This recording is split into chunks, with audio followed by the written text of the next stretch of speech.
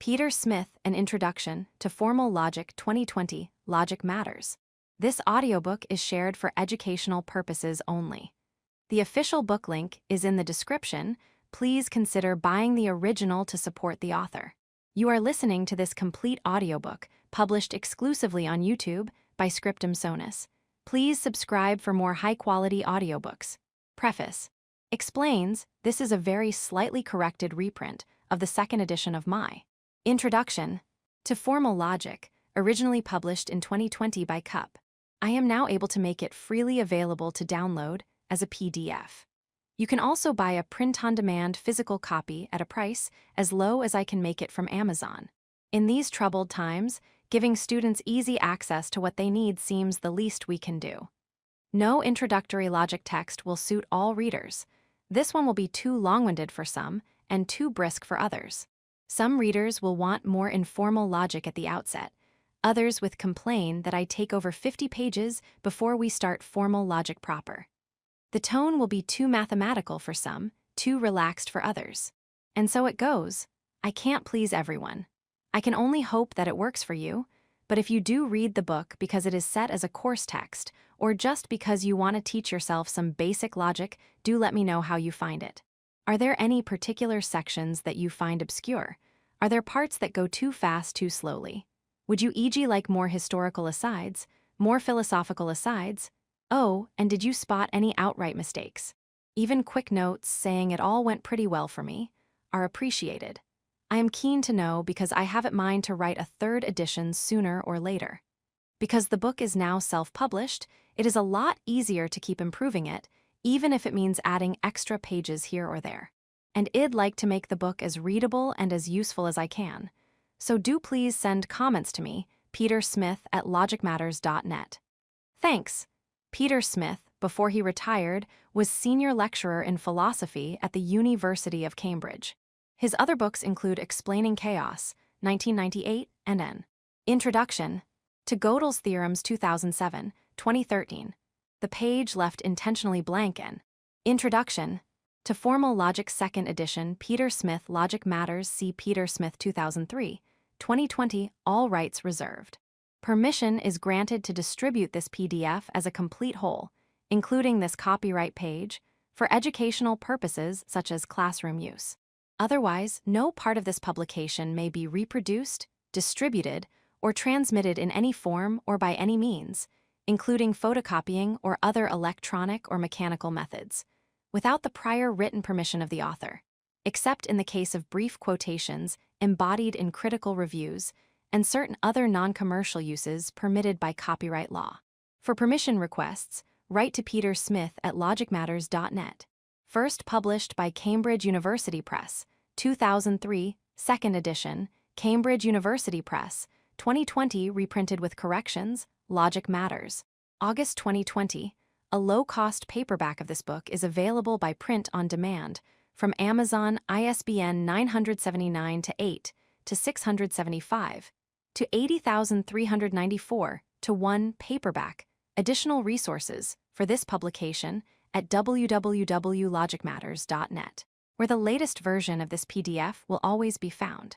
Since this revised edition is not produced by a publisher with a marketing department, your university librarian will not get to know about it in the usual way. You will therefore need to give them the details and ask them to order a printed copy for the library. Contents. Preface. Romans 7:1, what is deductive logic? 1:2, validity and soundness. 9, 3 forms of inference. 24 proofs. 28:5, the counterexample method. 39:6, logical validity. 44:7, propositions and forms. 52, interlude. From informal to formal logic. 59:8.3, connectives. 61:9, PL syntax. 72:10, PL semantics. 81:11, Ps, Qs, S and form again. 94:12, truth functions. 104:13, expressive adequacy. 113:14, tautologies. 120:15, tautological entailment. 127:16, more about tautological entailment. 137:17, explosion and absurdity. 145:18, the truth functional conditional. 148:19, ifs and s. 162, interlude. Why natural deduction? 172 20 PL proofs. Conjunction and negation, 174 21 PL proofs. Disjunction, 191 22 PL proofs. Conditionals, 203 23 PL proofs. Theorems, 211 24 PL proofs. Metatheory, 216 interlude. Formalizing general propositions, 228 25 names. And predicates, 230 26 quantifiers in ordinary language, 240 v Roman 6. Contents, 27 quantifier variable notation, 249 28. QL languages, 258 29 simple translations, 271 30 more on translations, 282 interlude. Arguing in QL 290 31, informal quantifier rules, 293 32. QL proofs, 299 33. More QL proofs, 315 34 empty domains. 329 35 Q valuations, 330 336. Q validity, 346 37. QL proofs. Metatheory, 354 interlude. Extending QL 359 38 identity, 361 39. QL equals languages, 367. 40 definite descriptions, 375 41. QL equals proofs, 382 42.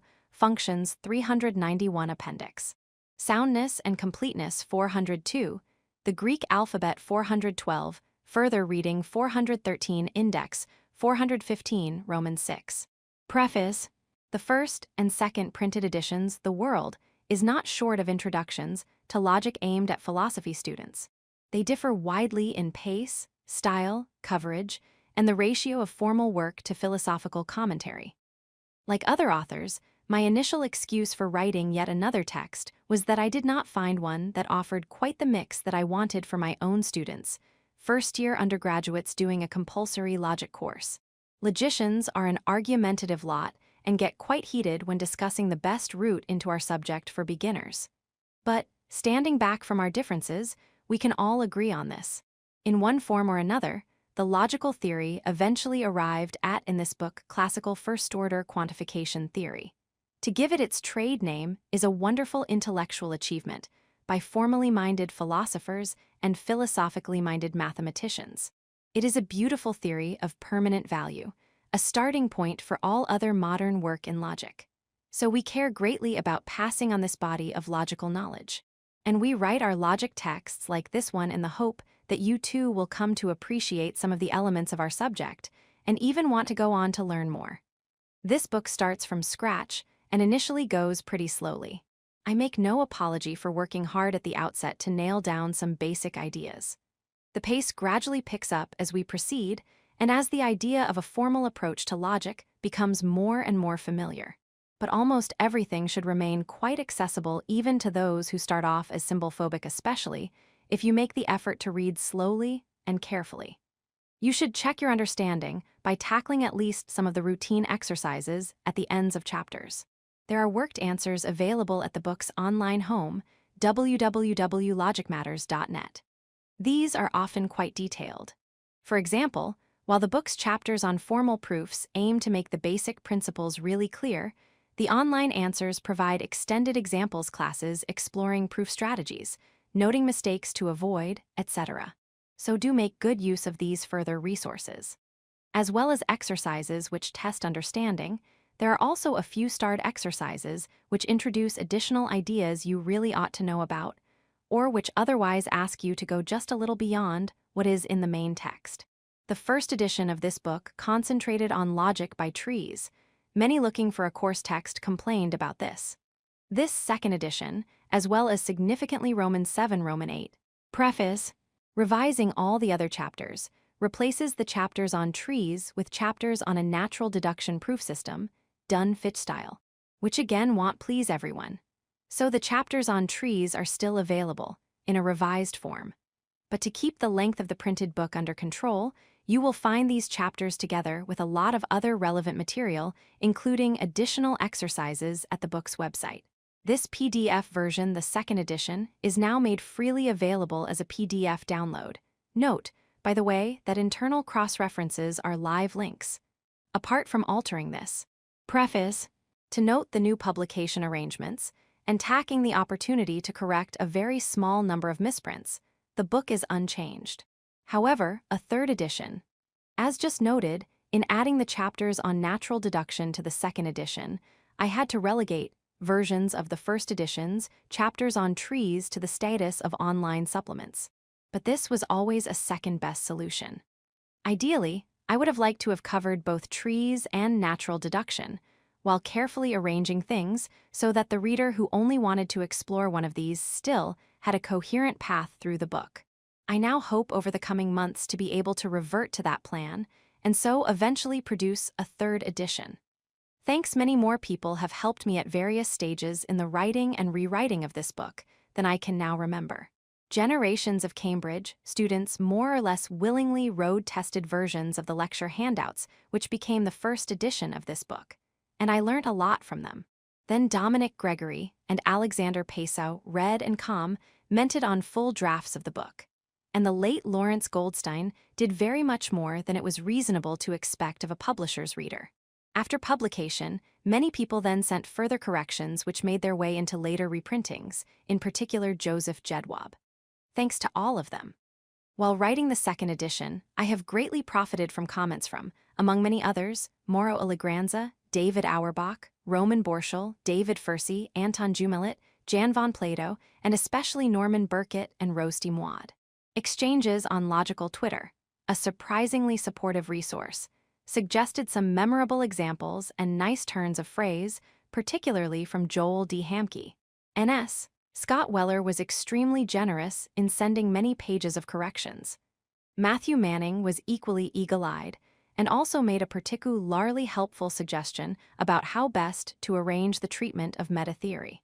At a late stage, David Mackinson rightly pressed me hard to be clearer in distinguishing between types of rules of inference. And my daughter Zoe gave especially appreciated feedback in the last phases of writing. I am again very grateful to all of them. Most of all, I must thank my wife Patsy, without whose love and support neither version of this book would ever have been finished. Roman 8:1. What is deductive logic? The core business of logic is the systematic evaluation of arguments for internal cogency. And the kind of internal cogency that will especially concern us in this book is logical validity. But these brief headlines leave everything to be explained. What do we mean here by argument? What do we mean by internal cogency? What do we mean, more particularly, by logical validity? And what kinds of systematic evaluation of arguments are possible? This introductory chapter makes a gentle start on answering these questions. 1.1. What is an argument? By argument, we mean a chain of reasoning, short or long, in support of some conclusion. So we must distinguish arguments from mere disagreements and disputes. The children who shout at each other, "You did," "I didn't," "Oh yes, you did," "Oh no, I didn't," are certainly disagreeing. But they are not arguing in our sense. They are not yet giving any reasons in support of one claim or the other. Reason-giving arguments are the very stuff of all serious inquiry, whether it is philosophy or physics, economics or experimental psychology.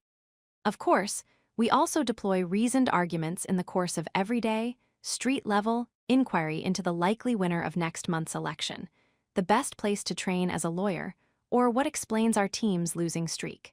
We want our opinions to be true. That means that we should aim to have good reasons backing up our opinions, so raising the chances of getting things right. This in turn means that we have an interest in being skillful reasoners, using arguments which really do support their conclusions. 1.2 Kinds of evaluation logic, then, is concerned with evaluating stretches of reasoning. Take this really simple example and call it argument A. Suppose you hold, 1. All philosophers are eccentric. I then introduce you to Jack, telling you that he is a philosopher. So you come to believe 1. What is deductive logic? 2. Jack is a philosopher. Putting these two thoughts together, you infer 3. Jack is eccentric. And the first point to make is that this bit of reasoning can now be evaluated along two quite independent dimensions. First, we can ask whether this argument's premises A1 and A2 are true. Are the inputs to your inference step correct? A1 is in fact very disputable, and perhaps I have made a mistake and A2 is false as well. Second, we can ask about the quality of the inference step, the move which takes you from the premises A1 and A2 to the conclusion A3. In this particular case, the inference step is surely absolutely compelling. The conclusion really does follow from the premises. We have agreed that it may be open to question whether the premises are actually true. However, if they are assumed to be true, assumed for the sake of argument, as we say, then we have to agree that the conclusion is true too. There's just no way that A1 and A2 could be true and yet A3 false. To assert that Jack is a philosopher and that all philosophers are eccentric, but go on to deny that Jack is eccentric, would be implicitly to contradict yourself. Generalizing, it is one thing to consider whether an argument starts from true premises. It is another thing to consider whether it moves on by reliable inference steps. Yes, we typically want our arguments to pass muster on both counts. We typically want both to start from true premises and to reason by steps which can be relied on to take us to further truths. But it is important to emphasize that these are distinct aims. The premises of arguments can be about all sorts of topics. Their truth is usually no business of the logician. If we are arguing about historical matters, then it is the historian who is the expert about the truth of our premises. If we are arguing about some question in physics, then the physicist is the one who might know whether our premises are true. And so on. The central concern of logic, by contrast, is not the truth of initial premises, but the way we argue from a given starting point. The logician wants to know when an argument's premises, supposing that we accept them, do indeed provide compelling grounds for also accepting its conclusion. It is in this sense that logic is concerned with the internal cogency of our reasoning. 1.3 Deduction versus induction. A argument as inference step is absolutely compelling. If as premises are true, then its conclusion is guaranteed to be true too. Here is a similar case. B1 either Jill is in the library or she is in the bookshop. 2 Jill isn't in the library. So, 3 Jill is in the bookshop. 2 Deduction versus induction. Who knows whether the initial assumptions, the two premises, are true or not? But we can immediately see that the inference step is again completely watertight. If premises B1 and B2 are both true, then B3 cannot conceivably fail to be true. Now consider the following contrasting case to illustrate that not all good reasoning is of this type. Here you are, sitting in your favorite cafe. Unrealistic philosophical skepticism apart, you are thoroughly confident that the cup of coffee you are drinking is not going to kill you, for if you weren't really confident, you wouldn't be calmly sipping as you read this, would you? What justifies your confidence? Well, you believe the likes of C1 cups of coffee from great beans that looked and tasted just fine haven't killed anyone in the past. 2 This present cup of great beans coffee looks and tastes just fine. These premises, or something rather like them, sustain your cheerful belief that 3 This present cup of great beans coffee won't kill you. The inference that moves from the premises C1 and C2 to the conclusion C3 is, in the circumstances, surely perfectly reasonable. Other things being equal, the facts recorded in C1 and C2 do give you excellent grounds for believing that C3 is true. However, and here is the quite crucial contrast with the earlier Jack and Jill examples, it is not the case that the truth of C1 and C2 absolutely guarantees C3 to be true too. Perhaps someone has slipped a slow-acting, tasteless poison into the coffee, just to make the logical point that facts about how things have always been in the past don't guarantee that the trend will continue in the future. Fortunately for you, C3 is no doubt true. The tasteless poison is a fantasy. Still, it is a coherent fantasy. It illustrates the point that your grounds C1 and C2 for the conclusion that the coffee is safe to drink are strictly speaking quite compatible with the falsity of that conclusion. Someone who agrees to C1 and C2 and yet goes on to assert the opposite of C3 might be saying something highly improbable, but they won't actually be contradicting themselves. We can make sense of the idea of C1 and C2 being true and yet C3 false. In summary, then, there is a fundamental difference between the Jack and Jill examples on the one hand and the coffee example on the other. In the Jack and Jill cases, the premises absolutely guarantee the conclusion. There is no conceivable way that A1 and A2 could be true and yet A3 false.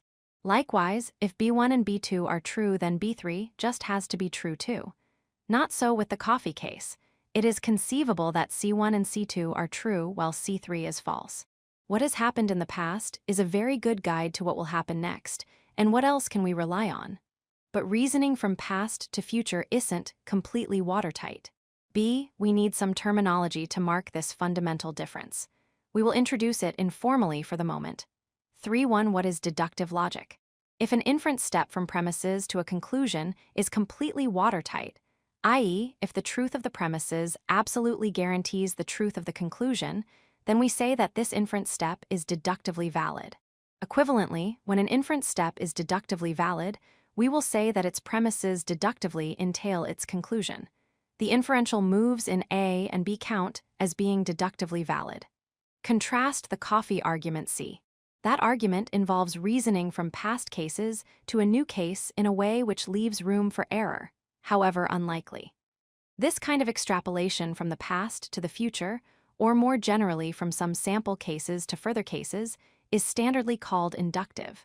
The inference in C might be inductively strong, meaning that the conclusion is highly probable, assuming the premises are true, but the inference is not deductively valid.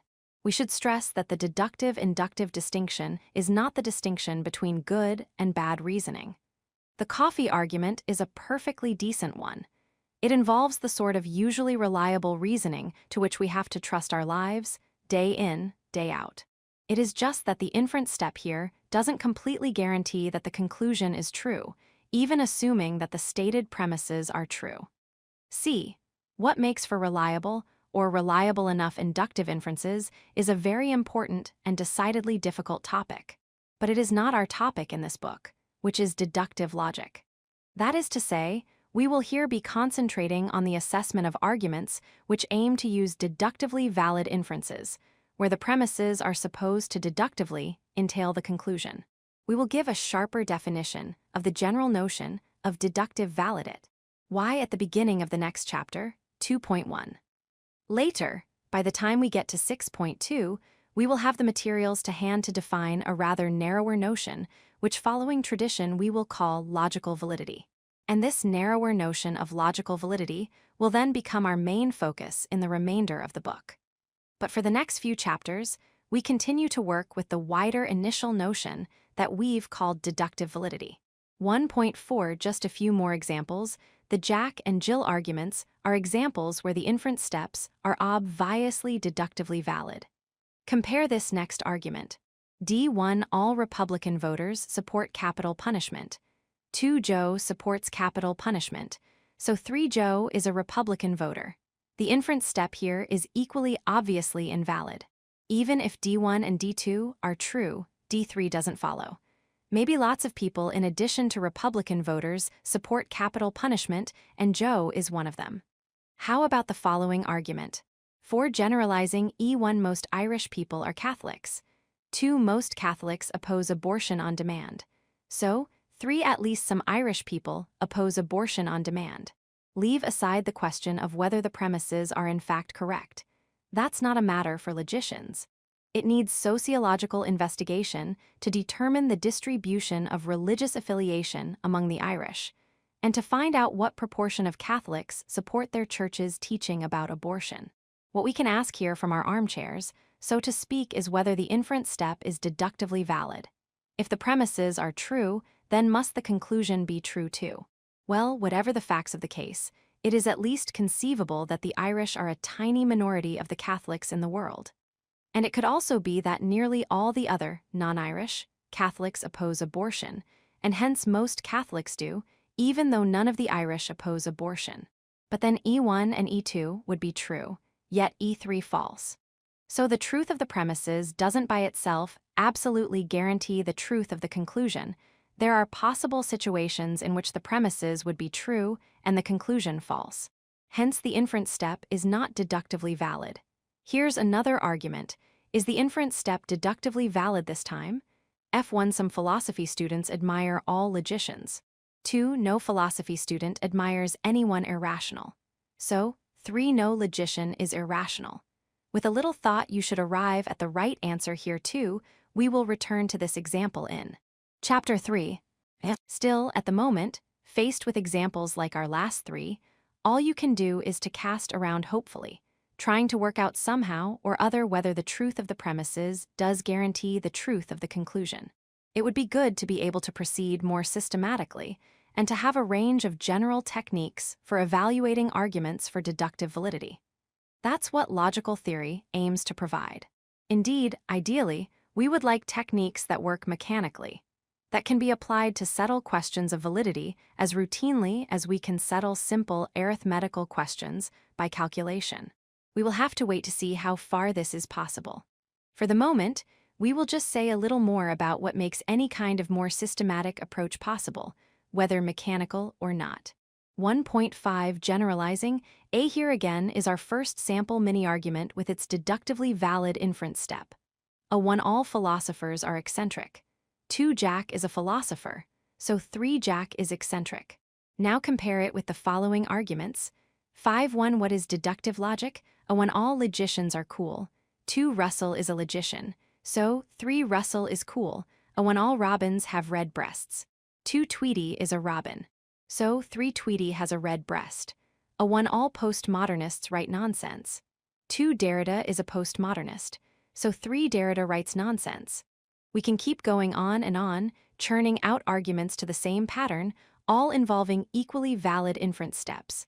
It is plainly no accident that these arguments share the property of being internally cogent. Comparing these examples makes it clear that the deductive validity of the inference step in the original argument hasn't anything specific ally to do with philosophers or with the notion of being eccentric. Likewise, the validity of the inference step in argument hasn't anything specifically to do with logicians, and so on. There is a general principle involved here.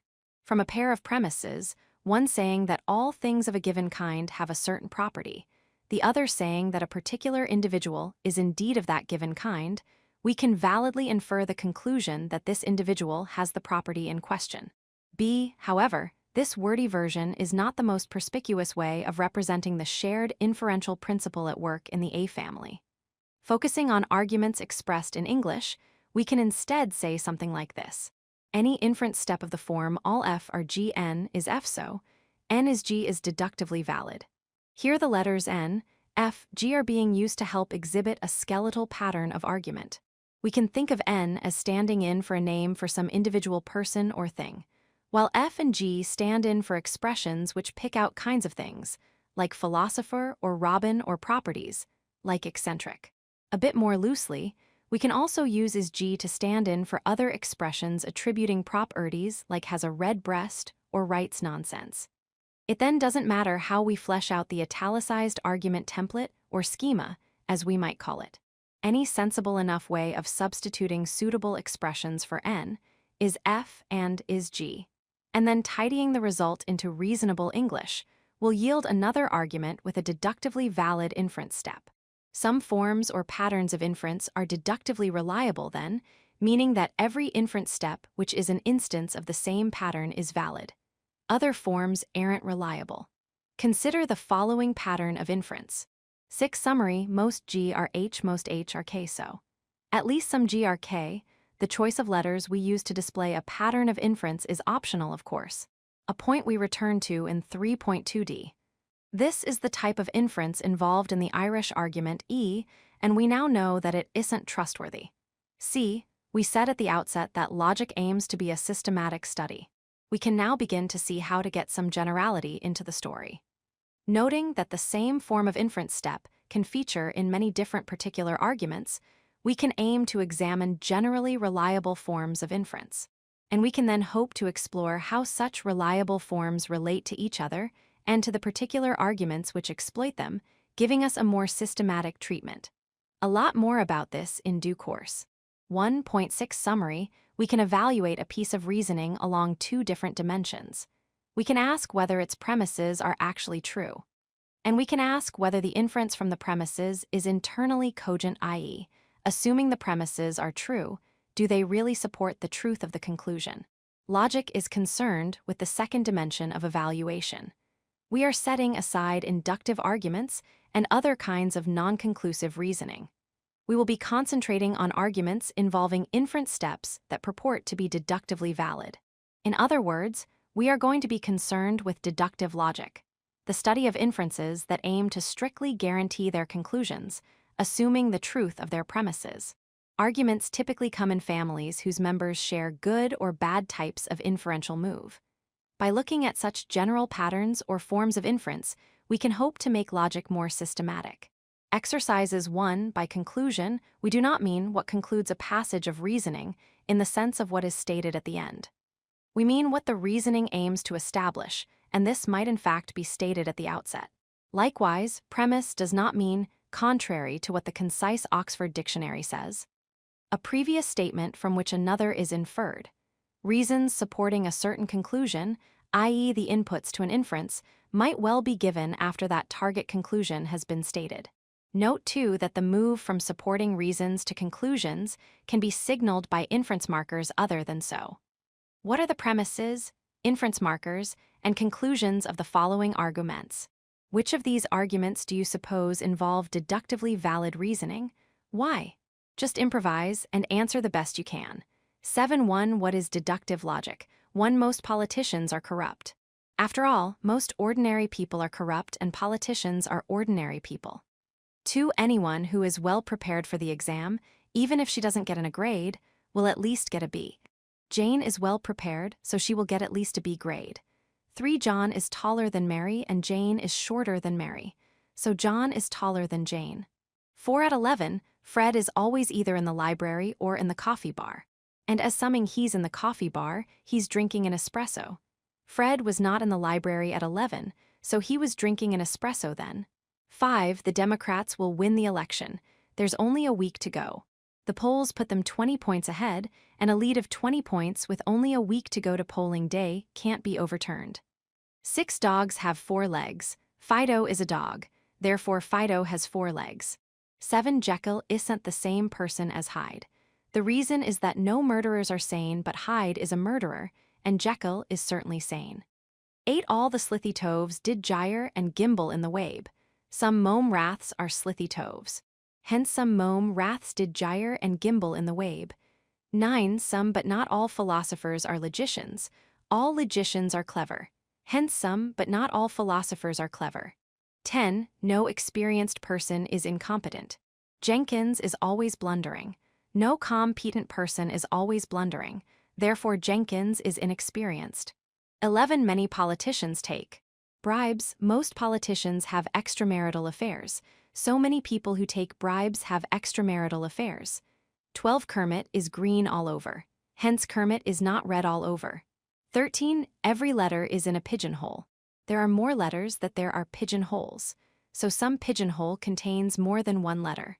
14. There are more people than there are hairs on anyone's head, so at least 2 people have the same number of hairs on their head. 15. Miracles cannot happen. Why? Because, by definition, a miracle is an event incompatible with the laws of nature, and everything that happens is always consistent with the laws of nature.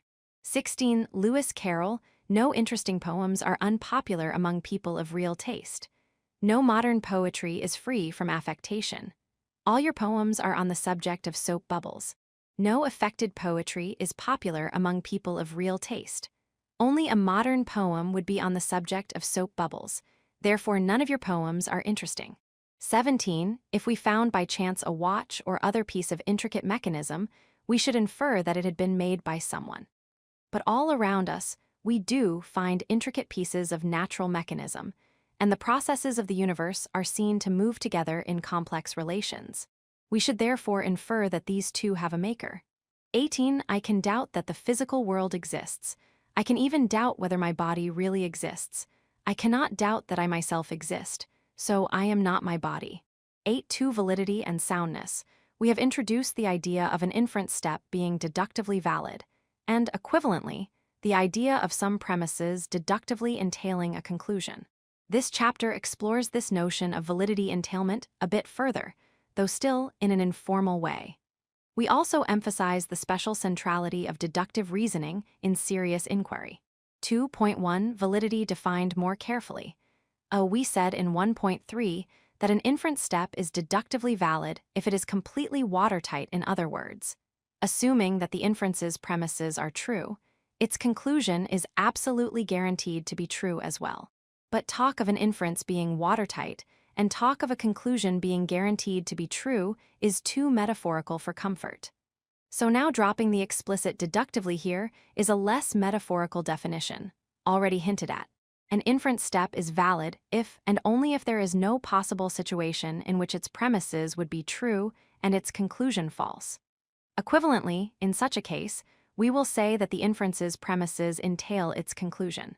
Take the plural premises, here and in similar statements, to cover the one premise case too. Then this definition characterizes what is often called the classical concept of validity.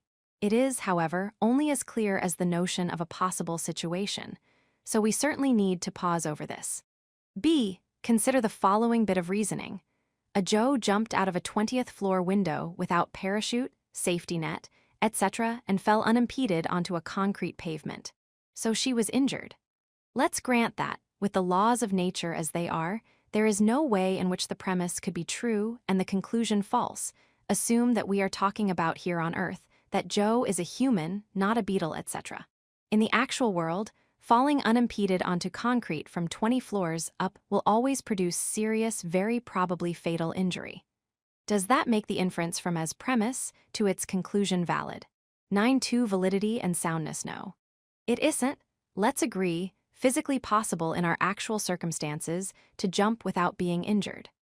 But we can coherently, without self-contradiction, conceive of a situation in which the laws of nature are different or are miraculously suspended, and someone jumping from 20 floors up can float delicately down like a feather. We can imagine a capricious deity bringing about such a situation. In this very weak sense, it is possible that as premise could be true while its conclusion is false. And that is enough for the inference to be deductively invalid. See, so our definition of validity is to be read like this. A deductively valid inference is one where it is not possible even in the most generously inclusive sense roughly. It is not even coherently conceivable that the inference's premises are true and its conclusion false. Let's elaborate. We ordinarily talk of many different kinds of possibility about what is physically possible, given the laws of nature. What is technologically possible, given our engineering skills? What is politically possible, given the makeup of the electorate? What is financially possible, given the state of your bank balance? And so on. These different kinds of possibility are related in various ways. For example, something that is technologically possible has to be physically possible, but may not be financially possible for anyone to engineer. But note that if some situation is physically possible, or technologically possible, etc., then, at the very least, a description of that situation has to be internally coherent. In other words, if some situation is possible, for any suitable modifier m, then it must be possible in the thin sense that the very idea of such a situation occurring isn't ruled out as nonsense. The notion of possibility we need in defining validity is possibility in this weakest, most inclusive sense. And from now on, when we talk in an unqualified way about possibility, it is this very weak sense that we will have in mind. D kinds of possibility go together with matching kinds of necessity. Necessary means not possibly. Not. For example, it is legally necessary for an enforceable will to be signed if, and only if it is not legally possible for a will to be enforceable, yet not signed. It is physically necessary that massive objects gravitationally attract each other if, and only if it is not physically possible, that those objects not attract each other. And so on. Generalizing, we can massage such equivalences into the standard form, it is necessary, that C if, and only if it is not possible that not C, where C stands in for some statement, and not C stands in for the denial of that statement. So asserting not C is equivalent to saying it is false that C.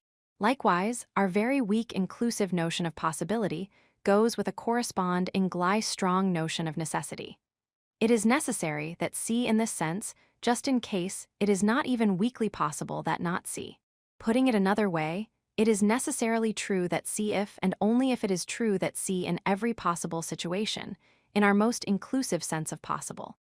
10. Consistency and equivalence. From now on, when we talk in an unqualified way about necessity, it is this very strong sense that we will have in mind. And yes, being necessarily true is a very strong requirement, as strong as can be. However, it is one that can be met in some cases. For example, it is necessary in this sense that Jill is not both married and unmarried at the same time in the same jurisdiction. It is necessary in our strong sense that all triangles have three sides. In any coherently conceivable situation, the straight-sided figures with three internal angles are three-sided. Again, it is necessary that whenever a mother smiles, a parent smiles. It is equally necessary that if all philosophers are eccentric and Jack is a philosopher, then Jack is eccentric. And this last example illustrates a general point, which gives us an equivalent definition of deductive validity. An inference step is valid if and only if it is necessary, in the strongest sense, that if the inference's premises are true, so is its conclusion. For short, valid inferences are necessarily truth-preserving.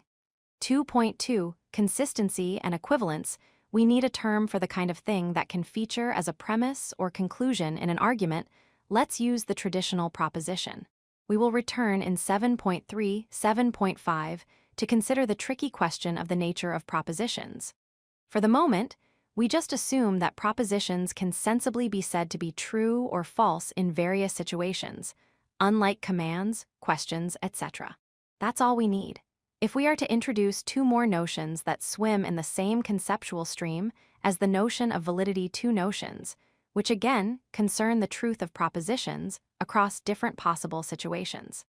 First, we will say, one or more propositions are jointly inconsistent if and only if there is no possible situation in which these propositions are all true together.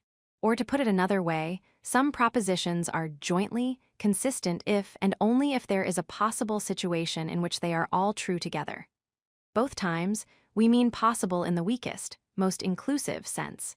For example, taken together, the three propositions all philosophers are eccentric, Jack is a philosopher, and Jack is not eccentric are jointly inconsistent. But any two of them are consistent, as is any one of them taken by itself. Suppose that an inference is valid, meaning that there is no possible situation in which its premises would be true and its conclusion false. Given our new definition, this is equivalent to saying that the premises and the denial of the conclusion are jointly inconsistent. We can therefore offer another definition of the classical conception of validity, which is worth highlighting. 11.2 Validity and soundness. An inference step is valid if and only if its premises taken together with the denial of the conclusion are inconsistent. This means that when we develop logical theory, it matters little whether we take the notion of validity or the notion of consistency as fundamental. B here is the second new notion we want. Two propositions are equivalent if and only if they are true in exactly the same possible situations. Again, this is closely tied to the notion of a valid inference, as follows. The propositions A and B are equivalent if and only if A entails B and B entails AW. So, suppose A and B are equivalent. Then in any situation in which A is true, B is true, i.e. A entails B exactly similarly. B entails A conversely, suppose A entails and is entailed by B. Then in any situation in which A is true, B is true and vice versa, i.e. A and B are equivalent. 2.3 Validity, truth, and the invalidity principle. To assess whether an inference step is deductively valid, it is usually not enough to look at what is the case in the actual world. We also need to consider alternative possible situations, alternative ways things might conceivably have been, or, as some say, alternative possible worlds. Take, for example, the following argument. B1 No Welshman is a great poet, 2 Shakespeare is a Welshman, so 3 Shakespeare is not a great poet. The propositions here are all false about the actual world, but that doesn't settle whether the premises of B entail its conclusion. In fact, the inference step here is valid. There is no situation at all, even a merely possible one, in the weakest sense in which the premises would be true and the conclusion false.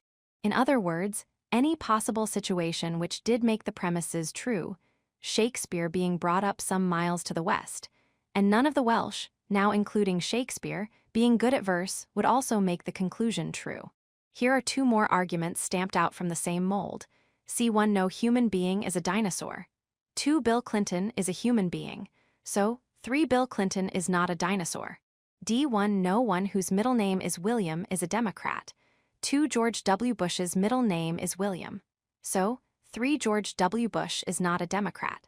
12 Validity, truth, and the invalidity principle. These two arguments involve valid inferences of the same type, in case C taking us from true premises to a true conclusion. In case D taking us, as it happens, from false premises to a true conclusion. You might wonder about the last case. How can a truth be validly inferred from two falsehoods? But note again, validity is only a matter of internal cogency. Someone who believes, on the basis of the premises D1 and D2, would be using a reliable form of inference, but they would be arriving at a true conclusion by sheer luck. Their claimed grounds D1 and D2 for believing D3 would have nothing to do with why D3 in fact happens to be true. Aristotle noted the point. Discussing valid arguments with false premises, he remarks that the conclusion may yet be correct, but only in respect to the fact, not to the reason. There can be mixed cases too, where valid inferences have some true and some false premises. So, allowing for these, we have in summary: a valid inference can have actually true premises and a true conclusion, some or all actually false premises and a false conclusion, or some or all false premises and a true conclusion. The only combination ruled out by the definition of validity is a valid infer and se steps having all true premises and yet a false conclusion. Deductive validity is about the necessary preservation of truth, and therefore a valid inference step cannot take us from actually true premises to an actually false conclusion. That last point is worth really emphasizing. Here's an equivalent version. The invalidity principle and inference step with actually true premises and an actually false conclusion must be invalid. We will see in Chapter 5 how this principle gets to do important work when combined with the fact that arguments come in families sharing the same kind of inference step. B. So much for the valid inference steps. What about the invalid ones? What combinations of true-false premises and true-false conclusions can these have? An invalid inference step can have any combination of true or false premises and a true or false conclusion. Take, for example, the following silly argument: E1 My mother's maiden name was Morty. 2 Every computer I've ever bought is a Mac. So, 3 The Pavel-Haas quartet is my favorite string quartet. This is invalid. There is a readily conceivable situation in which the premises are true and conclusion false. But what about the actual truth-falsity of the premises and conclusion? I am not going to say. Any combination of actually true or false premises and a true or false conclusion is quite compatible with the invalidity of the hopeless inferential move here. 13.2 Validity and soundness. So note: having true premises and a false conclusion is enough to make an inference invalid. In other words, it is a sufficient condition for invalidity. But that isn't required for being invalid. It isn't a necessary condition. 2.4 Inferences and arguments. A. So far, we have spoken of inference steps in arguments as being valid or invalid. But it is more common simply to describe arguments as being valid or invalid. In this usage, we say that an argument is valid if and only if the inference step from its premises to its conclusion is valid. Or at least, that's what we say about one-step arguments like the toy examples we've been looking at. Well, consider multi-inference arguments later. Talking of valid arguments in this way is absolutely standard, but it can mislead beginners. After all, saying that an argument is valid can sound like an all-in endorsement. So let's stress the point. To say that a one-step argument is valid in our sense is only to commend the cogency of the inferential move between premises and conclusion, is only to say that the conclusion really does follow from the premises. A valid argument must be internally cogent, but can still have premises that are quite hopelessly false. For example, take this argument. F1, whatever Donald Trump says is true. 2, Donald Trump says that the flying spaghetti monster exists. So, 3, it is true that the flying spaghetti monster exists. Since the inference step here is evidently valid, this argument counts as valid in our standard usage. which might well strike the unwary as a distinctly odd thing to say. You just have to learn to live with this way of speaking of valid arguments. But then we need, of course, to have a different term for arguments that do deserve all-in endorsement arguments, which both start from truths and proceed by deductively cogent inference steps. The usual term is sound. So, a one-step argument is valid if and only if the inference step from the premises to the conclusion is valid. A one-step argument is sound if and only if it has all true premises and the inference step from those premises to the conclusion is valid. A few older texts use sound to mean what we mean by valid.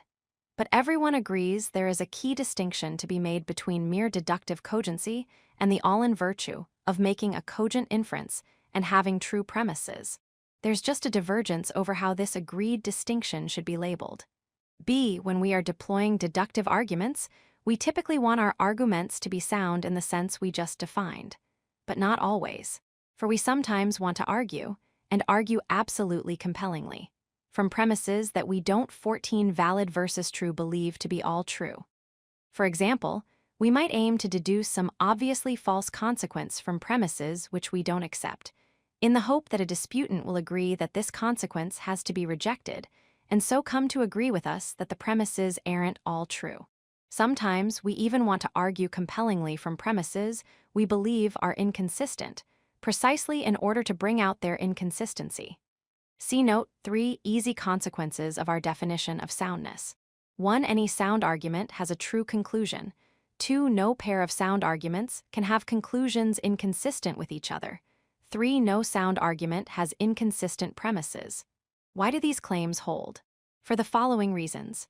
1. A sound argument starts from true premises and involves a necessary, wily truth-preserving inference move, so it must end up with a true conclusion.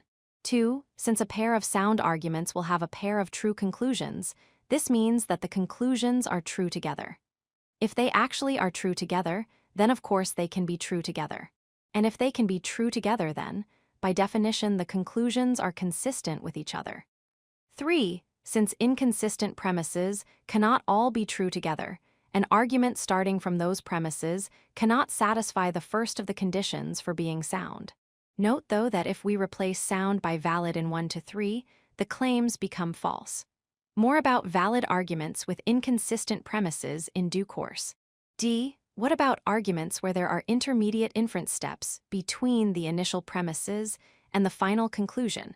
After all, real-life arguments very often have more than one inference step. When should we say that they are deductively cogent?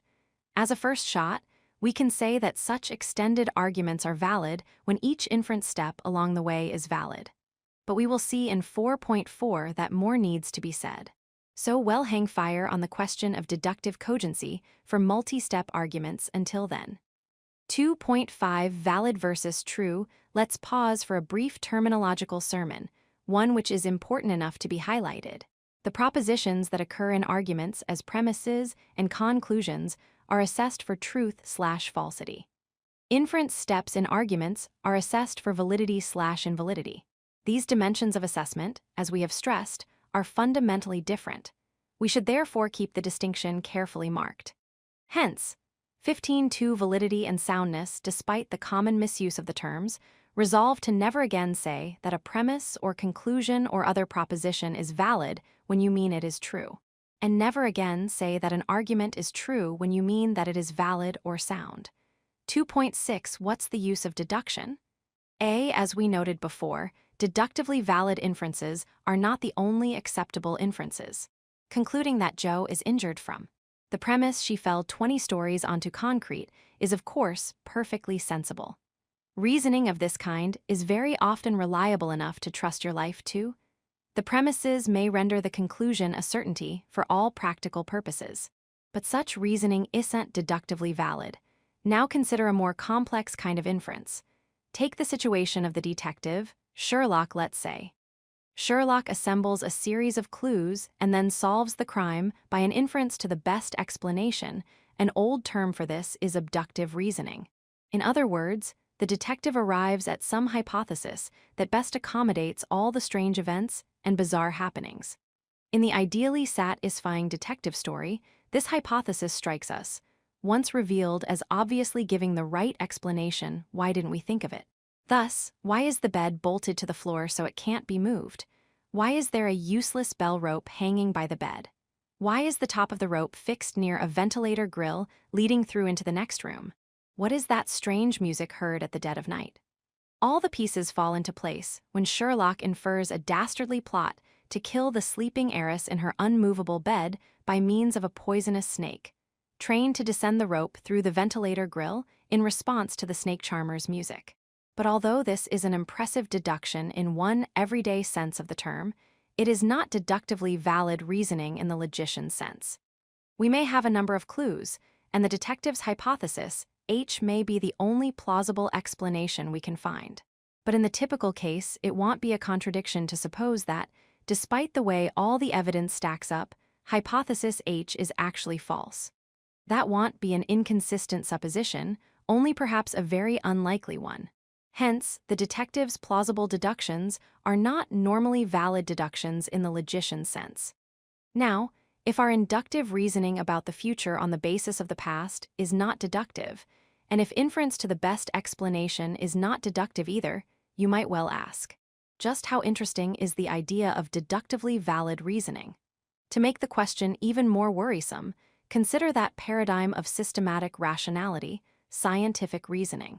We gather data and try to find the best theory that fits.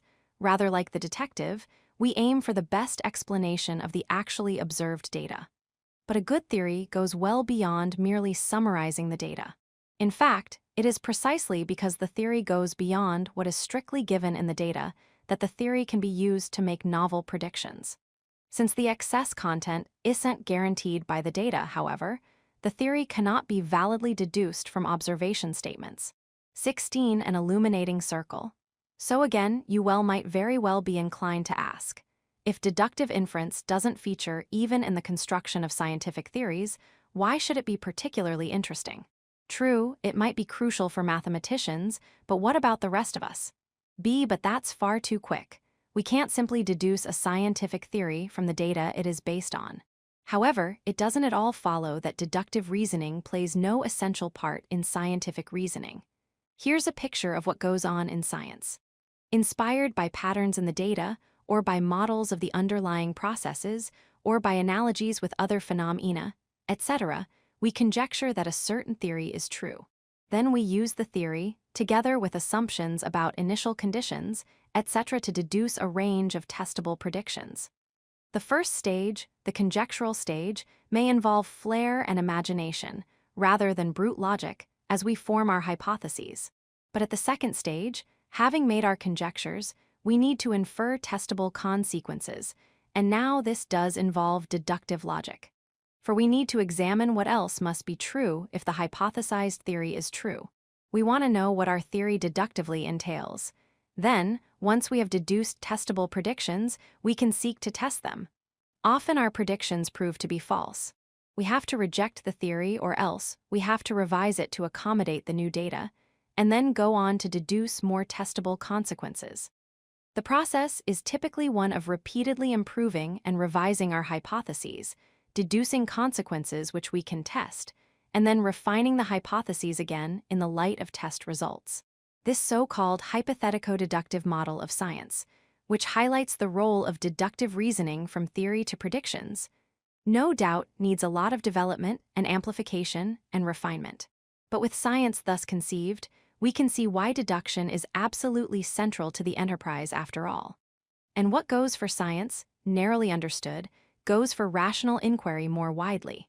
Deductive reasoning may not be the whole story, but it is an ineliminable core.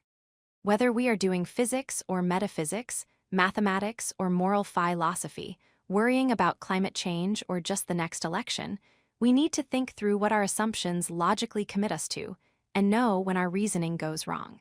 That's why logic, which teaches us how to appraise passages of reasoning for deductive validity, matters.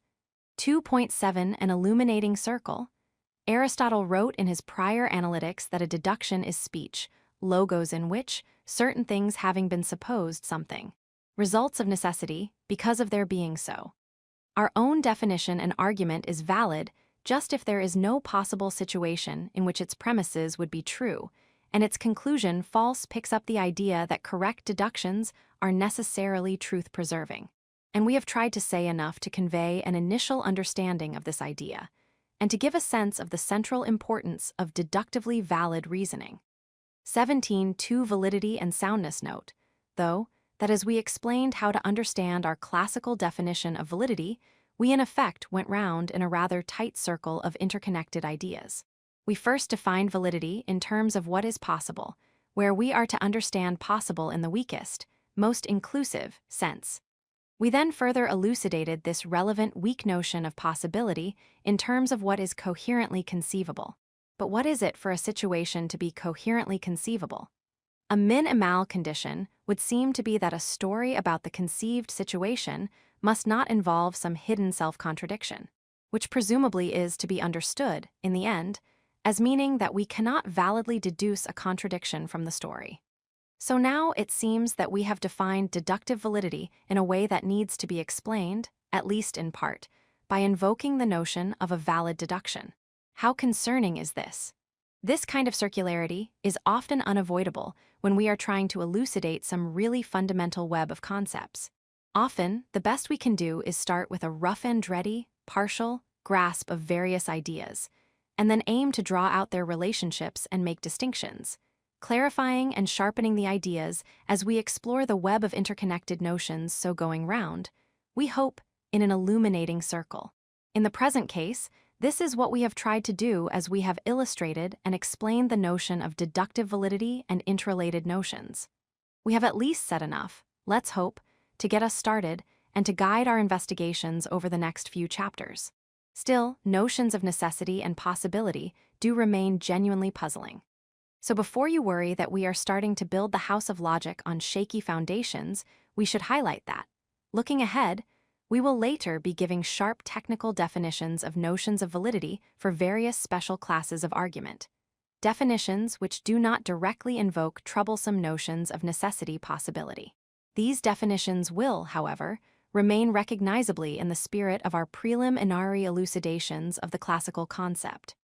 2.8 Summary inductive arguments from past to future and inferences to the best explanation are not deductive, but the hypothetico-deductive picture shows why there can still be a crucial role for deductive inference in scientific and other empirical inquiry.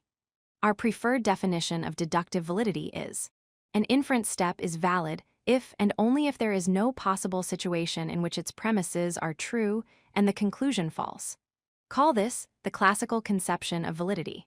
The notion of possibility involved in this definition is the weakest and most inclusive. 18 exercises 2 equivalently, a valid inference step is necessarily truth-preserving in the strongest sense of necessity. NB. Being necessarily truth-preserving. This is a useful shorthand we will make much use of is defined by a conditional. Necessarily, if the premises are true, so is the conclusion. A one-step argument is valid if and only if its inference step is valid. An argument which is valid and has true premises is said to be sound. Exercises 2. Which of the following claims are true and which are false? Explain why the true claims hold good and give counterexamples to the false claims. 1. The premises and conclusion of an invalid argument must together be inconsistent. 2. If an argument has false premises and a true conclusion, then the truth of the conclusion can't really be owed to the premises, so the argument cannot really be valid. 3. Any inference with actually true premises and a true conclusion is truth-preserving and so valid. For you can make a valid argument invalid by adding extra premises. 5. You can make a sound argument unsound by adding extra premises. 6. You can make an invalid argument valid by adding extra premises. 7. If some propositions are consistent with each other, then adding a further true proposition to them can't make them inconsistent. 8. If some propositions are jointly inconsistent, then whatever propositions we add to them, resulting propositions will still be jointly inconsistent. 9. If some propositions are jointly consistent, then their denials are jointly inconsistent. 10. If some propositions are jointly inconsistent, then we can pick any one of them and validly infer that it is false from the remaining propositions as premises. B show that 1 if A entails C, and C is equivalent to C, then A entails C. 2 if A entails C, and A is equivalent to A, then A entails C. 3 if A and B entail C, and A is equivalent to A, then A and B entail C. Can we therefore say that equivalent propositions behave equivalently in arguments? 19. Three forms of inference. We saw in the first chapter how arguments can come in families, which share the same type or pattern or form of inference step. Evaluating this shareable form of inference for reliability will then simultaneously give a verdict on a whole range of arguments depending on the same sort of inferential move. In this chapter, we say a little more about the idea of forms of inference and about the schemas we use to display them. 3.1 More forms of inference. A. Consider again the argument. 1. No Welshman is a great poet. 2. Shakespeare is a Welshman. So, 3. Shakespeare is not a great poet. This is deductively valid, and likewise for the parallel Clinton and Bush arguments which we stated in 2.3. The following is valid too. 1. No 3-year-old understands quantum mechanics. 2. Daisy is 3 years old, so 3. Daisy does not understand quantum mechanics. We can improvise endless variations on this theme. And plainly, the inference steps in these arguments aren't validated by anything especially to do with poets, presidents, or 3-year-olds. Rather, they are all valid for the same reason, namely the meaning of no and not, and the way that these logical notions distribute in the premises and conclusion, the same way in each argument. So, any inference step of the form no F is G, N is F so. N is not G is deductively valid. As before 1.5, N in the italicized schema stands in for some name, while F and G, with or without N, is stand-in for expressions that sort things into kinds or are used to attribute properties. We can call letters used in this way schematic variables. Schematic because they feature in schemas, variable 20 more forms of inference because they can stand in for various different replacements. Substitute appropriate bits of English for the variables in our schema, smooth out the language as necessary, and well get a valid argument. That's rather rough. If we want to be a bit more careful, we can put the underlying principle or rule of inference like this. From a pair of propositions, one saying that nothing of some given kind has a certain property, the other saying that a particular individual is of the given kind, we can validly infer the conclusion that this individual lacks the property in question. But surely the schematic version is easier to understand. It is more perspicuous to display the form of an inference by using a symbolic schema, rather than trying to describe that form in cumbersome words. B here is another argument which we have met before 1.4. B1 Some philosophy students admire all logicians. 2. No philosophy student admires anyone irrational. So, 3. No logician is irrational. Do the premises here deductively entail the conclusion? Consider any situation where the premises are true. Then by B1 there will be some philosophy students who admire all logicians. Pick 1, Jill for example. We know from B2 that Jill, since she is a philosophy student, doesn't admire anyone irrational. That is to say, people admired by Jill aren't irrational. So in particular, logicians who are all admired by Jill aren't irrational, which establishes B3 and shows that the inference step is deductively valid. What about this next argument? B1 Some opera fans buy tickets for every new production of Tosca. 2. No opera fan buys tickets for any merely frivolous entertainment. So, 3. No new production of Tosca is a merely frivolous entertainment. This too is valid, and a moment's reflection shows that it essentially involves the same pattern of valid inference step as before. We can again display the general principle in play using a schema as follows. Any inference step of the following type some F are R to every G, no F is R to any H so. No G is H is deductively valid. Here we are using is R2 to stand in for a form of words expressing a relation between things or people. So it might stand in for e.g. is married to, is taller than, is to the left of, is a member of, admires, buys a ticket for. Abstracting from the details of the relations in play to leave just the schematic pattern, we can see that the arguments B and B are deductively valid for the same reason, by virtue of sharing the same indicated pattern of inference step. 21 three forms of inference and just try describing the shared pattern of inference without using the symbols. It can be done, to be sure, but at what a cost in ease of understanding. See, we have now used schemas to display 3 different types of valid inference steps. We initially met the form of inference we can represent by the schema, all f are g, n is f so. N is g. And we have just noted the forms of inference, no f is g, n is f so. N is not g some f are r to every g, no f is r to any h so. No g is h. Any argument instantiating one of these patterns will be deductively valid. The way that all, every and any, some, no and not distribute between the premises and conclusion means that inferences following these schematic forms are necessarily truth-preserving if the premises are true. The conclusion has to be true too.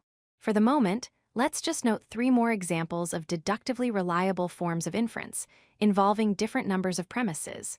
No f is g so. No g is f, all f are h, no g is h so. No f is g, all f are either g or h, all g are k, all h are k so. All f are k.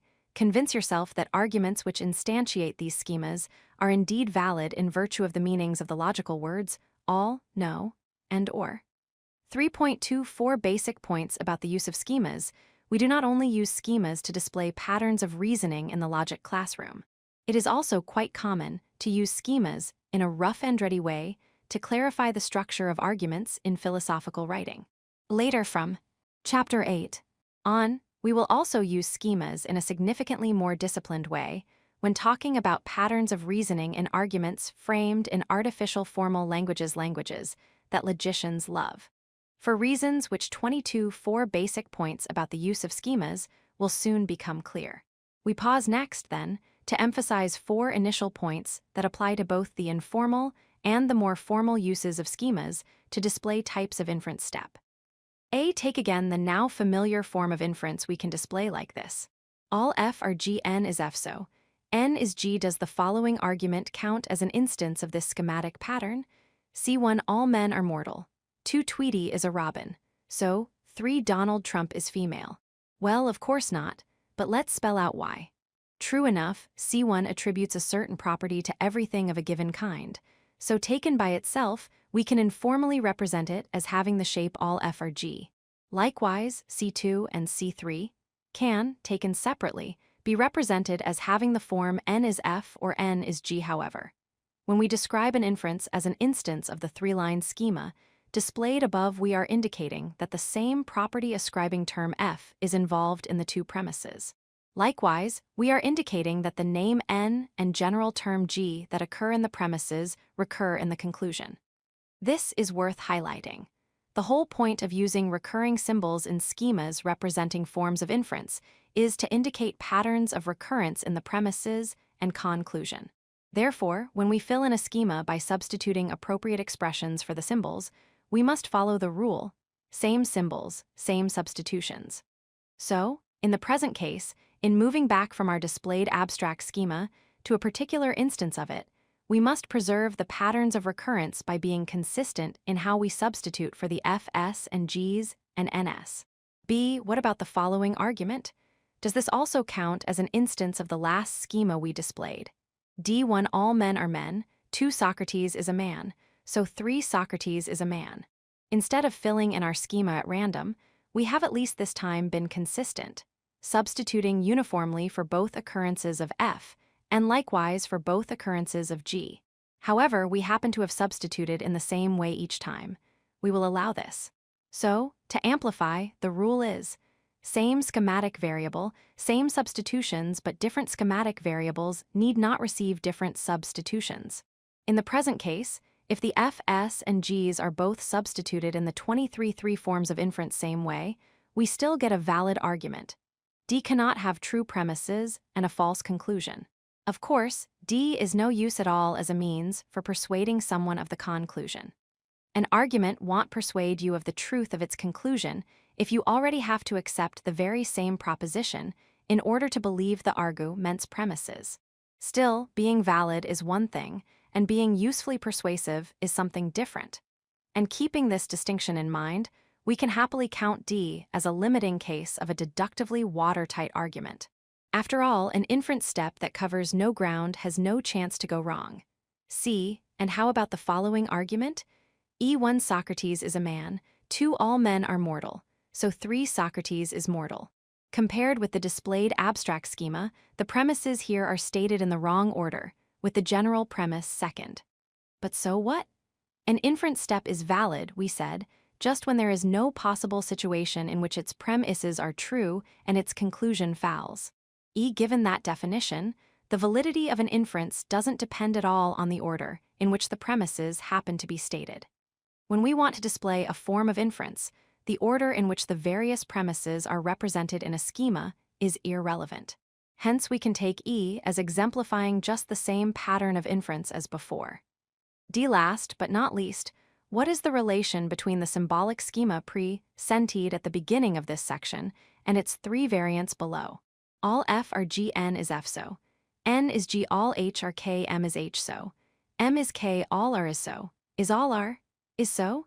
Is plainly, these 4 different schemas are alternative possible ways of representing the same form or pattern of inference, so don't confuse schemas with forms of inference.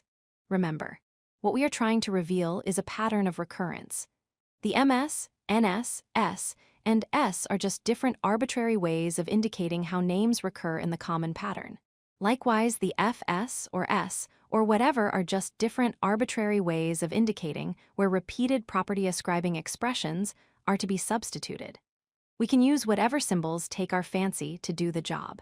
Later, we will mainly be using Greek letters as schematic variables, but for our current informal purposes, we will stick to ordinary italic letters. 3.3 arguments can instantiate many patterns. It can be tempting to talk about the form or pattern of inference step exemplified by an argument. But we do need to be very careful here. If the letters of the Greek alphabet, starting alpha, beta, are not very familiar, now might be the time to start preparing the ground by looking at P412. 24 arguments can instantiate many patterns. Consider again the hackneyed example of argument E with its 2 premises, all men are mortal and Socrates is a man, and the conclusion Socrates is mortal. This is, trivially, an instance of the entirely unreliable form of inference 1a, b, so see where a etc. stand in for whole propositions. Contrast here. For example, the reliable form a, b, so a. Exposing some structure in the individual propositions, but still ignoring the all-important recurrences, E also instantiates the equally unreliable form of inference. 2 all F are G, M is H, so N is K since it has the right sort of general premise. A second premise ascribing some property to a named individual and a similar conclusion. Next, and now filling in enough details about the structure of the inferential step to bring out an inferentially reliable pattern of recurrence, our Socrates argument also instantiates, as we said before, the form 3 all F are G, N is F, so N is G. But we can go further. E is also an instance of perfectly reliable types of inference like 4 all F are G, Socrates is F, so Socrates is G, 5 all F are mortal, N is F, so N is mortal. 6 all men are G, Socrates is a man, so Socrates is G, and we could even, going to the extreme, take the inference to be the one and only example of the reliable type 7 all men are mortal. Socrates is a man, so Socrates is mortal, which is, so to speak, a pattern with all the details filled in. In sum, the Socrates argument E exemplifies a number of different forms or patterns of inference, specified at different levels of generality. Which all goes to show that there is no such thing as the unique form or pattern of inference that a given argument can be seen as instantiating. Of course, this isn't to deny that the form of inference 3 has a special place in the story about E. For 3 is the most general but still reliable pattern of inference that the argument exemplifies. In other words, the schema all F are G, N is F. So, N is G gives just enough of the structure of E, but no more than we need to enable us to see that the argument is in fact valid. So, it is the reliability of this pattern of inference which someone defending argument E will typically want to appeal to. It might be rather tempting, then, to fall into talking of the schema 3 as revealing the pattern of inference in E. But as we've just seen, that would be rather loose talk. 25 3 forms of inference, be a terminological note. It is common to refer to a universally reliable form or pattern of inference, i.e., one whose instances are all valid as itself being valid. But if we fall in with this usage, we must emphasize again that, as just illustrated, an invalid pattern of inference like 1 or 2 meaning a pattern, whose instances are not all valid, can still have some particular instances that do happen to be valid, being valid, of course, for some other reason than exemplifying the unreliable pattern. 3.4 Summary forms or patterns of inference can be conveniently represented by schemas using letters or other symbols as variables. The specific choice of symbols doesn't matter. The use of these symbols is governed by the natural convention that a symbol stands in for the same expression wherever it appears within a given argument schema. There is strictly no such thing as the unique pattern or form exemplified by an argument. But when we talk of the form of a valid argument, we typically mean the most general, reliable form of argument that it instantiates. Note, a valid argument can also be an instance of some other, two general, unreliable forms. We can also say that a form of argument is valid, meaning that it is such that all its instances are valid. Exercises 3. Which of the following patterns of inference are deductively reliable, meaning that all their instances are valid? Here F, G, and H hold the places for general terms. If you suspect an inference pattern is unreliable, find an instance which has to be invalid because it has true premises and a false conclusion. 1. Some F are G. No G is H, so some F are not H. 2. Some F are G. Some H are F, so some G are H. 3. All F are G. Some F are H, so some H are G. 4. No F is G. Some G are H, so some H are not F. 5. No F is G. No H is G, so some F are not H. 6. All F are G. No G is H, so no H is FB. What of the following patterns of argument? Are these deductively reliable? When all F are G, so nothing that is not G is F. 2. All F are G. No G are H, some J are H, so some J are not F. 26 Exercises 3. There is an odd number of F. There is an odd number of G. So there is an even number of things which are either F or G. 4. All F are G. So, at least one thing is F and G. 5. M is F. N is F, so there are at least 2 F. 6. Any F is G. No G are H, so any J is J. C. Arguments of the kinds illustrated in A are so-called categorical syllogisms, first systematically discussed by Aristotle in his prior Analytics. These syllogisms are formed from 3 propositions, each being of one of the following 4 forms which have traditional labels. A. All X are YE, no X is YI, some X are YO, some X are not Y. By the way, these medieval labels supposedly come from the vowels of the Latin a affirmo, I affirm, for the positive to, and nego, I deny, for the negative to. A syllogism then consists of 2 premises and a conclusion, each having one of these forms. The 2 terms in the conclusion occur in separate premises, and then there is a third or middle term completing the pattern, as in our 6 schematic examples above. 2 questions arising. 1. Which valid types of syllogism of this kind have a conclusion of the form A, all S are P? Use M for the middle term in a syllogism. 2. Which have a conclusion of the form O, some S are not P? D. Ancient Stoic logicians concentrated on a different family of arguments. Using A and B to stand in for whole propositions, and not A to stand in for the denial of what A stands in for, they endorsed the following 5 basic forms of arguments. Indeed, they held them to be so basic as to be indemonstrable. 1 if A then B, A, so B. 2 if A then B, not B, so not A. 3 not A and B, A, so not B. 4 A or B, A, so not B. 5 A or B. Not A, so B. Which of these principles are acceptable, which if any are questionable? Give illustrations to support your verdicts. What about these further forms of argument? Which are correct? 6 if A then B, not A, so not B. 7 if A then B, B, so A. 8 not A and B, so either not A or not B. 9 A or B, so not A and not B. 10 not A, so A. What about these general principles? 11 if the inference A so B is valid, and the inference B so C is valid, then the inference A so C is also valid. 12 if the inference A, B so C is valid, then so is the inference A, not C so not B. 27 4 proofs in Chapter 1. We explained what it is for an inference step to be deductively valid, and then we noted that different arguments can share a common form or pattern of inference. Chapters 2 and 3 explored these ideas a little further. We now move on to consider the following question: how can we establish that a not obviously valid inference is in fact valid? One answer, in headline terms, is by giving a multi-step argument that takes us from that inference's premises to its conclusion by simple, plainly valid steps. In other words, by giving a derivation or proof. This chapter explains 4.1 proofs. First examples. A. Take a charmingly silly example from Lewis Carroll. Babies are illogical. Nobody is despised who can manage a crocodile.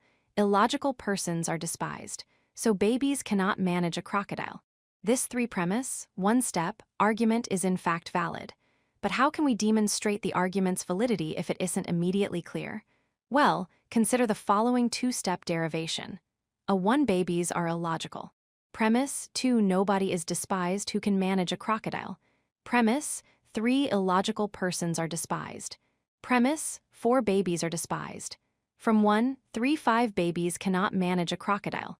From 2, 4 here, we have inserted an extra step between the three premises and the target conclusion, and we can omit writing so before lines 4 and 5, as the commentary on the right is already enough to indicate that these lines are the results of inferences.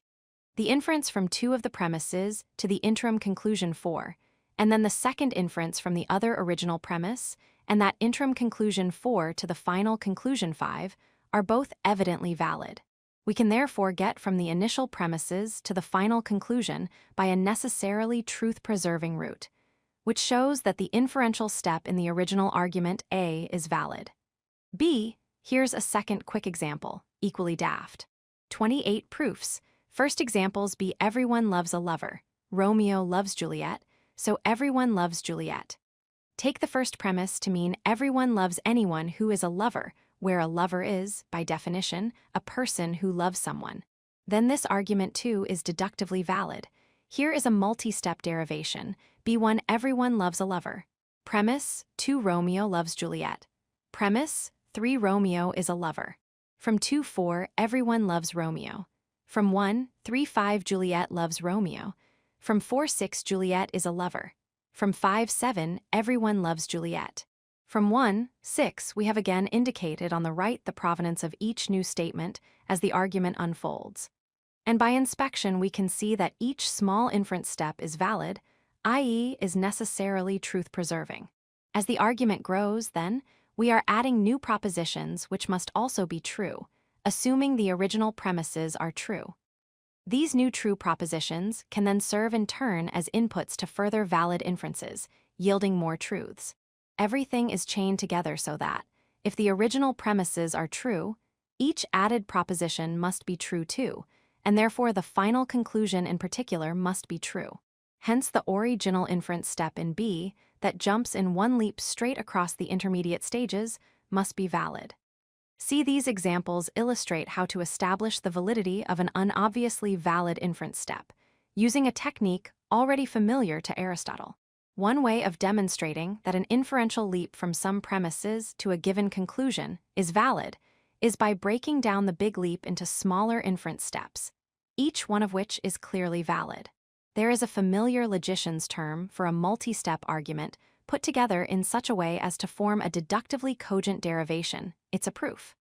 D one-step arguments can be merely valid, deductively cogent, or they can be sound, deductively cogent, and proceeding from true premises. Valid one-step arguments can have false conclusions. Sound arguments, however, do establish the truth of their conclusions. There's a similar distinction to be made about multi-step arguments. They too can be merely valid, deductively cogent, or they can be sound, deductively cogent, and proceeding from true premises. In the logician's sense, then, there can be merely valid proofs and there can be sound proofs. It is only sound proofs that establish their conclusions as true. So we have another potentially awkward departure from ordinary language here, for we ordinarily think of a proof as, well, proving something, establishing it as true. In other words, by proof we ordinarily mean a sound proof. There would therefore be something to be said for using one term for a cogent multi-step argument, derivation, say, and reserving the term proof for an argument 29 for proofs, which does indeed establish its conclusion outright. Gottlob Frege, the founding father of modern logic, in effect adopts such a usage. But like it or not, this isn't standard practice. And context should make it clear when we are talking about a proof in the wider logician's sense of an internally cogent argument, usually multi-step, and when we are using proof more narrowly to mean a sound argument, an outright demonstration of truth. 4.2 Fully annotated proofs. In our first two examples of proofs, we have indicated at each new step which earlier statements the inference depended on. But we can do even better by also explicitly indicating what type or form of inference move is being invoked at each stage. For use in our next example, then, let's repeat two principles that we have met before and now briskly label them. Any inference step of either of the following two types is valid. R no F is G, N is F, so N is not G, S no F is G, so no G is F, so consider the following little argument. See, no logician is bad at abstract thought. Joe is bad at abstract thought, so Joe is not a logician. This hardly needs a proof, but still, we can prove it, invoking R and S as follows. C1 No logician is bad at abstract thought. Premise 2 Joe is bad at abstract thought. Premise 3 No one bad at abstract thought is a logician. From 1 by S, 4 Joe is not a logician. From 3, 2 by R, why do you think we have mentioned steps 3 and 2 in that order in the annotation for line 4? Note that in treating the move from 1 to 3 as an instance of S, we are strictly speaking cutting ourselves a bit of slack, quietly massaging the English grammar. It's actually rather difficult to give strict rules for doing this sort of thing, which is one good reason for eventually moving from considering arguments framed in messy English to considering their counterparts in more tidily rule-governed formalized languages. B, of course, the validity of C has nothing especially to do with Joe, logicians, and abstract thought. Abstracting from its premises and final conclusion, we can say, more generally, 30 fully annotated proofs, any inference step of the following type is valid. T no F is G, N is G, so N is not F. Further, any instance of this pattern can be shown to be valid by using a proof parallel to C. In other words, the general reliability of T follows from the reliability of R and S. So this little example nicely reveals another important sense in which logical inquiry can be systematic. Compare 1.5. Not only can we treat arguments wholesale by considering together whole families relying on the same principles of inference, but we can systematically interrelate patterns of inference like R, S, and T by showing how the reliability of some ensures the reliability of others. Logical theory can therefore give us much more than an unstructured catalog of deductively reliable principles of inference. We can and will explore how principles of inference hang together. More about this later in the book. C. Let's take another argument from Lewis Carroll, who is an inexhaustible source of silly examples. There is no point in getting too solemn at this stage. D. Anyone who understands human nature is clever. Every true poet can stir the heart. Shakespeare wrote Hamlet. No one who does not understand human nature can stir the heart. No one who is not a true poet wrote Hamlet, so Shakespeare is clever. The big inferential leap from those 5 premises to the conclusion is in fact valid. For note the following, any inference step of either of the following two types is valid. Any every F is G, N is F, so N is G, V no one who isn't F is G, so any G is F. Then we can argue as follows, using these two forms of valid inference step. D1 Anyone who understands human nature is clever. Premise 2 Every true poet can stir the heart. Premise 3 Shakespeare wrote Hamlet. Premise 4 No one who does not understand human nature can stir the heart. Premise 5 No one who is not a true poet wrote Hamlet. Premise 6 Anyone who wrote Hamlet is a true poet.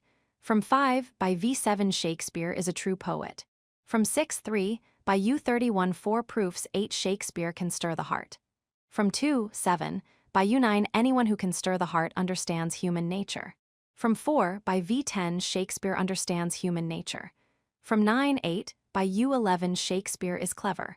From 1-10 by U that's all very, very laborious. But now we have the provenance of every move fully annotated.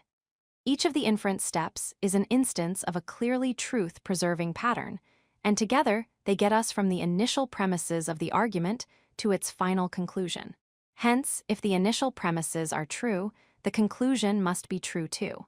So our proof here really does show that the original argument D is deductively valid. 4.3. Glimpsing an ideal A using toy examples. We have now glimpsed an ideally explicit way of setting out one kind of regimented multi-step proof. Every premise gets stated at the outset and is explicitly marked as such. And then we write further propositions one under another, each coming with a certificate which tells us what it is inferred from and what principle of inference is being invoked. Needless to say, everyday arguments, and not so everyday proofs in mathematics, normally fall a long way short of meeting these ideal standards of explicitness. They rarely come ready-chunked into numbered statements, with each new inference step bearing a supposed certificate of excellence. However, faced with a puzzling multi-step argument, massaging it into something nearer this fully documented shape will help us to assess the argument. On the one hand, an explicitly annotated proof gives a critic a particularly clear target to fire at. If someone wants to reject the conclusion, then they will have to rebut one of the premises, show an inference step doesn't have the claimed form, or come up with a counterexample to the reliability of one of the forms of inference that is explicitly called on.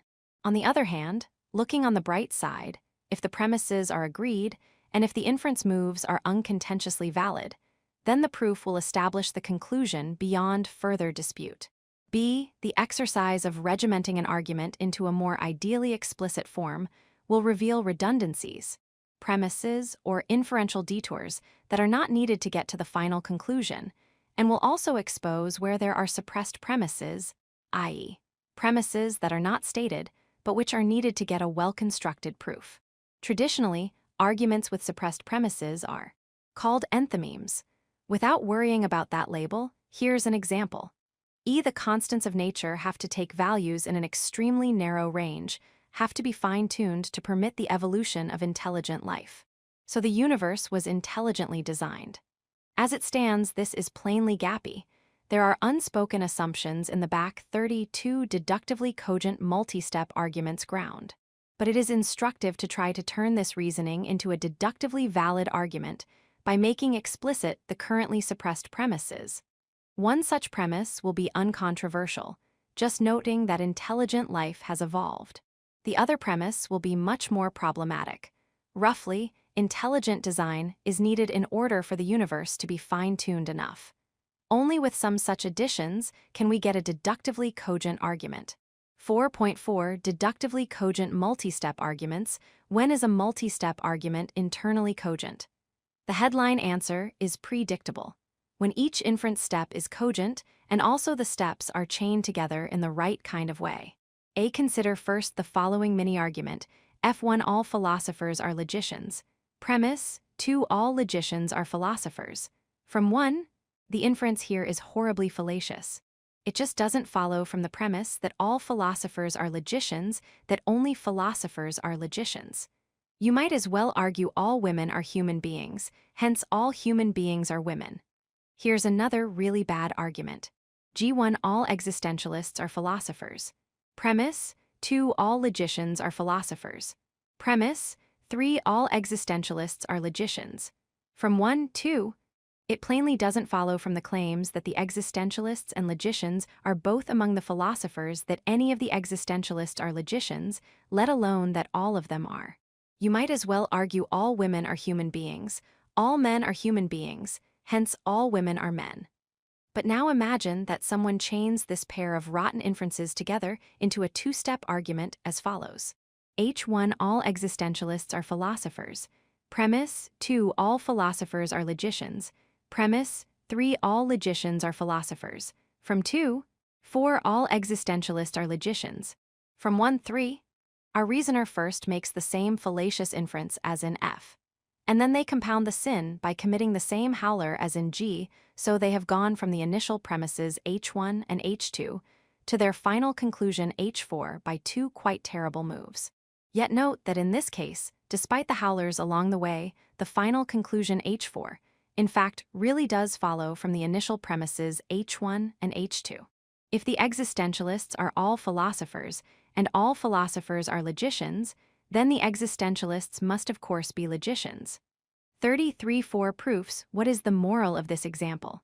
If we were to say that a multi-step argument is deductively cogent just if the big leap from the initial premises to the final conclusion is valid, then we'd have to count the two-step argument H as a cogent proof, which would be a very unhappy way of describing the situation, given that the two-step derivation involves a couple of nasty fallacies.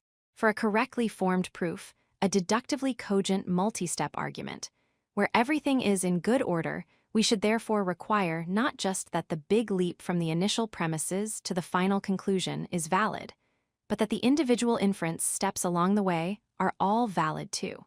Exactly as you would expect. But that is not the whole story. For deductive cogency, we also need a proof's valid inference steps to be chained together in the right kind of way. To illustrate, consider the inference step here. I1 Socrates is a philosopher. Premise: 2 All philosophers have snub noses. Premise: 3 Socrates is a philosopher and all philosophers have snub noses. From 1, 2 that's trivially valid, since from a together with B you can infer A and B. Next, here is another equally trivial valid inference step. Since from A and B you can of course infer B. J1 Socrates is a philosopher and all philosophers have snub noses. Premise: 2 All philosophers have snub noses. From 1 and thirdly, here is another plainly valid inference step, one of a very familiar form which we've met before. K1 Socrates is a philosopher. Premise: 2 All philosophers have snub noses. Premise: 3 Socrates has a snub nose. From 1, 2, note that I and K have the same premises and different conclusions, but that's fine. We can extract more than one implication from the same premises. Taken separately, then, those 3 little inference steps are entirely unproblematic. However, imagine now that someone chains these steps together to get the following unholy tangle. L1 Socrates is a philosopher. Premise: 2 Socrates is a philosopher and all philosophers have snub noses. From 1, 3, as in I3 all philosophers have snub noses. From 2, as in J4 Socrates has a snub nose. From 1, 3, as in K, by separately valid steps, we seem to have deduced the shape of Socrates' nose just from the premise that he is a philosopher. What has gone wrong? 34 Indirect arguments. The answer is plain. In the middle of the argument, we have gone round in a circle. L2 is derived from inputs including L3, and then L3 is derived from L2. Circular arguments like this can't take us anywhere, which shows that there is another condition for being a deductively cogent multi-step argument. As well as the individual inference steps all being valid, the steps must be chained together in a non-circular way. In particular, each step, unless a newly made assumption, must depend only on what's gone before. As you would expect. 4.5 Indirect arguments. So far, so straightforward. But now we need to complicate the story, introducing an important new idea, namely that we often use indirect arguments. For example, we often try to establish a conclusion not S by first supposing the opposite, i.e., S, and then showing that this leads to something absurd. Return to the silly crocodile argument, A in 4.1. Imagine that someone has a momentary lapse and pauses over the final step, where we inferred babies cannot manage a crocodile from the original premise. Nobody is despised who can manage a crocodile together with the interim conclusion babies are despised.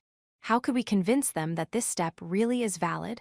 We might try amplifying the argument so we get an expanded, not quite fully documented proof, which now runs as follows. A1 babies are illogical. Premise: 2 nobody is despised who can manage a crocodile. Premise: 3 illogical persons are despised. Premise: 4 babies are despised. From 1, 3 suppose temporarily, for the sake of argument, 5 babies can manage a crocodile. Supposition 6 babies are not despised. From 2, 5, 7 contradiction. From 4, 6 our supposition leads to absurdity, hence 8 babies cannot manage a crocodile. From 57 by RAA, what is going on in this expanded proof? We want to establish 8. But this time, instead of aiming directly for the conclusion, we branch off by temporarily supposing the exact opposite is true, i.e. we suppose 5. However, this supposition immediately leads to something that flatly contradicts an earlier claim. Hence, the temporary supposition 5 has to be rejected. Therefore, its denial, 8, must be true after all. The terse justification for the final step, from 57 by RAA, indicates that we have made a reductio ad absurdum inference. To use the traditional name, the supposition made for the sake of argument at 5 leads to absurdity at 7, so has to be rejected. Note, by the way, that, in the indented part of the proof, we are working with our initial premises plus the new temporary supposition all in play. Assumptions 35 for proofs which taken together are in fact inconsistent. By the end of the short, indented bit of the proof, we have exposed this inconsistency by showing that those assumptions together entail a contradiction. As we said back in 2.4, it is very important that we can in this way argue validly from inconsistent assumptions to expose their inconsistency. B here is another quick example. Take the argument, no girl likes any unreconstructed sexist. Caroline is a girl who likes anyone who likes her. Henry likes Caroline. Hence, Henry is not an unreconstructed sexist. This is valid. Here is one way to see that it is by using another reductio argument. M1 no girl likes any unreconstructed sexist. Premise 2 Caroline is a girl who likes anyone who likes her. Premise 3 Henry likes Caroline. Premise 4 Caroline is a girl who likes Henry. From 2, 3, 5 Caroline is a girl. From 4, 6 Caroline likes Henry. From 4 suppose temporarily, for the sake of argument, 7 Henry is an unreconstructed sexist. Supposition 8 no girl likes Henry. From 1, 7, 9 Caroline does not like Henry. From 5, 8, 10 contradiction. From 6, 9 our supposition leads to absurdity, hence, 11 Henry is not an unreconstructed sexist. From 710 by RAAC, let's now spell out the RAA principle invoked in these two proofs. The idea is surely a familiar one, even if we are now spelling it out more explicitly than you are used to seeing. We can put it like this. Reductio ad absurdum if a 1, a 2, a n as background premises, plus the temporary supposition s entail a contradiction, then a 1, a 2, a n by themselves entail not s. Here, the as and s stand in for whole propositions, and entailing a contradiction is a matter of entailing some proposition C while also entailing its denial not C, or equivalently, entailing the single proposition C and not C. It should be clear that the RAA principle is a good one, but it is worth spelling out carefully why it works. Assume that the as plus s do entail a contradiction C and not C. Now, whatever is entailed by truths must also be true, since entailment is truth-preserving. So, suppose that the as plus s were all true together. Then C and not C would have to be true too, but that's ruled out, as a contradiction can never be true. So the as plus s cannot all be true together. 36 summary, of course. Just knowing that at least one of as plus s must be false doesn't tell us where to pin the blame.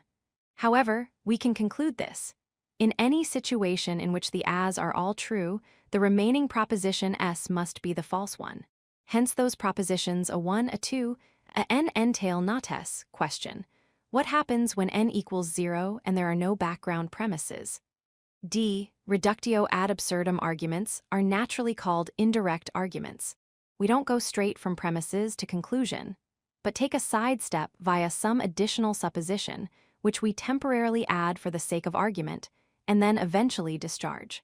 We have visually signaled the side step by indenting the column of argument to the right when we bring a new supposition into play, and going back left when the supposition is dropped again.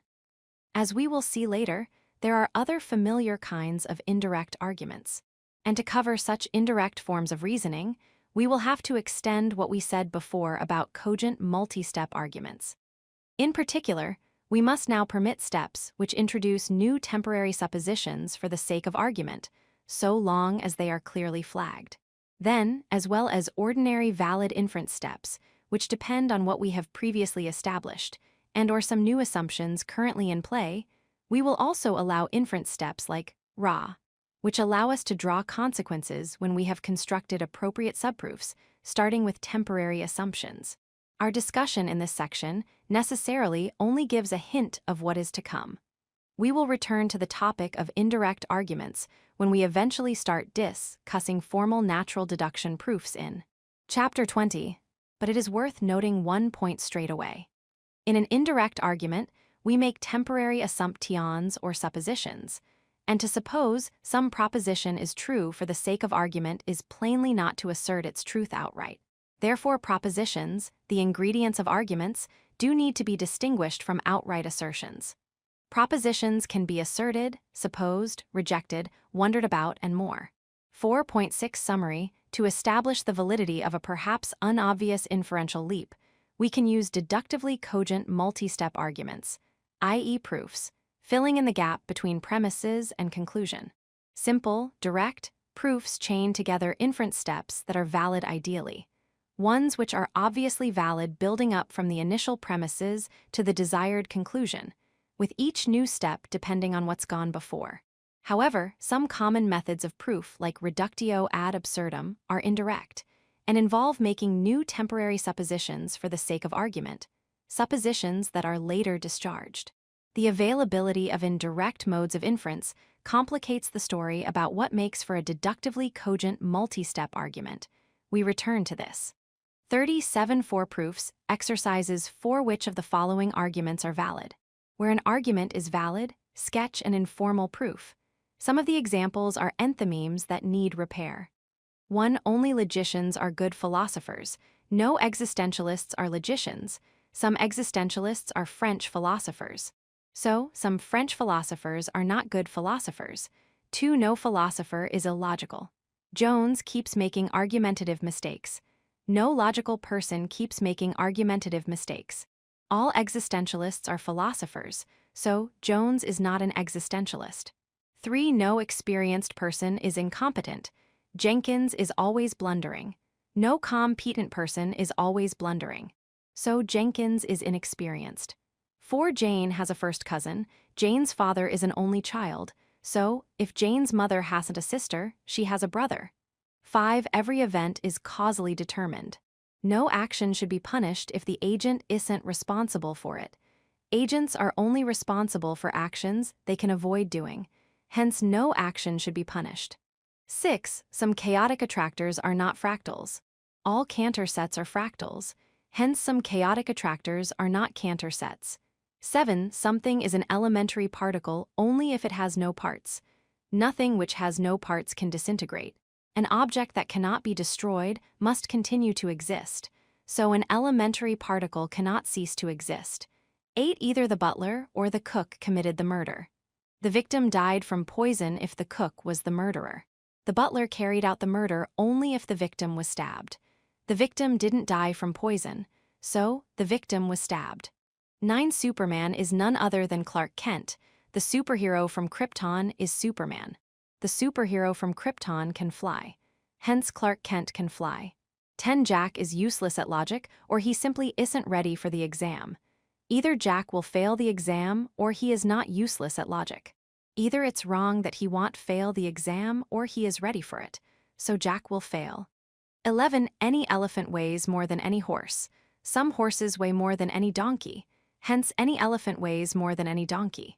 12. When I do an example without grumbling, it is one that I can understand. No easy logic example ever makes my head ache.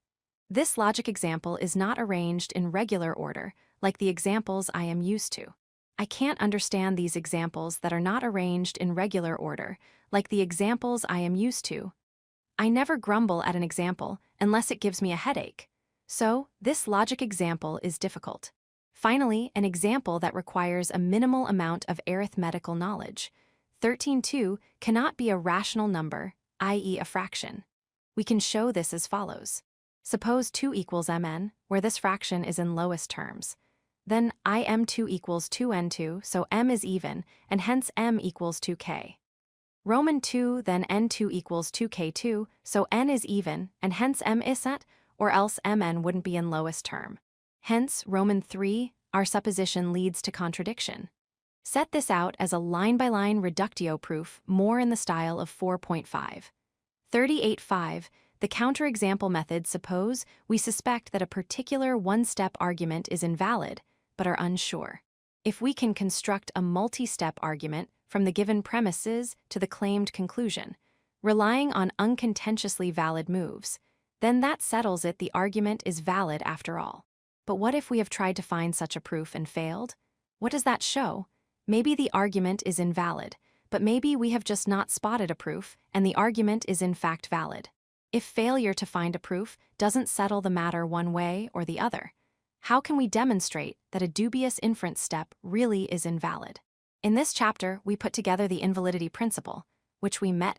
Chapter 2, and the observation that different arguments can depend on the same pattern of inference, as outlined in Chapter 3, to give us one method for showing that various invalid arguments are indeed deductively invalid. 5.1, but you might as well argue. In fact, we have already quietly used this method in passing in 4.4. We noted that the inference step in the mini-argument, a one all philosophers are logicians. So too all logicians are philosophers, is invalid. That should have been immediately clear. But to press home the point, we remarked that you might as well argue a one all women are human beings. So too all human beings are women. What is the force of this brisk comparison? We can unpack it as follows. Argument A has a true premise and a false conclusion. Hence, by the invalid ID principle of 2.3, it can't be valid. But the inferential move in argument A is no better. There is nothing to separate the cases. The arguments evidently share the same pattern of inference and stand or fall together as far as validity is concerned. Hence, A is invalid too, and that's a simple illustration of the basic method we need. Roughly, to show an inference step is invalid, find an argument which relies on the same form of inference, but which is clearly invalid by the invalidity principle. 39.5. The counterexample method, B. We use the same method on a second example in 4.4. But let's next have a different illustration, this time revisiting an argument we met in 1.4. B1. Most Irish are Catholics. 2. Most Catholics oppose abortion on demand. So, 3. At least some Irish oppose abortion on demand. We persuaded ourselves that the inferential step here is invalid by imagining a situation in which its premises would be true and conclusion false. But equally, we could have brought out its invalidity by noting that you might as well argue B. 1. Most chess grandmasters are men. 2. Most men are no good at chess. So 3. At least some chess grandmasters are no good at chess. What is the force of the comparison this time? B's premises are true. Chess is still, at least at the top levels of play, a predominantly male activity, though one that few men are any good at. But B's conclusion is false. So B is invalid by the invalidity principle. But the inferential move in argument B is no better. The arguments evidently stand or fall together as far as validity is concerned. Hence, B is invalid too. See, there is nothing mysterious or difficult or even novel going on here. But you might as well argue. Technique for showing an inference step to be invalid is already noted and used by Aristotle, and we use it all the time in the everyday evaluation of arguments. For example, some gossip says that Mrs. Jones must be an alcoholic because she has been seen going to the cheapo booze emporium, and everyone knows that is where the local alcoholics are to be found. You reply, but you might as well argue that Bernie Sanders is a Republican senator because he's been seen going into the Senate, and everyone knows that that's where the Republican senators are to be found. Which shows why the gossip's argument want D. 5.2. The counterexample method, more carefully, A. Recall, however, a key point from 3.3. A pattern or form of inference F may be unreliable, yet it can still have some special instance which does happen to be valid for some other reason than instantiating F. Hence we can't say, crudely, this inference I is an instance of the form F. But here's another instance, J, of the same form F, which is plainly invalid. So I is invalid too. We therefore need to be a bit more careful in spelling out our counterexample method for showing invalidity. The idea is this. Stage 1. Given a one-step argument whose validity is up for assessment, first locate a form of inference F which this argument is relying on. in the sense that F needs to be reliably truth-preserving if the inference in the argument is indeed to be valid. 40. A quantifier shift fallacy, stage 2 show that this form of inference F is not a generally reliable one by finding a counterexample. In other words, find another argument having the same pattern of inference which is uncontroversially invalid, e.g. because it has actually true premises and a false conclusion, so we can apply the invalidity principle. Note, by the way, that we do not here require a counterexample to be generated by the invalidity principle, i.e., to have actually true premises and an actually false conclusion. Telling counterexamples don't have to be constructed from real-life situations. A merely imaginable but uncontroversially coherent counterexample will do just as well. Why? Because that's still enough to show that the inferential pattern in question is unreliable. It doesn't necessarily preserve truth in all possible situations. However, using real-life counterexamples does often have the great advantage that you don't get into any disputes about what is coherently imaginable.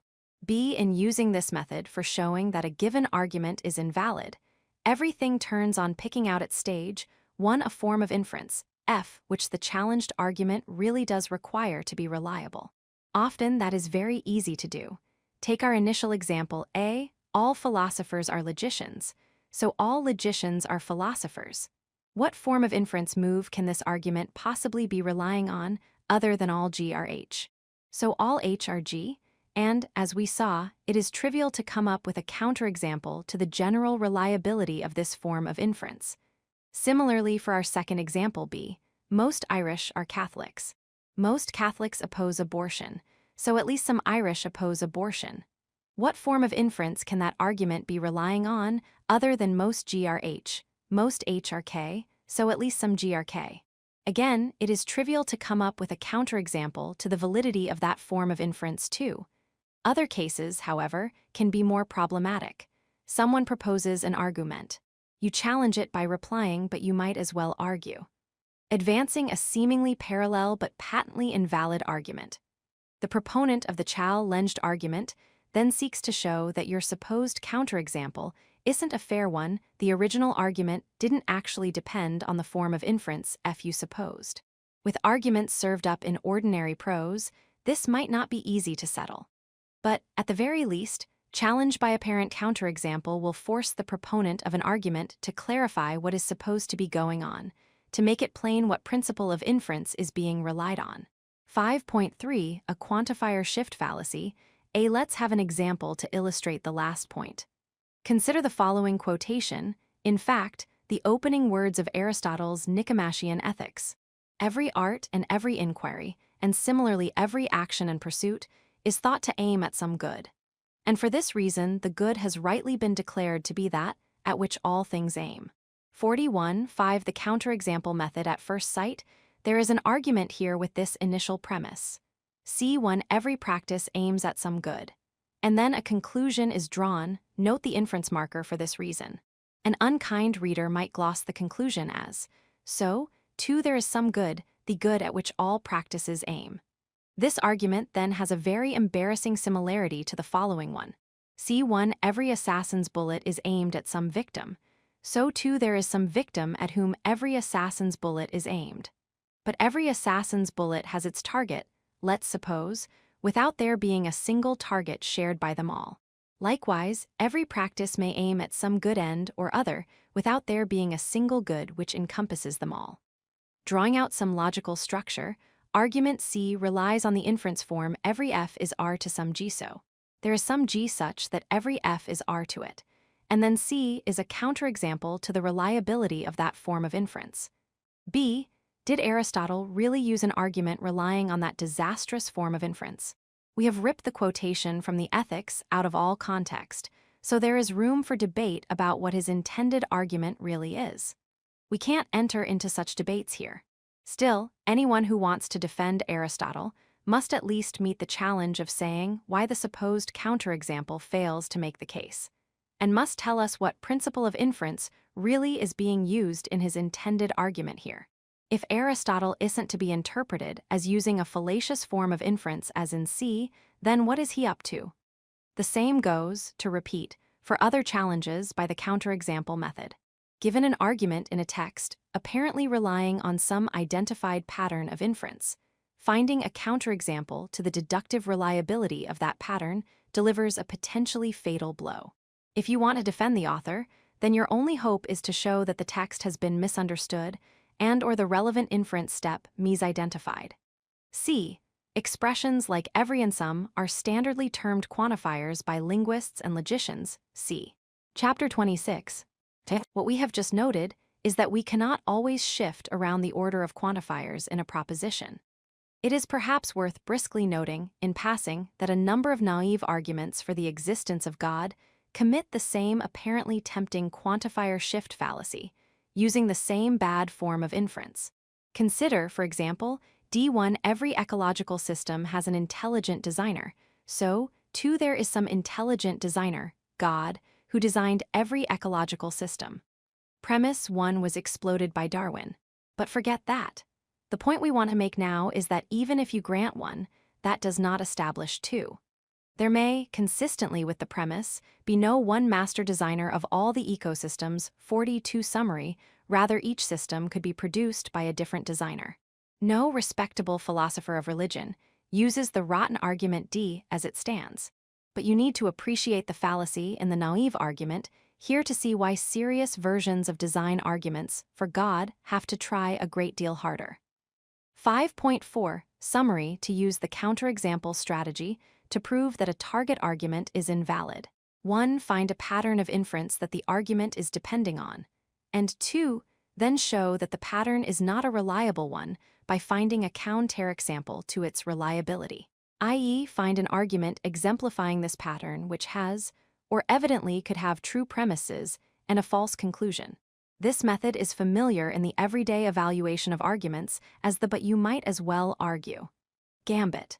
We use the counterexample strategy to show, in particular, that a certain, occasionally tempting, quantifier shift fallacy is indeed a fallacy. Exercises 5 an initial group of examples. Some of the following arguments are invalid. Which? Why? 1. Many great pianists admire Glenn Gould. Few, if any, unmusical people admire Glenn Gould. So few, if any, great pianists are unmusical. 2. Everyone who admires Bach loves the Goldberg variations. Some who admire Chopin do not love the Goldberg variations, so some admirers of Chopin do not admire Bach. 3. Some hikers are birdwatchers. All birdwatchers carry binoculars. Some who carry binoculars carry cameras too, so some hikers carry cameras. 4. Anyone who is good at logic is good at assessing philosophical arguments. Anyone who is mathematically competent is good at logic. Anyone who is good at assessing philosophical arguments admires Bertrand Russell. Hence, no one who admires Bertrand Russell lacks mathematical competence. 5. Everyone who is not a fool can do logic. No fools are fit to serve on a jury. None of your cousins can do logic. Therefore, none of your cousins is fit to serve on a jury. 6. Most logicians are philosophers. Few philosophers are unwise, so at least some logicians are wise. 7. All logicians are rational. No existentialists are logicians, so if Sartre is an existentialist, he isn't rational. 8. If Sartre is an existentialist, he isn't a logician. If Sartre isn't a logician, he isn't good at reasoning. So if Sartre is good at reasoning, he isn't an existentialist. 43.6 Logical validity. We now introduce a narrower notion of validity, namely, so-called logical valid ID. All logically valid arguments are deductively valid in the sense of 2.1, but not vice versa. Our discussion here will continue to be quite informal, but it will provide a useful stepping stone along the way to defining some more formal, precise notions of particular kinds of logical validity that will in fact be our topic in the rest of this book. 6.1 Topic neutrality. Start by considering the following one-premise arguments. Are they valid? A1 Jill is a mother. So, 2 Jill is a parent. B1 Jack has a first cousin. So, 2 at least one of Jack's parents is not an only child. C1 Jack is a bachelor. So, 2 Jack is unmarried. In any possible situation in which Jill is a mother, she must have a child, i.e. be a parent. In any situation in which Jack has a first cousin, where a first cousin is a child of one of his aunts or uncles, he mu. Sint have or have had an aunt or uncle, so his parents cannot both have been only children. Necessarily, if Jack is a bachelor, he is unmarried. So these arguments all involve deductively valid inference steps, according to our characterization of validity in 2.1. In each of these cases, we can again abstract from some of the details and see the argument as an instance of a schema, all of whose other instances are valid too. For plainly, our arguments are not made valid by something peculiar to Jill or Jack. Rather, what matters are the concepts of a mother, a first cousin, a bachelor. Therefore, any inference of the following kinds is valid. N is a mother, so. N is parent, N has a first cousin, so. NS parents are not both only children. 44 logical validity. At last, N is a bachelor, so. N is unmarried. So these are further examples of reliable principles of inference. But these principles are evidently less abstract than those we have highlighted previously. Here is a rather loose definition. Vocabulary like all and some, and or, not and if etc., plus the likes of is, are vocabulary which doesn't refer to specific things or properties or relations, etc., but which is useful in discussing any topic is topic neutral. The schemas we used in earlier chapters to display some inferential patterns involved only schematic variables and topic neutral vocabulary. By contrast, the new schemas we have just introduced involve concepts which belong to more specific areas of interest. These first examples, in fact, all concern familial relations. The new patterns of inference are none the worse for that. Their instances are perfectly good valid inferences by our informal definition in 2.1. But their validity does not rely merely on the distribution of topic-neutral vocabulary in the premises and conclusions. Let's add a few similar examples. D1 Cambridge is north of Oxford. So 2 Oxford is south of Cambridge. E1 Siena is in Tuscany, 2 Tuscany is in Italy, so 3 Siena is in Italy. F1 Kermit is green, so 2 Kermit is chromatically colored. The inference steps here are also all valid. We can again abstract to get shareable principles of inference that can recur in other arguments. But again, the schemas revealing these shareable principles will involve concepts which aren't topic neutral. For example, the related concepts of north of and south of. 6.2 Logical validity. At last, A having noted that there are arguments whose deductive validity depends on features of special interest concepts, such as those to do with family connections or geographical relations, etc., we will now put them aside. Throughout this book, we will be concentrating on the kinds of valid arguments illustrated in our earlier examples, i.e. arguments, whose load-bearing principles of inference can be laid out using only topic-neutral notions. Such arguments involve patterns of reasoning that can be used when talking about any subject matter at all. And these universally applicable patterns of reasoning are the special concern of logic as a discipline, yet another idea that goes back to Aristotle. 45.6 Logical validity. B. It is useful to have some terminology to mark off these core cases of valid arguments, which rely on topic-neutral principles of inference. Acknowledging the traditional focus of logic, we will say, an inference step is logically valid if and only if it is deductively valid in virtue of the way that topic-neutral notions occur in the premises and conclusion. We likewise say that some premises logically entail a certain conclusion if the inference from the premises to the conclusion is logically valid. Let a purely logical schema be 1. Involving only schematic variables and topic-neutral vocabulary. For convenience, we will allow limiting cases such as A, so A, which is a schema built just from variables. We will also allow limiting cases like there is something. So there is not nothing which lacks variables and only features topic-neutral vocabulary. This can count as a purely logical schema whose only instance is itself. Then, we can equivalently say, a logically valid inference is an instance of a purely logical schema, all of whose instances are necessarily truth-preserving.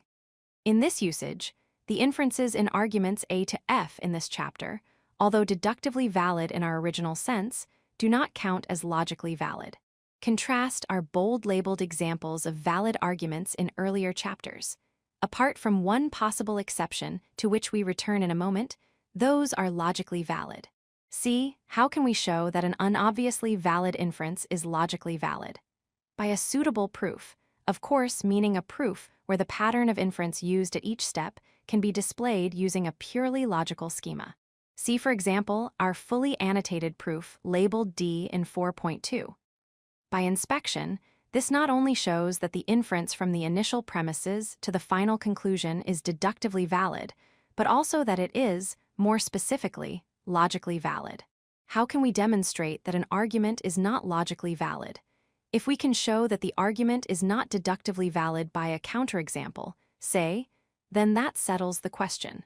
But this point won't help us assess an example like the Kermit argument, which is deductively valid. However, in the case of that argument, we can note that the most structure we can expose with a purely logical schema is N is F, so N is G. And that is not a reliable pattern of inference. So the Kermit argument is indeed not logically valid. Similar reasoning can be used in many other cases. D, our wider concept of deductive validity as defined in 2.1, and our new Nar-Rower concept of logical validity are both standard, and the distinction between the two has a long history. For example, the medieval logician John Buridan similarly distinguishes between what he would call a consequence, a necessar wily truth-preserving inference, and a formal consequence, meaning an inference which is necessarily truth-preserving, just in virtue of its form where he thinks of form narrowly. In terms of the distribution of logical words like and or, 46 logical necessity sum and all. Most logicians use logical consequence to mean what Buridan does by formal consequence. Note, however, that the labels attached to the wider and narrower concepts of validity by different writers vary.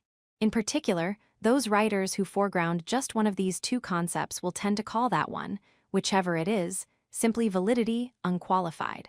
So care is needed when comparing different textbook treatments. 6.3 Logical necessity. We say that an inference step is logically valid if, and only if it is necessarily truth-preserving in virtue of how topic-neutral logical notions feature in its premises and conclusion. Similarly, we will say, a proposition is a logically necessary truth, or more simply, is logically necessary if, and only if it is necessarily true in virtue of how topic-neutral notions feature in it. So compare whatever is green is colored with whatever is both green and square is green. The first proposition is true of every possible situation, so is necessarily true in the sense of 2.1d. But it is not logically necessary in our sense, for its truth depends on the internal connection between being green and being colored. But the second proposition is an example of the schematic pattern whatever is F and G is F, any of whose instances has to be true just in virtue of the meanings of the topic-neutral logical notions whatever, is, and. For that reason, the second proposition is said to be logically necessary. Generalizing, a logically necessary truth will be an instance of a type of proposition which can be specified by a purely logical schema using just schematic variables and topic-neutral vocabulary, where all of the instances of that schema are necessarily true. As noted back in 2.1, the notions of deductive validity and necessary truth are tied tightly together. Thus, the single premise inference A, so C is valid if and only if it is necessarily true that if A then C. We should now remark that, exactly similarly, the notions of logical validity and logical necessity also fit tightly together. A, so C is logically valid if and only if it is logically necessary that if A then C. 6.4 The boundaries of logical validity. We can say, in a summary slogan, that an argument is logically valid just if it is valid in virtue of its topic-neutral form. But on second thoughts, how secure is our grasp on the notion of topic neutrality here? We started making a list of topic-neutral vocabulary like all and some, and or, etc. But exactly how do we continue the list, and where do we stop? 47.6 Logical validity. It in fact isn't entirely obvious what is to count as suitably topic-neutral vocabulary. Without going into details, there are various stories on the market, but no agreed one. Hence, it is not obvious what counts as a purely logical, topic-neutral schema in our sense. Hence, it is not obvious either just what will count as a logically valid inference, valid in virtue of its form as captured by a purely logical schema. Here's a case to think about. Take the argument G1 Bill is taller than Chelsea, 2 Chelsea is taller than Hillary, so 3 Bill is taller than Hillary. This is valid, and our first attempt at exposing a relevant general pattern of inference here might be M is taller than N is taller than O, so M is taller than O, and this isn't a purely logical, topic-neutral schema. But hold on, can't we expose some more abstract inferential structure here? Like this, perhaps. M is F'er than NN is F'er than O, so M is F'er than O here is F'er than is the comparative of F. In other words, it is equivalent to is more F than. And this pattern of valid inference using the comparative forming construction arguably is topic neutral and so purely logical. But hold on again, we in fact can only talk of one thigh, and G being more F than another thing, when F stands in for the kind of property that comes in degrees, as in tall, wise, heavy, dark, flat, etc. But we can't take comparatives of other properties like even and prime of numbers, dead of people, valid of arguments, and so on. So arguably the comparative construction is not an entirely topic-neutral device after all. It depends on what we apply it to whether it makes sense. So, is our last schema fully topic-neutral or not? We can't pursue this issue further here. We will have to leave the question hanging, and so leave it unsettled whether G counts as logically valid. We will similarly leave it unsettled whether the deductively valid everyone loves a lover argument B in 4.1 also counts as logically valid. That will depend on how you think of the link between is a lover and loves someone. Fortunately, that's no problem. We just don't need to worry about the outer boundaries of the notion of logical validity. Our concern will only be with some clear central cases. We will be considering various ways in which validity can depend on limited selections of quite uncontroversially topic-neutral vocabulary like all and some, and or, etc. And these cases will be absolutely clear examples of logical validity. Likewise, we will be focusing on clear central cases, 48 definitions of validity, as rational reconstructions of logical necessity. Much more on this in due course, starting in real earnest in chapters 14 and 15. 6.5 Definitions of validity as rational reconstructions.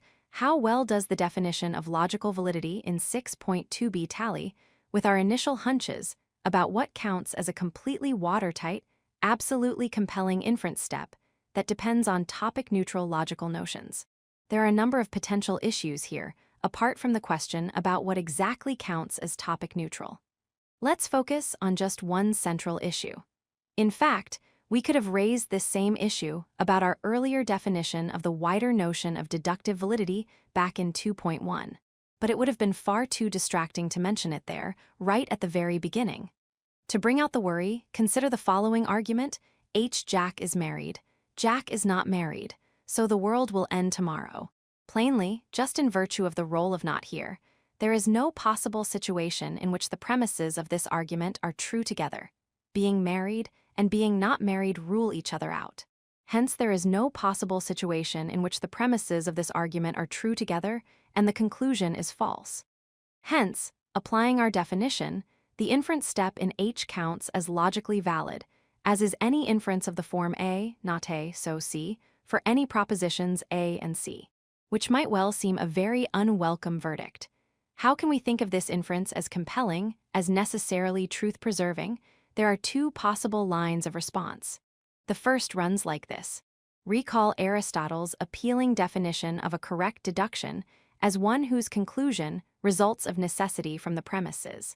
And surely, the conclusion of any compelling deduction should have something to do with the premises. So how could some claim about the end of the world really fall low from propositions about Jack's marital status? Argument H commits a gross fallacy of irrelevance. Our definition of deductive validity in 2.1a and our derived definition of the narrower notion of logical validity in 6.2b. Therefore, both overshoot; they count too many inferences as logically cogent. So, the definitions need to be revised. They need to be tightened up by introducing some kind of relevance requirement in order to rule out such daft examples as the apocalyptic H counting as valid. Back to the drawing board. The trouble is that, when we get back to the drawing board, we find it is very difficult to respect the hunch that H is not a cogent argument without offending against other, equally basic, intuitions, see 20.9. And this prompts a different response to that initially unwelcome implication of our definition of validity. Arguably, no crisp definition of deductive validity or of the special case of logical validity can be made to fit all our untutored hunches about what is and what isn't an absolutely compelling inference. The aim of definitions 49.6 logical validity of validity, then, is to give tidy rational reconstructions of our everyday concepts, which at least smoothly capture the uncontroversial core cases. The classical definitions of the notions of deductive and logical validity do this very neatly and naturally. True, we do get some odd results like the verdict on H, but this is a small price to pay when tidying up the notion of validity. After all, H's premises can never be true together, so we can't ever use this type of officially valid inference step to establish the irrelevant conclusion as true. It is, as we might put it, only vacuously truth-preserving, because there can be no truth in the premises together to preserve. Our definition therefore sanctions an entirely harmless extension of the intuitive idea of an absolutely compelling inference step. Similarly, we hope, we can live with a few other initially odd-looking implications of our classical definitions. So which line shall we take? Shall we revise our definitions of deductive and logical validity, or swallow their initially unwelcome consequences? We will take the second line, and this is very much the majority response among modern logicians. Later we will define technical notions of validity, like Chapter 15's tautological validity. These definitions will similarly count arguments like H as valid. Again, we will take the majority line that it is worth paying this price to get otherwise neat and natural notions into play. It is important to emphasize that official definitions of logical notions are quite typically arrived at on the basis of cost-benefit assessments like this. We will meet other examples later. The best logical theory isn't handed down, once and for all, on tablets of stone. We repeatedly have to balance, say, a certain natural simplicity or smoothness of theory over here against a corresponding artificiality over there. And the best choices for definitions, i.e. the best choices for rational reconstructions of informally messy ideas, can depend on our particular theoretical priorities in a given context. 6.6 Summary vocabulary like all and some, and or, etc. plus the likes of is and are, not about particular things or properties, but useful in discussing any topic, is said to be topic neutral. A purely logical schema is one involving only schematic variables and topic-neutral vocabulary. A logically valid inference is an instance of a purely logical schema, all of whose instances are necessarily truth-preserving. A logically necessary proposition is an instance of a purely logical schema, all of whose instances are necessarily true. It isn't altogether clear what counts as topic-neutral vocabulary, so it is not clear either where to draw the boundaries of logical validity. 50 Exercises 6 Exercises 6. Which of the following arguments are deductively valid? Which are logically valid? Defend your answers as best you can. 1. Only logicians are wise. Some philosophers are not logicians. All who love Aristotle are wise. Hence, some of those who don't love Aristotle are still philosophers. 2. The Battle of Hastings happened before the Battle of Waterloo. The Battle of Marathon happened before the Battle of Hastings. Hence, the Battle of Marathon happened before the Battle of Waterloo. 3. Jane is no taller than Jill. Jill is no taller than Joe. Joe is no taller than Jane. So Jane, Jill, and Joe are the same height. 4. Jane is taller than Jill. Jill is taller than Joe. Joe is taller than Jane. So Jane, Jill, and Joe are the same height. 5. Someone loves Alex, but Alex loves no one. The person who loves Dr. Jones, if anyone does, is Dr. Jones. So Alex isn't Dr. Jones. 6. Whoever respects Socrates respects Plato too. All who respect Euclid respect Aristotle. No one who respects Plato respects Aristotle. Therefore, Joe respects Euclid if she doesn't respect Socrates. 7. Jill is a good logician only if she admires either Gödel or Jensen. Jill admires Gödel only if she understands his incompleteness theorem. Whoever admires Jensen must understand his proof of the consistency of arithmetic. No one can understand Jensen's proof of the consistency of arithmetic without also understanding Gödel's incompleteness theorem. So if Jill is a good logician, then she understands Gödel's incompleteness theorem. 8. All the Bront sisters supported one another. The Bront sisters were Anne, Charlotte, and Emily. Hence Anne, Charlotte, and Emily supported one another. 9. There are exactly 2 logicians at the party. There is just one literary theorist at the party. No logician is a literary theorist. Therefore, of the party-goers, there are exactly 3 who are either logicians or literary theorists. 10. There are no unicorns. Hence the set of unicorns is the empty set. 11. There is water in the cup. Hence there is liquid H2O in the cup. 12. Necessarily, water is H2O. Hence it is not possible that water isn't H2O. 13. It is possible that it is cold. It is possible that it is rainy. Hence it is possible that it is cold and rainy. 14. This argument is valid. Hence this argument is invalid. B. We can treat an argument like Jill is a mother. So, Jill is apparent as having a suppressed premise. In fact, the underlying argument here is the logically valid Jill is a mother. All mothers are parents, so Jill is a parent. Similarly, for the other examples given of arguments that are supposedly deductively valid but not logically valid, they are all enthymemes, logically valid arguments with suppressed premises. The notion of a logically valid argument is all we need. Is that right? 51.7 Propositions and Forms 1L. Ask general topic before we get down to formal business. Propositions, the ingredients of arguments are, we said, the sort of thing that can be true or false as opposed to commands, questions, etc. But what is their nature? 7.1 Types versus tokens. We begin with 2 sections introducing relevant distinctions. Firstly, we want the distinction between types and tokens. This is best introduced via a simple example. Suppose then that you and I take a piece of paper each and boldly write "logic is fun" a few times in the center. So we produce a number of different physical inscriptions. Perhaps yours are rather large and in blue ink, mine are smaller and in black pencil. Now we key the same encouraging motto into our laptops and print out the results. We get more physical inscriptions, first some formed from pixels on our screens, and then some formed from printer ink. How many different sentences are there here? We can say, many, some in ink, some in pencil, some in pixels, etc. Equally, we can say, there is one sentence here, multiply instantiated. Evidently, we must distinguish the many different sentence instances or sentence tokens physically constituted in various ways, of different sizes, lasting for different lengths of time, etc. from the one sentential form or sentence type which they are all instances of.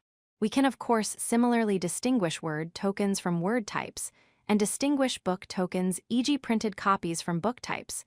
Compare the questions: how many books has J.K. Rowling sold? And how many books has J.K. Rowling written? What makes a physical sentence a token of a particular type? And what exactly is the metaphysical status of types? Tough questions that we can't answer here. But it is very widely agreed that we need some type token distinction, however it is to be elaborated. 7.2 Sense versus tone. Next, we will say that the sense of a sentence, or at least the sense of a sentence apt for propositional use in stating a premise or conclusion, is that aspect or 52 are proposition sentences, ingredient of its meaning that is relevant to questions of truth or falsity. This use of sense is due to the great 19th century German logician Gottlob Frege translating his sin. In other words, the sense of a sentence fixes the condition under which it is true. Distinguish this from the coloring or flavor or tone which the choice of different words might give a sentence. For example, if I refer to a particular woman as Lizzie rather than Elizabeth, the familiar tone may reflect my closeness or my lack of respect. Similarly, to adapt an example of Frege's, whether I refer to her mount as a horse or steed or nag or Gigi may reflect how I regard the beast, or depend on whether I am talking to a child. But these differences of tone need not affect the truth or falsity of Elizabeth/Liz's horse steed nag Gigi is black. The various permutations can have the same truth-relevant sense and be true in just the same worldly situations. Or at least, so goes a very natural story. And we don't have to buy any particular theory about sense to acknowledge that we do need to make some such distinction between core factual meaning and its embellishments. Now, as far as logic is concerned, questions of coloring or tone aren't going to matter. Those aspects of the overall meaning of claims don't affect their logical properties. What matters for validity is preservation of unvarnished truth, so it is the sense of interpreted sentences that we will care about. 7.3 are propositions sentences. Return, then, to the question we posed at the beginning of the chapter. What is a proposition? Here is one initially appealing view. Propositions, potential premises and conclusions, and the bearers of truth and falsity are declarative sentences, i.e. sentences like Jack kicks the ball as opposed to interrogatives like does Jack kick the ball, or imperatives like Jack, kick the ball. But having made the type token distinction, how are we now to gloss this seem-ingly straightforward suggestion? A. Harry and Hermione are taking a logic course. As they read the first chapter of their respective copies of this book, they meet different tokens of the types all philosophers are eccentric. Jack is a philosopher, so Jack is eccentric. But it seems very odd to say that Harry and Hermione are thereby tangling with different arguments. It is surely the very same argument, with the same premises and conclusion, which they both encounter and both get to think about. Generalizing, we surely want to say that the same argument can appear in the many different printed copies of this book, and in the e-copies too. So it seems that we naturally think of arguments as types, which can have many instances, rather than as tokens. And what goes for arguments then goes for the constituent propositions, which are their premises and conclusions. 53.7 Propositions and forms. Hence, the view that propositions are declarative sentences seems to be more naturally glossed as claiming that propositions are sentence types. B. But even with that clarification, a naive identification of propositions with declarative sentences won't do as it stands. Here are some problems. 1. Don't some grammatically acceptable declarative sentences lack sense? Take, for example, purple prime numbers sleep furiously.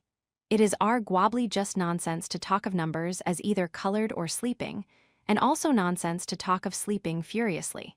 And it seems wrong to say that a senseless sentence can be an ingredient of a real argument, i.e., can be a contentful proposition. 2 other grammatical sentences have too many senses. Take, for example, visiting relatives can be boring. This sentence can say 2 different things, one of which may be true and the other false.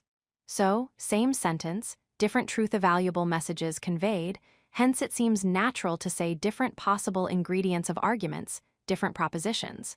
3. The converse situation to 2. Different sentences can surely express the same premises conclusions. Adopting an example of Frege's, consider the arguments the Greeks defeated the Persians at Plataea. So the Persians were defeated at least once, and the Persians were defeated by the Greeks at Plataea. So the Persians were defeated at least once. Aren't these the same argument, with the active and passive versions of the premise, just stylistic variants expressing the same thought? Or take the arguments Jack is both tall and slim, so Jack is tall and is slim, so he is tall. These, strictly speaking, involve distinct pairs of sentences. Yet again, it seems odd to say that the minor stylistic variation gives us different arguments. For we may use a sentence like he is tall in framing an argument, as we've just done. But this sort of sentence has, as it were, an incomplete sense, i.e. it won't by itself express a determinate proposition which can be a premise or conclusion. We need context to fix who is being referred to. In sum, the same declarative sentences can be used to express different arguments, and different sentences can be used to express the same arguments. And context can matter. So we can't simply identify propositions, the ingredients of arguments, with declarative sentences. Still, we can perhaps work around these initial difficulties for the sentential view of propositions by adding some qualifications, see 7.5. But there is a more radical problem, which we have saved for last. In 3, we suggested that sentences, which are stylistic variations of each other, can express the same premise or conclusion. But can't sentences that are entirely different also count as expressing the same proposition? 5. Surely, the very same argument can be discussed by Aristotle, by medieval logicians, and then by Frege. And the very same argument can 54 are propositions truth-relevant contents. Now appear both in this book and in its Italian translation, with the same premises and conclusions again expressed by entirely different sentences. So what makes this the same argument all along, it now can seem natural to claim, has to be what is said rather than how it is said, i.e. must be the messages expressed, whether in Greek, Latin, German, English, or Italian. 7.4 are propositions truth-relevant contents. Considerations like those we have just been discussing seem, then, to push us towards a second view, along the following lines. Propositions, potential premises and conclusions, and the bearers of truth and falsity are not declarative sentences, but rather the messages that declarative sentences can be used, in context, to express. Some would talk of thoughts rather than messages as what are expressed by declarative sentences, meaning possible thought contents as opposed to acts of thinking. And some talk just of contents. So the idea is that a proposition is something language independent, a content that can be shared by sentences in different languages which have the same sense. An annoying terminological aside. We have from the outset been using the word proposition in a non-committal, theory-neutral way, leaving it as an open question what propositions are. Confusingly, many philosophers instead use proposition quite specifically to refer to these putative truth-relevant thought contents that can be expressed by sentences in various languages. Though just to complicate things further, many medieval logicians, and those modern writers most influenced by them, use proposition in exactly the opposite way, specifically to refer to declarative sentences themselves. Sorry about that, you just have to be alert when reading other authors. Whatever the terminology, however, the trouble with our second view about the bearers of truth and falsity is that it tells us what premises and conclusions are not they errant sentences, but their positive nature is now quite mysterious. In fact, it is entirely unclear what kind of theory to offer about me sages, or contents when thought of as language independent. We can't stop to review 100 years of arguments about this. Let's just say that no particular attempt to give a theory of propositions as contents has ever commanded very wide support. 7.5 Why we can be indecisive. So maybe we should after all try to rescue the less puzzling first view propositions, our sentences, by fine-tuning it. Consider, then, the revised suggestion that propositions are fully interpreted declarative sentences, i.e. they are disambiguated sentences, parsed as having one determinate sense, with context supplying the references of pronouns, etc. Then we may equate Jack is tall 55-7 propositions and forms, and he is tall when the pronoun refers to Jack. And we can perhaps also allow minor grammatical massaging, e.g. equating active and passive versions of the same sentence. In this way, we might hope to deal with difficulties 1 to 4. On the other hand, we can and should perhaps just bite the bullet and respond to 5 by insisting that the premises and conclusions of an argument in this book and the corresponding premises and conclusions in its Italian translation are not strictly speaking the same after all, because the sentences are quite different rather. There will be two distinct arguments which are more or less smooth translations of each other.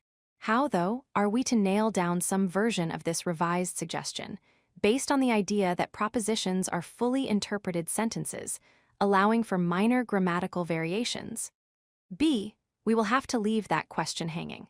Having flagged up two different ways of thinking about propositions as sentences, and as contents, we aren't going to develop either approach any further, let alone decide between them. Now, sitting on the fence about the nature of ordinary propositions, i.e. about the nature of premises and conclusions in everyday arguments, may sound irresponsible. How can we possibly leave unresolved such a very basic question as what are arguments made of? For our purposes in this book, however, it turns out that we happily need to adjudicate this tricky issue in philosophical logic. Why so? Because, spoiler alert, our key technique for assessing everyday arguments will involve A. rendering them into artificial formalized languages, and then concentrating our logical efforts on B. assessing arguments once tidily formalized. Stage A won't require us to say that the formal versions are the very same arguments, just that they are close enough translations. And crucially, the sentences of our artificial formalized languages explored at stage B will by design be free of ambiguities and context dependence. They will come already fully interpreted, stipulated to have a determinate sense. This means that formalized sentence types and the messages they convey will be neatly aligned. And for our purposes, we needn't fuss too much about distinguishing them. Hence, in sum, it will do our project no harm to take arguments framed in formalized languages to be simply made up of formal sentences. 7.6 Forms of inference again. A. We have just asked how we should think of the premises and conclusions of everyday arguments. Are they sentences, or are they the messages expressed by sentences, i.e. thought contents? We can now raise a related issue. When we talk about forms of inference in everyday arguments, are we referring to patterns to be found at the surface level of the sentences used to state the argument, or should we primarily be thinking of patterns at the level of messages expressed, whatever exactly that means? In fact, we have been cheerfully casual about this.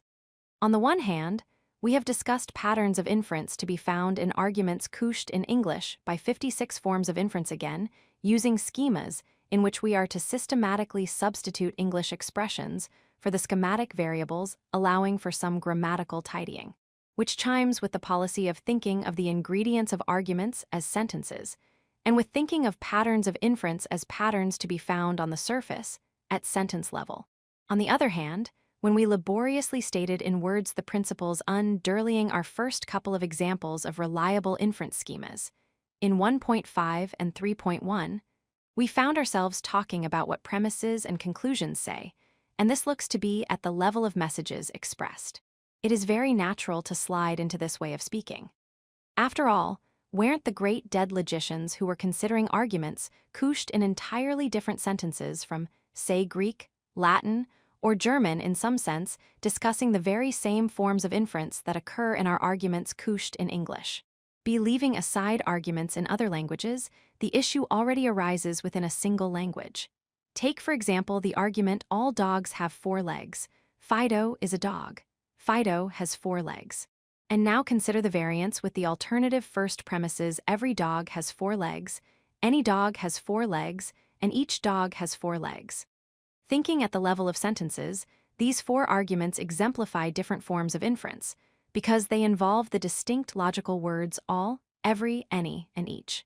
However, we might well be inclined to suppose that the differences in these cases are only superficial, and that the underlying inferential structure is in some sense really the same.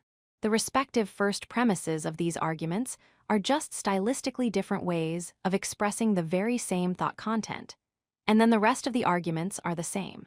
It is tempting, then, to suppose that, although these various versions may differ in surface sentential form, they in some way share the same underlying logical form. So, thinking at the level of the messages expressed by the various sentences, the inferences are all instances of a single form.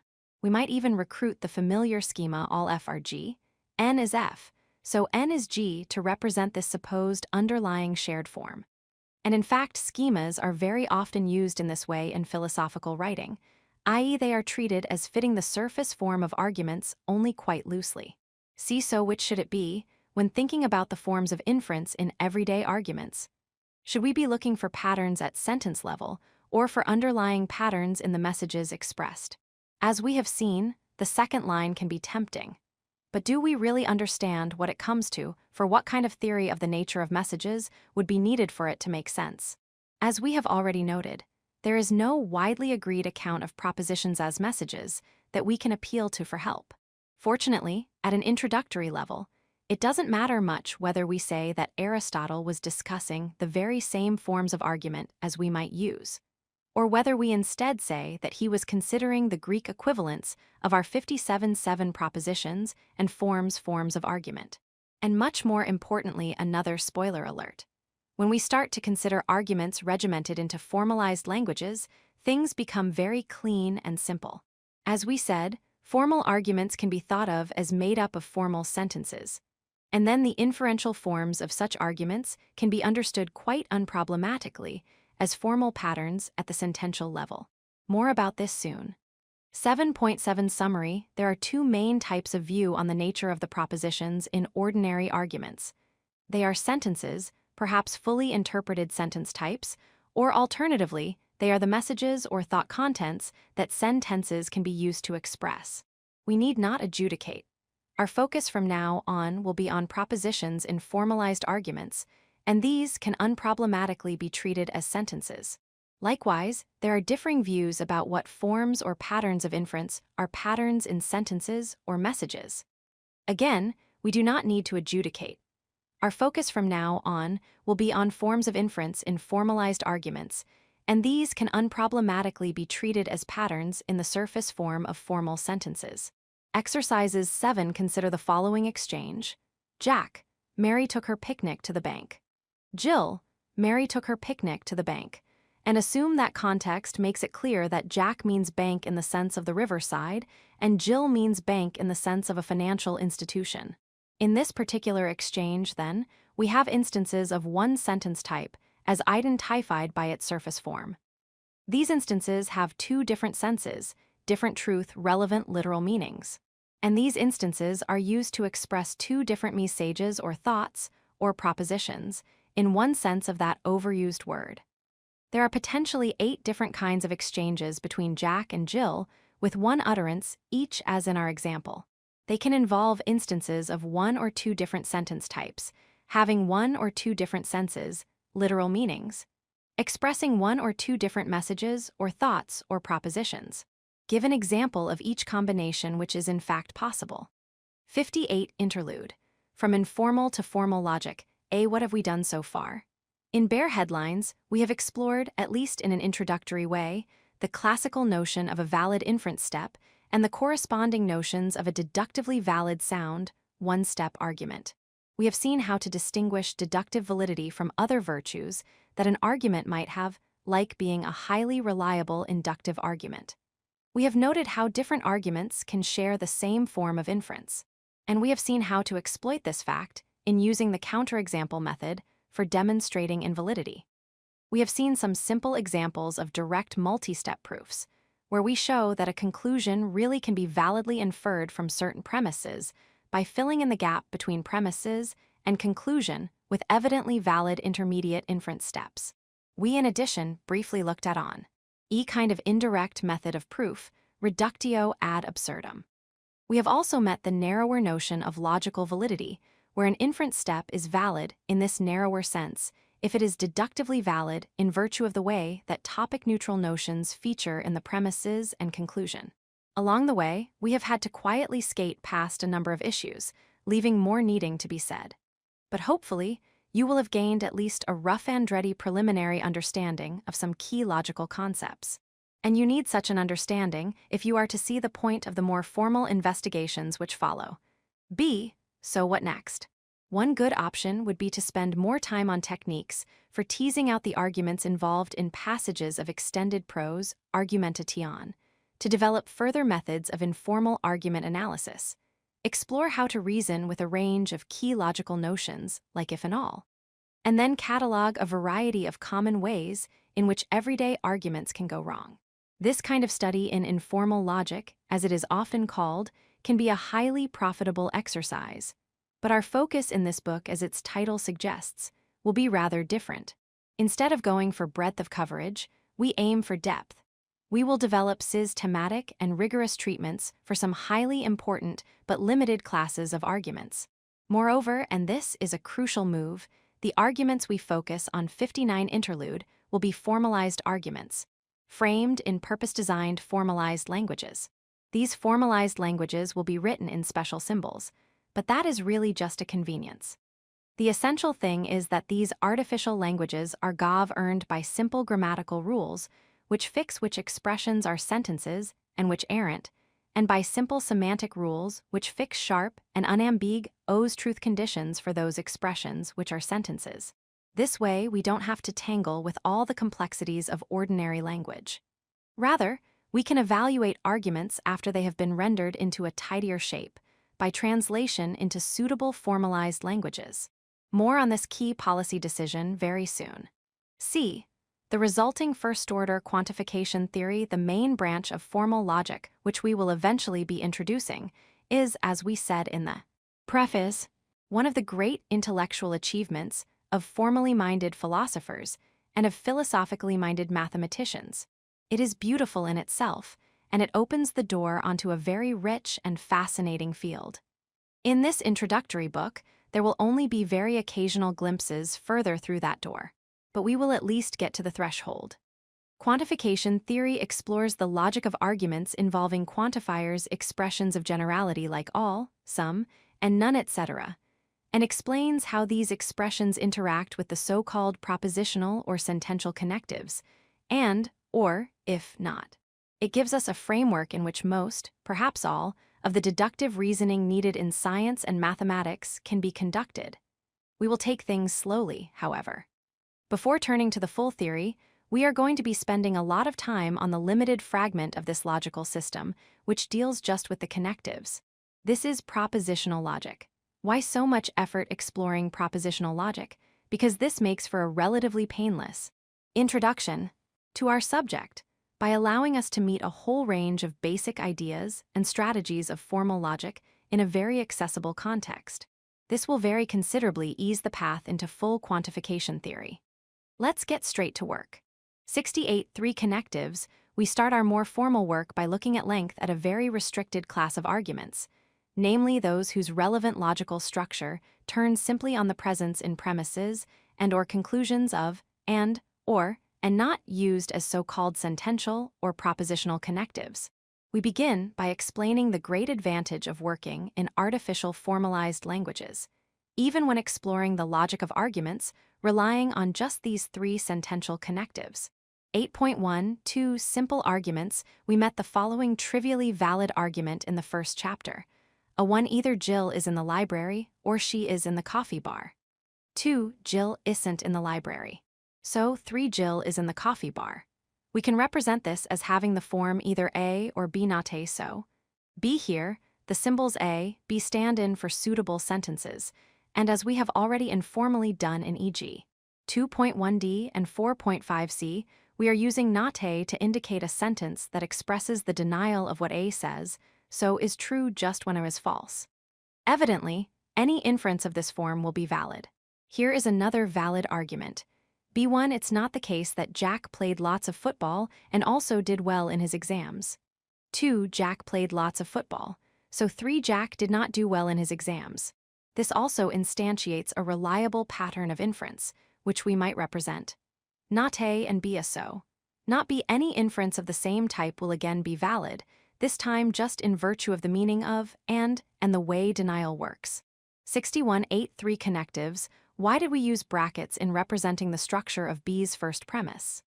Because we plainly need to distinguish between a claim of the form not A and B, which denies that A and B both hold together, and a claim of the form not A and B which denies A, but then adds that B does hold.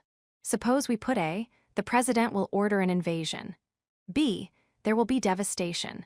Then the first schema yields the hopeful thought that we won't get an invasion with devastation, while the second schema yields the depressing claim that although the president will not order an invasion, there will still be devastation. Arguments A and B are trite, but do illustrate a couple of types of inference whose validity depends on the distribution in the premises and conclusion of and, or, and not. Our task is to explore such arguments more systematically. 8.2 and A. How does and work in ordinary language? Note first that it can be used to conjoin a pair of matched expressions belonging to almost any grammatical category, as in Jack is fit and tanned. Jill won quickly and easily, Jack and Jill married, or Joe smoked and coughed, wherein conjoins pairs of adjectives, adverbs, proper names, and verbs.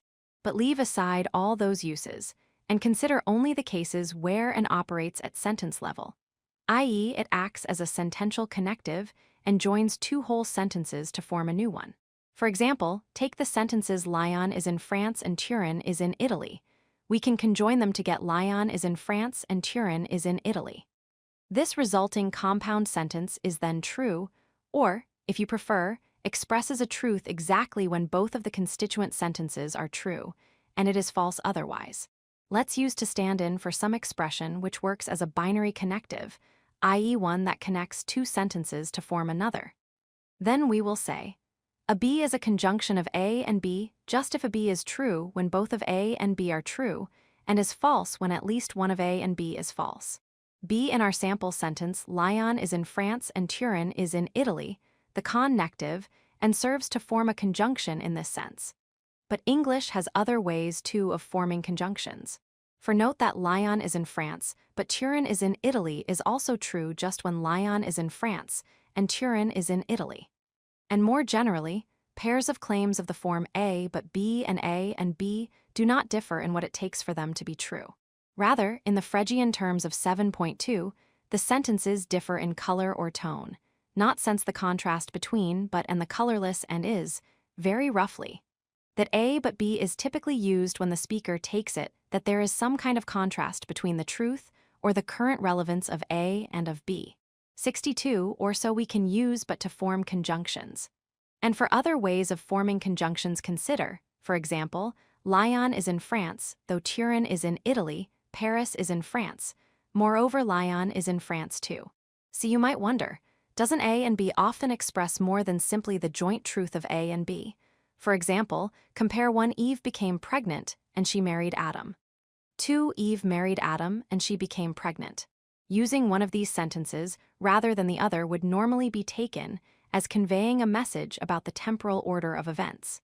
So does this show that, and in English sometimes, signifies temporal succession as well as the truth of the conjoined sentences? Does and sometimes mean the same as and then? It has often been claimed so. But compare the two mini-stories. 1 Eve became pregnant. She married Adam. 2 Eve married Adam. She became pregnant.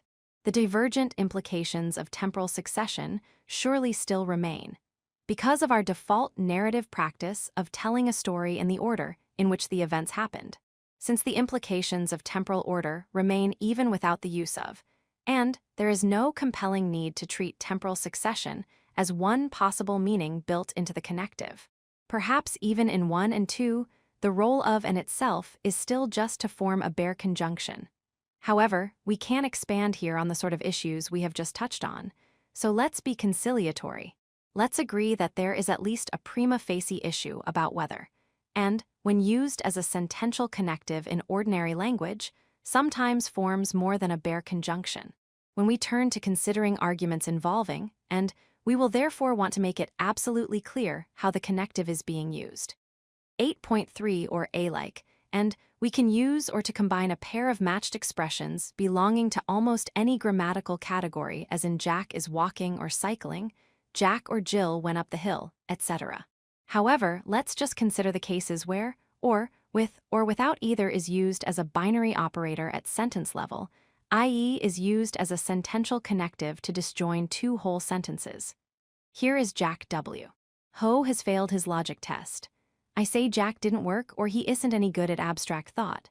This is true if Jack didn't work, and also true if Jack is not good at abstract thought. But I don't mean to rule out that he is both a slacker and hopelessly illogical. The or here is inclusive. Using to stand in for another binary connective, let's say a B is an inclusive disjunction of A and B just if a B is true when at least one of A and B is true, and is false when both of A and B are false. 63.8.3 connectives or, in English, often serves to form an inclusive disjunction in this sense.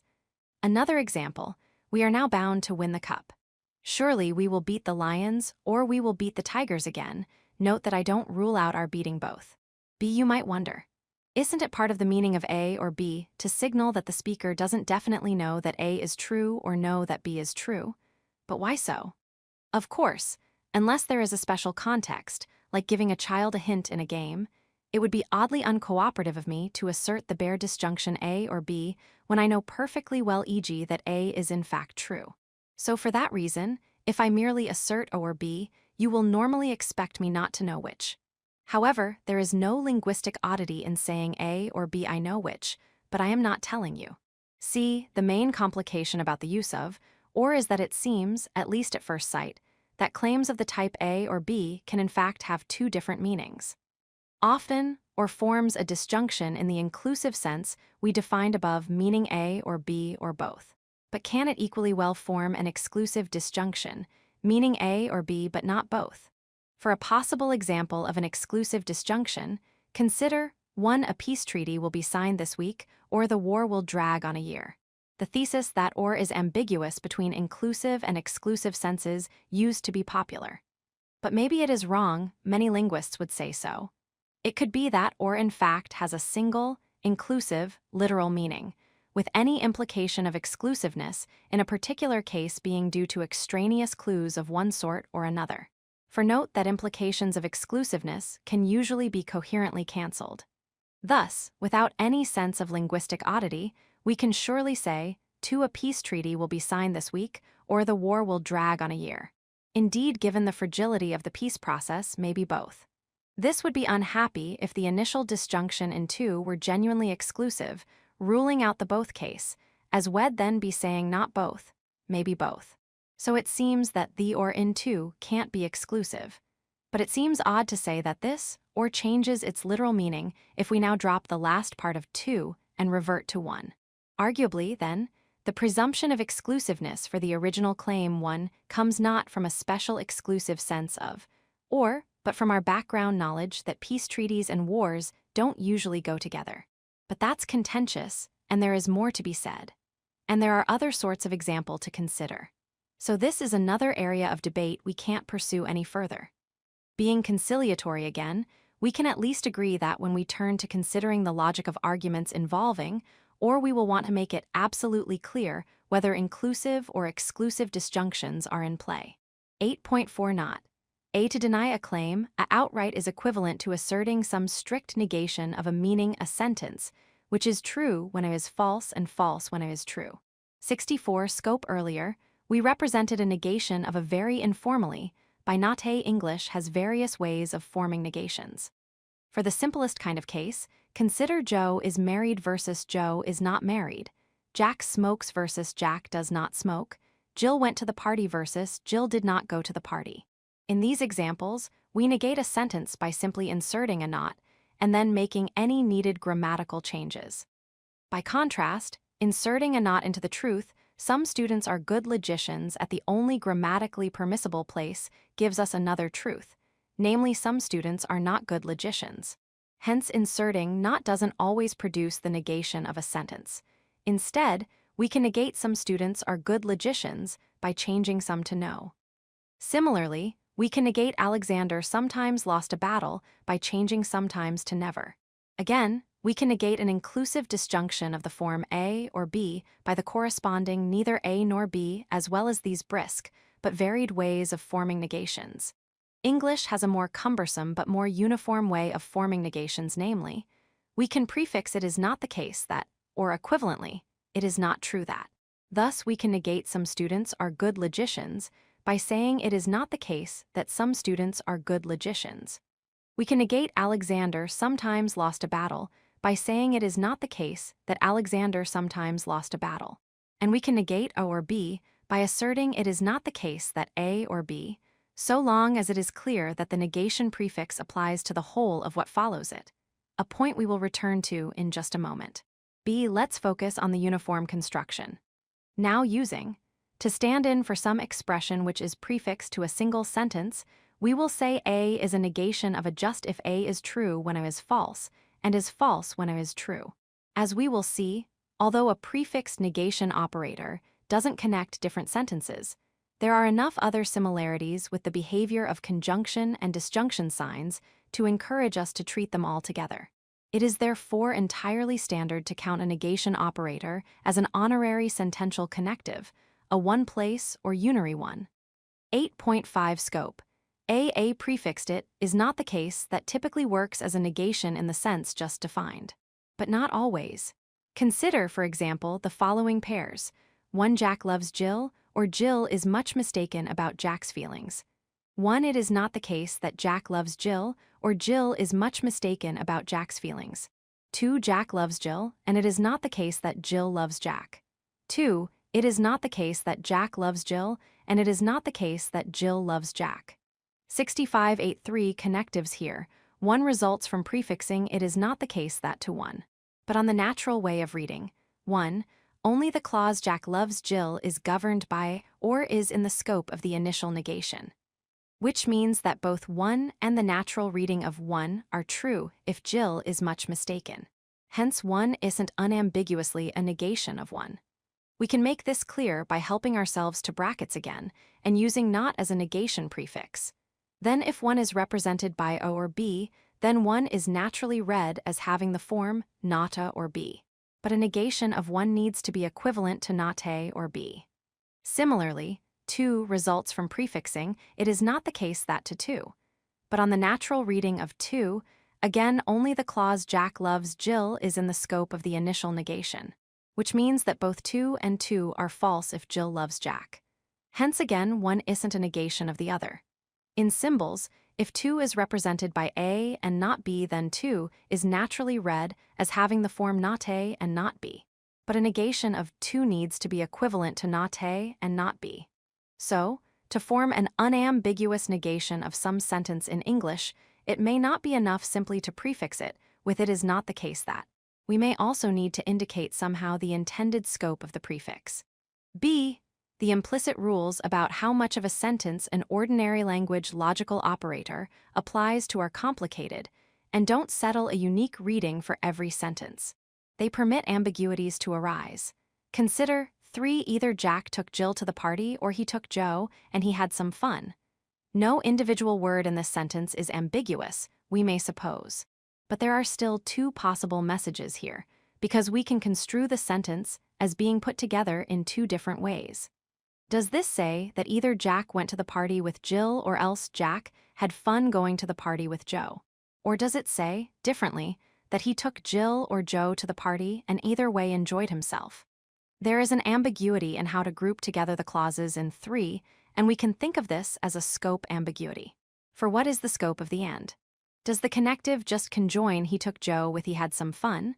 Or is it scope wider, so that the whole of either Jack took Jill to the party or he took Joe is being conjoined with he had some fun? In speech, intonation and little pauses can tell us what is intended. In writing, adding punctuation will help, as in, for either Jack took Jill to the party or he took Joe and he had some fun. 5. Either Jack took Jill to the party or he took Joe and he had some fun. When it comes to considering sentences with multiple connectives in logical contexts, we evidently need some device to block scope ambiguities. 8.6 Formalization to sum up so far. Even when considering only their uses as sentential, TIVs, we find that natural language and not behave in quite complex ways. There are similar intricate complexities in the use of other logically 66, the design brief for PL, language's salient constructions. Treating the logic of arguments couched in ordinary English, therefore, really requires taking on two tasks simultaneously. We need both to negotiate the many vagaries of English and to deal with the logical relations of the premises and conclusions once we have correctly construed them. How are we going to handle this dual task? Let's divide and rule and separate the two tasks as far as possible. We will sidestep the complexities of natural language by reformulating the arguments we want to discuss. We will render them into more austere and regimented formalized languages. Languages which are designed from the start to be very well behaved, entirely clear, and quite free of ambiguities and shifting meanings, at least as far as their logical apparatus is concerned. And we can much more easily assess the resulting formalized arguments. Applied to the present case, where just the sentential connectives are in focus, this means we will assess an argument involving the English and not as sentential connectives by a two-step process. 1. We render the given vernacular argument into a well-behaved artificial language with tidied-up versions of those three connectives. 2. We then investigate the validity or otherwise of the now tidily formalized version. The first step may raise more or less tricky issues of interpretation, as we try to reformulate the English propositions, imposing the logical straitjacket of a sharply defined formalism. But most of our logical attention will then be on the second step. For even given the premises and conclusion now rendered into a sufficiently perspicuous and unambiguous formalized language, the central question still remains. Is the resulting argument deductively valid? The divide and rule strategy has its roots as far back as Aristotle, whose log-ical works are the logician's Old Testament. But the strategy really came of age in the 19th century with Frege's New Testament. In his Begriffsschrift, 1879, Frege presented a concept script designed for the perspicuous representation of a rich class of propositions. His own notational choices didn't win much favor. But the idea of using a formalized language to regiment arguments into a more manageable shape quickly became central to the whole project of modern formal logic. In the rest of this book, we are going to follow the divide-and-rule strategy. The justification of this approach is its richly abundant fruitfulness, though that can only become fully clear as we go along. 8.7. The design brief for PL languages for our immediate purposes. Then, we want to design a formalized language, or rather, a whole family of languages for regimenting arguments involving our three sentential connectives as their relevant logical apparatus. We will call such a language a PL language, with the label meant to suggest propositional logic. 67.8.3 Connectives. We can usefully carve up the design brief for a PL language into three parts. But first, a new convention which we will say more about in Chapter 11. When we want to generalize about sentences of artificial languages, such as PL languages, by the use of symbols in schemas, instead of again using italic letters like A, B, C, we will now use Greek letters like A. We start then by giving our languages symbols for and or as sentential connectives, and a symbol for sentence negation. So, we give a PL language a connective, some use, and which is stipulated to invariably form a bare conjunction, no more and no less. I.e., in all cases, for all sentences of the language, the sentence is true when and are both true, and is false when one or both of and are false. We add a connective which is stipulated to invariably form an inclusive disjunction, no more and no less. So the sentence is true when one or both of and are true, and is false when and are both false. Finally, we add a prefixed, some use, which is stipulated to work as it is not the case that usually works. So the sentence forms a negation of, and is true just when the sentence is false, and false when is true. The inclusive disjunction sign is supposed to be suggestive of the initial V of vel, the Latin for or. Later, we will see how to deal with exclusive disjunction. By all means, pronounce and as and, or, and not. But these new symbols shouldn't be thought of as mere equivalents of their ordinary language counterparts. For true equivalents would simply inherit the complexities of their originals. The PL connectives are better thought of as cleaned-up replacements for the vernacular connectives. B. We next need to avoid any structural scope ambiguities of the kind alludes traded by either Jack took Jill to the party or he took Joe, and he had some fun. Ambiguous expressions of the pattern must therefore be banned. How do we achieve this? Compare arithmetic, where we can form potentially ambiguous expressions like 1 plus 23 is the answer 7 or 9. To disambiguate, we can use brackets, writing 1 plus 2, 3 or 1 plus 2, 3, which each have unique values. We will insist on the same bracketing device in our PL languages. Every occurrence of to join two sentences and is to come with a pair of brackets to yield the sentence, thereby clearly demarcating the scope of the connective and showing what it connects. Similarly for, but the negation sign only combines with a single sentence, and we don't need to use brackets to mark its scope. This way, we are allowed sentences of the shape, or, but not the unbracketed. And a negation sign binds tightly to the sentential PL expression that immediately follows it. So, 68.1 PL language 1 in a sentence of the form, just is being negated. 2 in the bracketed conjunction is negated. 3 and in the whole of a is negated. See finally, what do these three connectives and ultimately connect? Simple, connective-free sentences. We can think of these as the atoms from which we build more complex molecular sentences using the connectives. So we'll need to give each PL language a base class of atomic sentences, and it is just here that the various PL languages will differ, in what atomic sentences are available, and in what these atomic sentences mean. However, since for present purposes we are not interested in further analyzing these atomic sentences, we will waste as little ink on them as possible. Therefore, for brevity, we can start by using single letters as atoms, as in P, Q, R, S. Note, using single letters like this does not imply that the atoms of our PL language are meaningless. Formalized languages, on our account of them, may differ from natural languages in many ways. but they will resemble them in containing genuine meaningful sentences, with which we can frame genuine arguments. 8.8 1 PL language. Take a PL language with just the 4 letters from P to S as atoms. And suppose our meaning-giving glossary for the language looks like this. P, Jack loves Jill. Q, Jill loves Jack. R, Joe loves Jill. S, Jack is wise. Then let's render the following into this miniature formalized language. 1, Jack doesn't love Jill. 2, Jack is wise and he loves Jill. 3, either Jack loves Jill or Joe does. 4, Jack and Jill love each other. 5, neither Jack loves Jill nor does Joe. 6, it isn't the case that Jack loves Jill, nor does Jill love Jack. 7, either Jack is not wise or both he and Joe love Jill. 8, it isn't the case that either Jack loves Jill or Jill loves Jack. B, the first 4 are very easily done. 1 P2, SP, 3 PR, 4 PQ. Just 3 quick comments. I note that rendering the English as best we can into our PL language isn't a matter of mere phrase-for-phrase transliteration or mechanical 6983 connectives coding. For example, in rendering, 2 we have to assume that the he refers to Jack. Likewise, we need to read 3 as saying the same as either Jack loves Jill or Joe loves Jill, and assume 2 that the disjunction here is inclusive. Roman 2, we are insisting that whenever we introduce an occurrence of or, there needs to be a pair of matching brackets. To be sure, the brackets in 2 to 4 are strictly speaking redundant.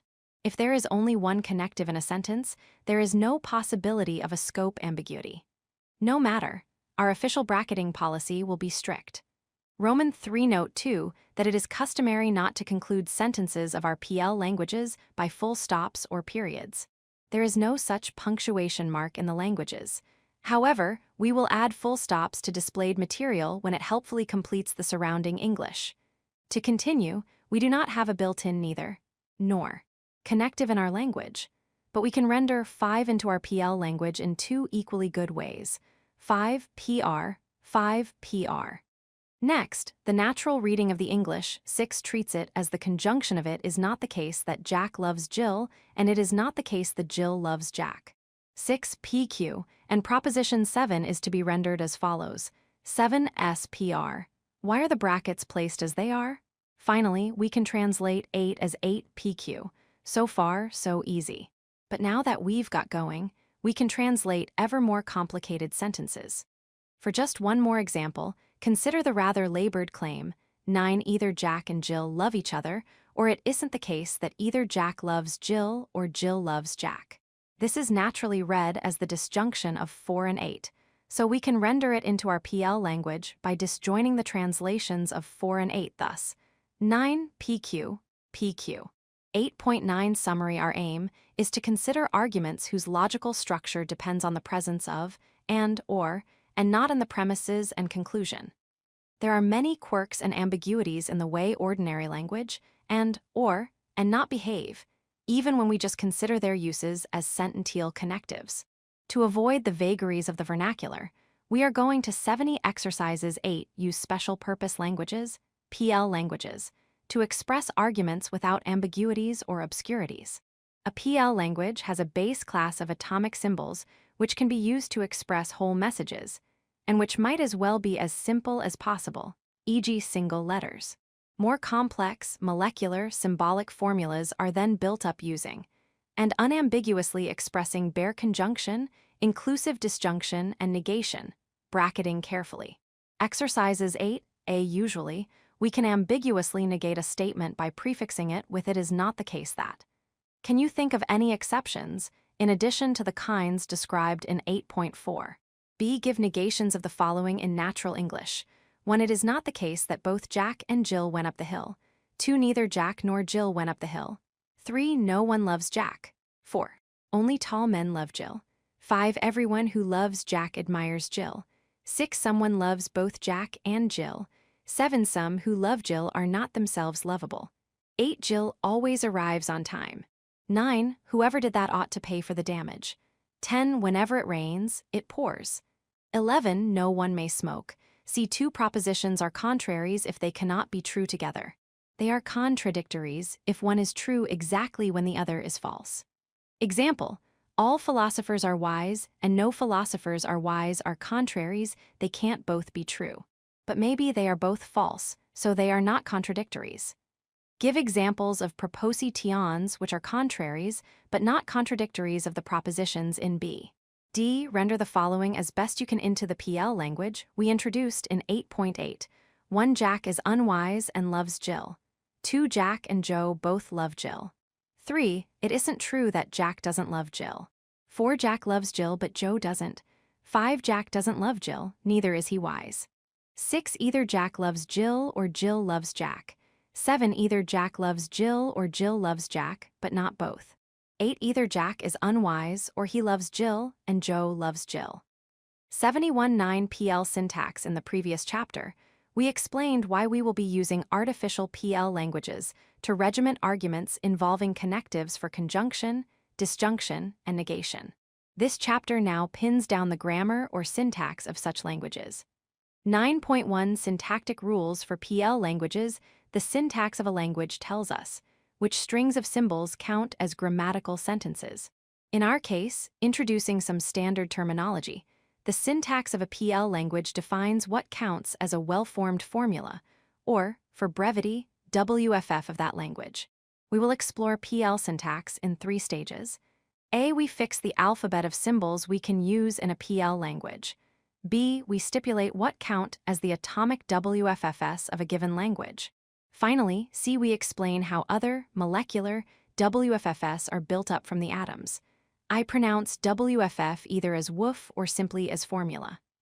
First, then, we need to specify the alphabet of PL languages. We have already met the propositional letters P, Q, R, S, the 3 connectives, plus brackets, but we now add a few more symbols. 1. In some cases, we will need more than a mere 4 basic atomic WFFs. We will use a prime for making as many additional atoms as we want. We can then form the likes of these: P, P, Q, R, S. 2. We want to be able to formalize not just individual propositions, but whole arguments. So we will want to be able to list premises, separated by punctuation. Let's provide a comma to do the job. 3. We will also want an inference marker to signal when a conclusion is being drawn after a list of premises. We can adopt 6, the familiar therefore sign. So in summary, we stipulate that the alphabet of a PL language is P, Q, R, S, 6 plus the comma. 72 Syntactic rules for PL languages, or at least, that's our initial alphabet. We will add 2 more symbols in due course. In particular, if you have met propositional logic before, you'll notice that is missing so far. But there is a reason for delaying it. Introduction. B. Next, each PL language must have a stock of atomic WFFs formed from this alphabet, atoms which provide the basic building blocks for the language. How many atoms we need in a particular language will depend on the complexity of the arguments we want to use it to formalize. Perhaps we need, say, 10 atoms. We can safely assume in this book that we will never need more than a finite number of atoms. Now, at the end of 8.7, we said that P, Q, R, S can serve as atoms. But we left it open how we are to continue that list. But we don't want any ambiguity about what counts as an atomic WFF of a particular language. So how do we get a determinate 10 atoms? What if we want 30 atoms, more than there are letters in the alphabet? As we've just said, we will use primes to form as many atoms as we want. So, a PL language has a finite supply of 1 or more atomic WFFs. We will assume that each is formed from one of the 4 basic propositional letters, followed by 0 or more primes. We specify the atoms of a particular language simply by listing them. For example, if we want exactly 10 atoms, we can choose these: P, Q, R, S, P, Q, R, S, P, Q. C. Having fixed the finite class of atomic WFFs for a language, we now need to give the rules for building up more complex WFFs out of simpler ones using connectives, to arrive at the language's full class of WFFs, atomic and molecular. While the atomic WFFs can vary between PL languages, the rules for constructing more complex WFFs from them are constant. We outlined these rules in 8.7, recalling our insistence that the connectives and always come with a pair of brackets to indicate their scope. We can sum things up like this. The WFFS of a particular PL language are determined as follows. Having explicitly specified its atomic WFFS, then W1, any atomic WFF of the language counts as a WFF. W2, if and are WFFS, so is. W3, if and are WFFS, so is. W4, if is a WFF, so is.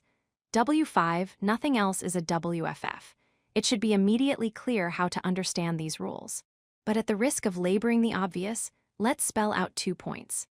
First, W2 is to be read as telling us that the result of writing a left-hand bracket, followed by the WFF, followed by a conjunction sign, followed by the WFF, followed by a right-hand bracket, is also a WFF. And naturally, we will say that a WFF constructed like this has the form. Similarly, of course, for W3 and W4. 73.9 PL syntax second, note that the rules W1 to W4, taken by themselves, don't stop Julius Caesar from also counting as a WFF. That's why we need to add the extremal clause W5 to delimit the class of WFFS and thereby block Caesar, along with other intruders.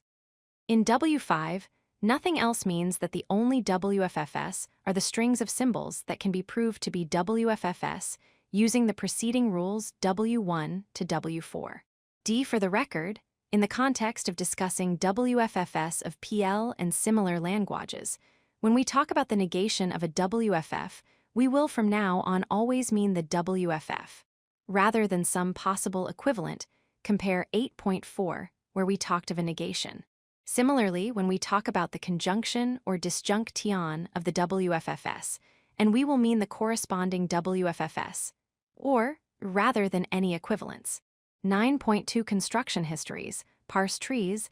A. Assume we are dealing with a PL language whose atoms are P, Q, R, S. Let's use our stated W rules to prove that the sequence of symbols, PQ, QR is a WFF of this language. We can laboriously lay out an annotated derivation in the style of 4.1. Premises are supplied by our assumption about atoms together with W1, and then at further steps we appeal to the other W rules.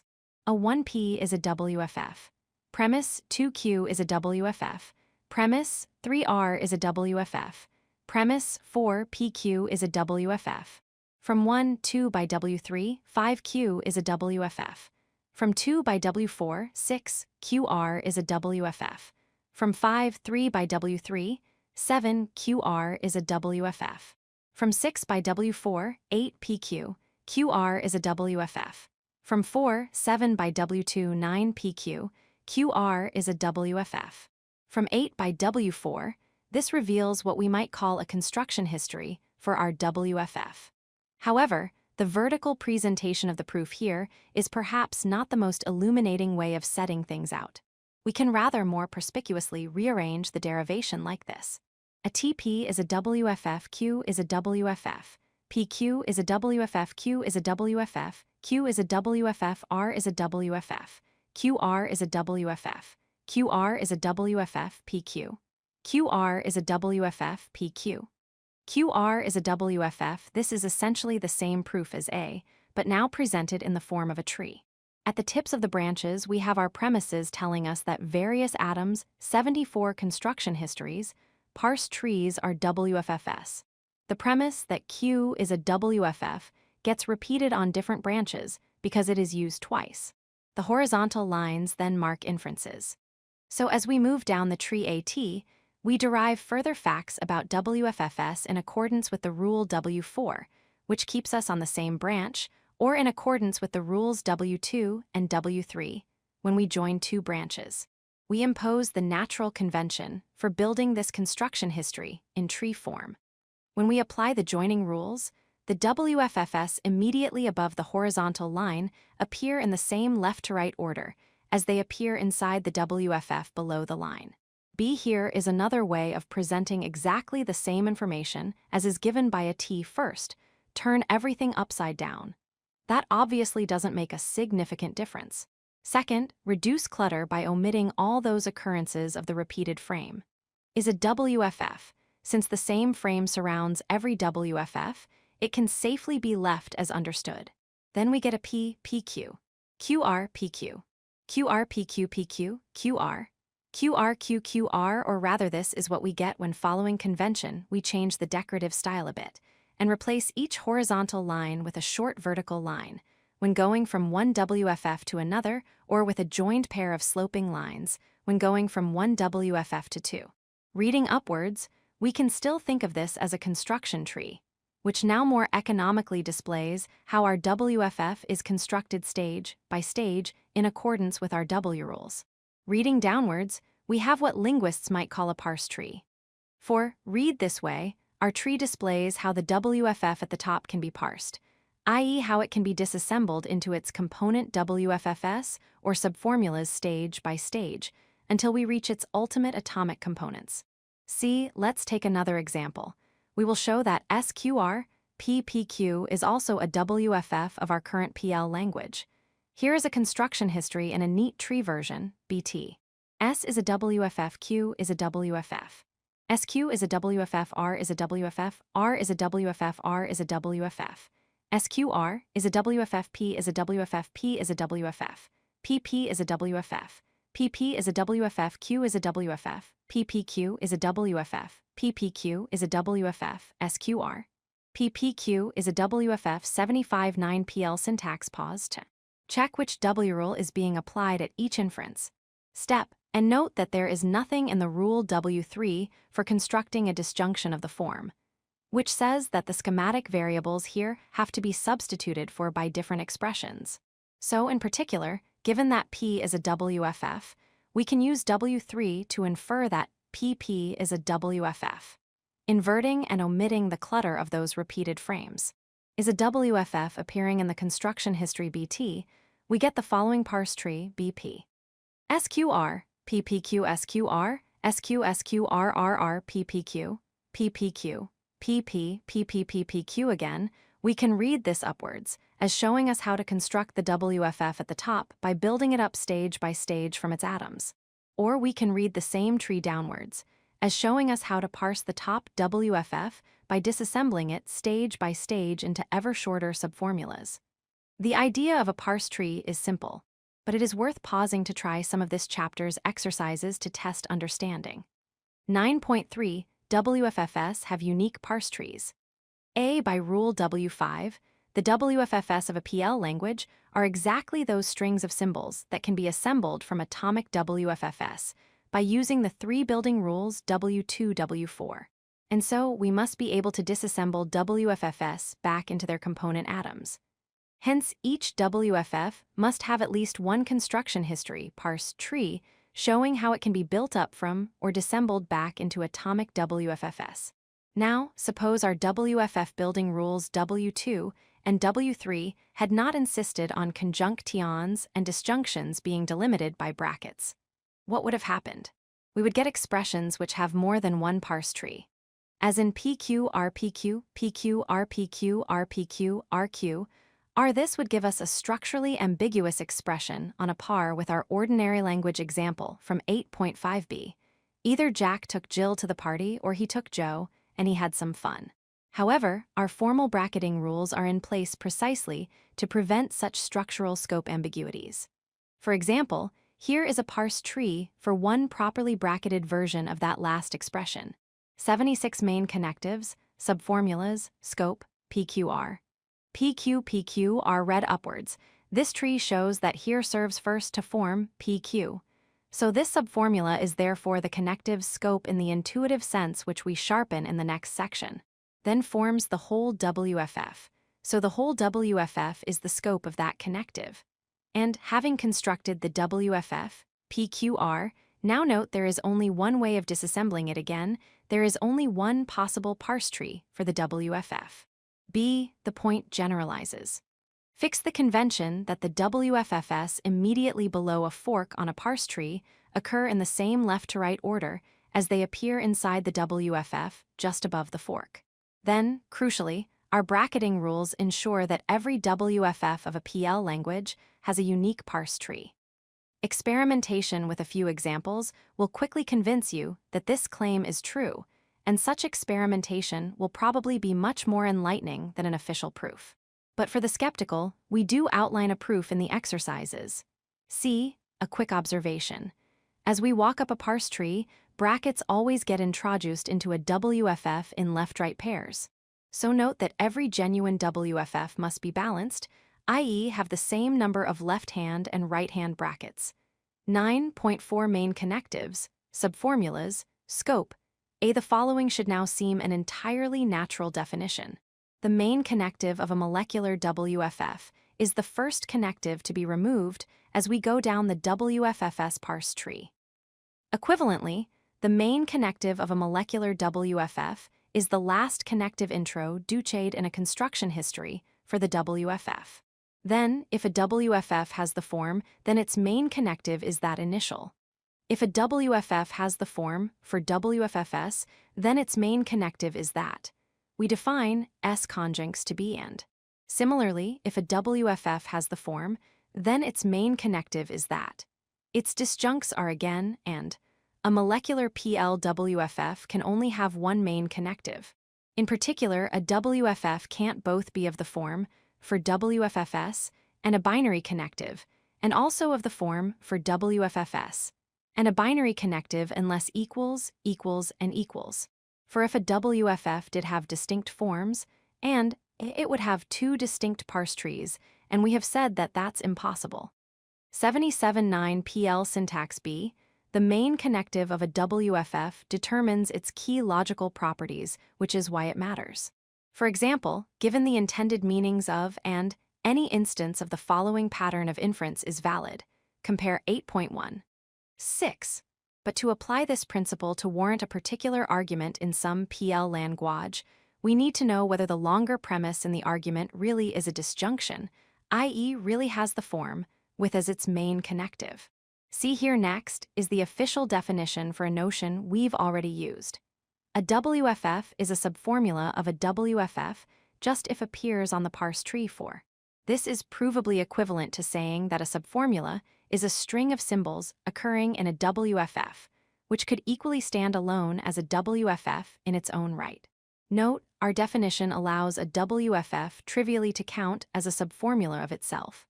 But that is a convenient convention. If you know about sets, compare how it is convenient to allow a set X to trivially count as one of its own subsets. D. Our final definition in this section sharpens another intuitive idea, the idea of the scope of a connective, which we first met in 8.5. Roughly speaking, the scope of a given occurrence of some connective in a WFF is the part of the WFF which that connective governs. So take another parse tree, CP. SQ, P, RSSQ, SQQ, P, RS, P, RSP, RSRS. Working up the tree reveals how each particular occurrence of a connective gets into the final WFF. Thus, the first conjunction is introduced to form SQ. So we can rather naturally say that this subformula is the scope of the connective, and then, as we intuitively want, S and Q2 are in the scope of that conjunction. Similarly, the second negation is first introduced on the tree in the subformula P, RS. So we can say that that subformula is the scope of this second occurrence of. And so on. The scope of an occurrence of a connective in a WFF is the subformula where that occurrence first gets introduced, reading up the WFFS parse tree. An expression is in the scope of a particular connective in the intuitive sense if it is literally in, is part of, that connective's scope as we have just defined it. A connective counts as being in its own scope by our definition. But again, that's harmless. This implies, in particular, that 78 bracketing styles an occurrence of a connective is in the scope of some other occurrence of a connective in a WFF if the first is introduced before the second, as we go up the relevant branch of the parse tree for the WFF, i.e., go up the branch which contains those two occurrences. So the first negation in our example is in the scope of the first conjunction. The second conjunction is in the scope of the second negation, and so on. Note, we have just slipped into referring to an occurrence of the conjunctive connective as simply a conjunction, and similarly for the other connectives. This is handy shorthand. It should always be clear from context when we are using e.g. a conjunction to mean a WFF formed using, and when we mean an occurrence of that connective. 9.5 Bracketing styles. Finally, a quick suggestion about how we can occasionally make long WFFs rather more readable. Use some way of marking pairs of left and right brackets which belong together to reveal more clearly how the WFF is constructed. In this spirit, we will occasionally aid the eye by making use of the different available styles of brackets. Take, for example, the following mildly unreadable string of symbols: P, R, S, Q, P, P, Q, R. It is perhaps not immediately evident that this is a WFF in a language with the right atoms, of course. But suppose we bend some of the matching pairs of round brackets into curly ones and straighten other pairs into square ones to get P, R, S, Q, P, P, Q, R. The string now looks rather more obviously a WFF. Give a parse tree for it. 9.6 Summary. The syntax of a PL language, after fixing the basic alphabet, first defines the class of atomic WFFs, and then gives rules for constructing legitimate molecular WFFs out of simpler ones using the three connectives, and bracketing as we go. Each WFF has a unique construction parse tree, displaying how it is constructed ultimately from atomic WFFs, and equally how it can be disassembled back down into atomic WFFs. A subformula of a WFF is a WFF that appears somewhere on S parse tree. The main connective of a non-atomic WFF is the first connective to be removed as we go down the WFFS parse tree. 79.9 PL syntax. The scope of a particular occurrence of a connective in a WFF is the subformula where it is introduced going up the WFFS parse tree. This will be the shortest subformula, including that occurrence. Exercises 9. A. Show the following expressions are WFFS of a PL language with suitable atoms by producing parse trees. Which is the main connective of each WFF? What is the scope of each connective in 3 and of each disjunction in 4? List all the subformulas of 5. Use alternative styles of brackets in 5 and 6 to make them more easily readable. 1 PPR, 2 RSQ, 3 PQ, PQ4 PPRQ, RSQ5 PQ, PRP QR6 RQS, PQSB. Which of the following expressions are WFFS of a PL language with the relevant atoms? Repair the defective expressions by removing the minimum number of brackets needed to do the job. Show the results are now WFFS by producing parse trees. 1 PQR2 PQR, QRP3, PQRP4 PQR, QR5 PQRRQ PR6, PQRRQ, PR7 PQRPQR. See show that parse trees for WFFS are unique in the following stages. 1. Suppose that a WFF has the form, or, then show that the relevant O, sequence of the connective, or is preceded by exactly one more left-hand bracket than right-hand bracket. And show that any other occurrence of a binary connective in the WFF is preceded by at least 2 more left-hand brackets than right-hand brackets. 2. You know that if a WFF starts with a negation, it must have the form. And if it starts with a left bracket, you now have a method of parsing it uniquely as having either the form or what method. 3. Now develop this into a method of disassembling a complex WFF stage by stage, building a parse tree as you go. Confirm that there are no choice points in this process, and if we start with a WFF, the result is the only possible one, and therefore parse trees are unique. 4. As a bonus result, show how the same basic method applied to any string of symbols can be used to decide whether it is a WFF or not, because either the process will freeze or will generate a parse tree. 80.10 PL semantics. Having described the syntax of PL languages, we now turn to consider their semantics. In other words, we discuss questions of meaning and of truth. In particular, we introduce the crucial notion of a truth-value valuation. 10.1 Interpreting WFFS. A recall from 8.6, our divide and rule plan for tackling arguments involving connectives. We first render a vernacular argument into a well-behaved artificial PL language. Then, we investigate the validity or otherwise of the reformulated argument. But if the reformulated version is still to be a genuine argument, whose premises and conclusion are contentful, the WFFS of the relevant PL language cannot be left as mere uninterpreted symbols. They must be interpreted, i.e., must be assigned meanings. A little more carefully since, as we remarked in 7.2, questions of coloring or tone don't matter for logic when interpreting a formal PL language. What we need to do is assign sufficiently clear and unambiguous truth-relevant senses to its WFFS. We do this by assigning senses to the atomic WFFS. These atoms form the basic non-logical vocabulary of a given language. We have already indicated the intended meanings of connectives, which form the topic-neutral logical vocabulary, which stays constant across PL languages. We can then work out the senses of arbitrarily complex molecular WFFS. So, first step. We specify the senses of a PL language's atoms by a glossary that fixes the atom's truth conditions. We might compare this with one of those lists at the end of a tourist guide, giving the local equivalents of various English phrases, except that the guidebook does aim to get tone approximately right, whereas here we really care only about truth-relevant sense. For a mini-example, take the three-atom language with the glossary P, Alun loves Bethan. Q, Bethan is Welsh. R, Alun is married to Bethan. 8110 PL semantics note, atoms need not have very simple readings like these. The messages that they are stipulated to convey can be as complex as you like. However, they do need to have truth conditions which are determinate enough, in a sense to be explained shortly. See, we have already explained in 8.7 the meanings of the three connectives which are common to any PL language. To repeat, one invariably forms a conjunction, no more and no less. It translates as and also or both. And so long as it is clear perhaps from contextual clues that the English rendition should be read as forming a bare conjunction, and not as meaning e.g. and then. 2 invariably forms an inclusive disjunction, no more and no less.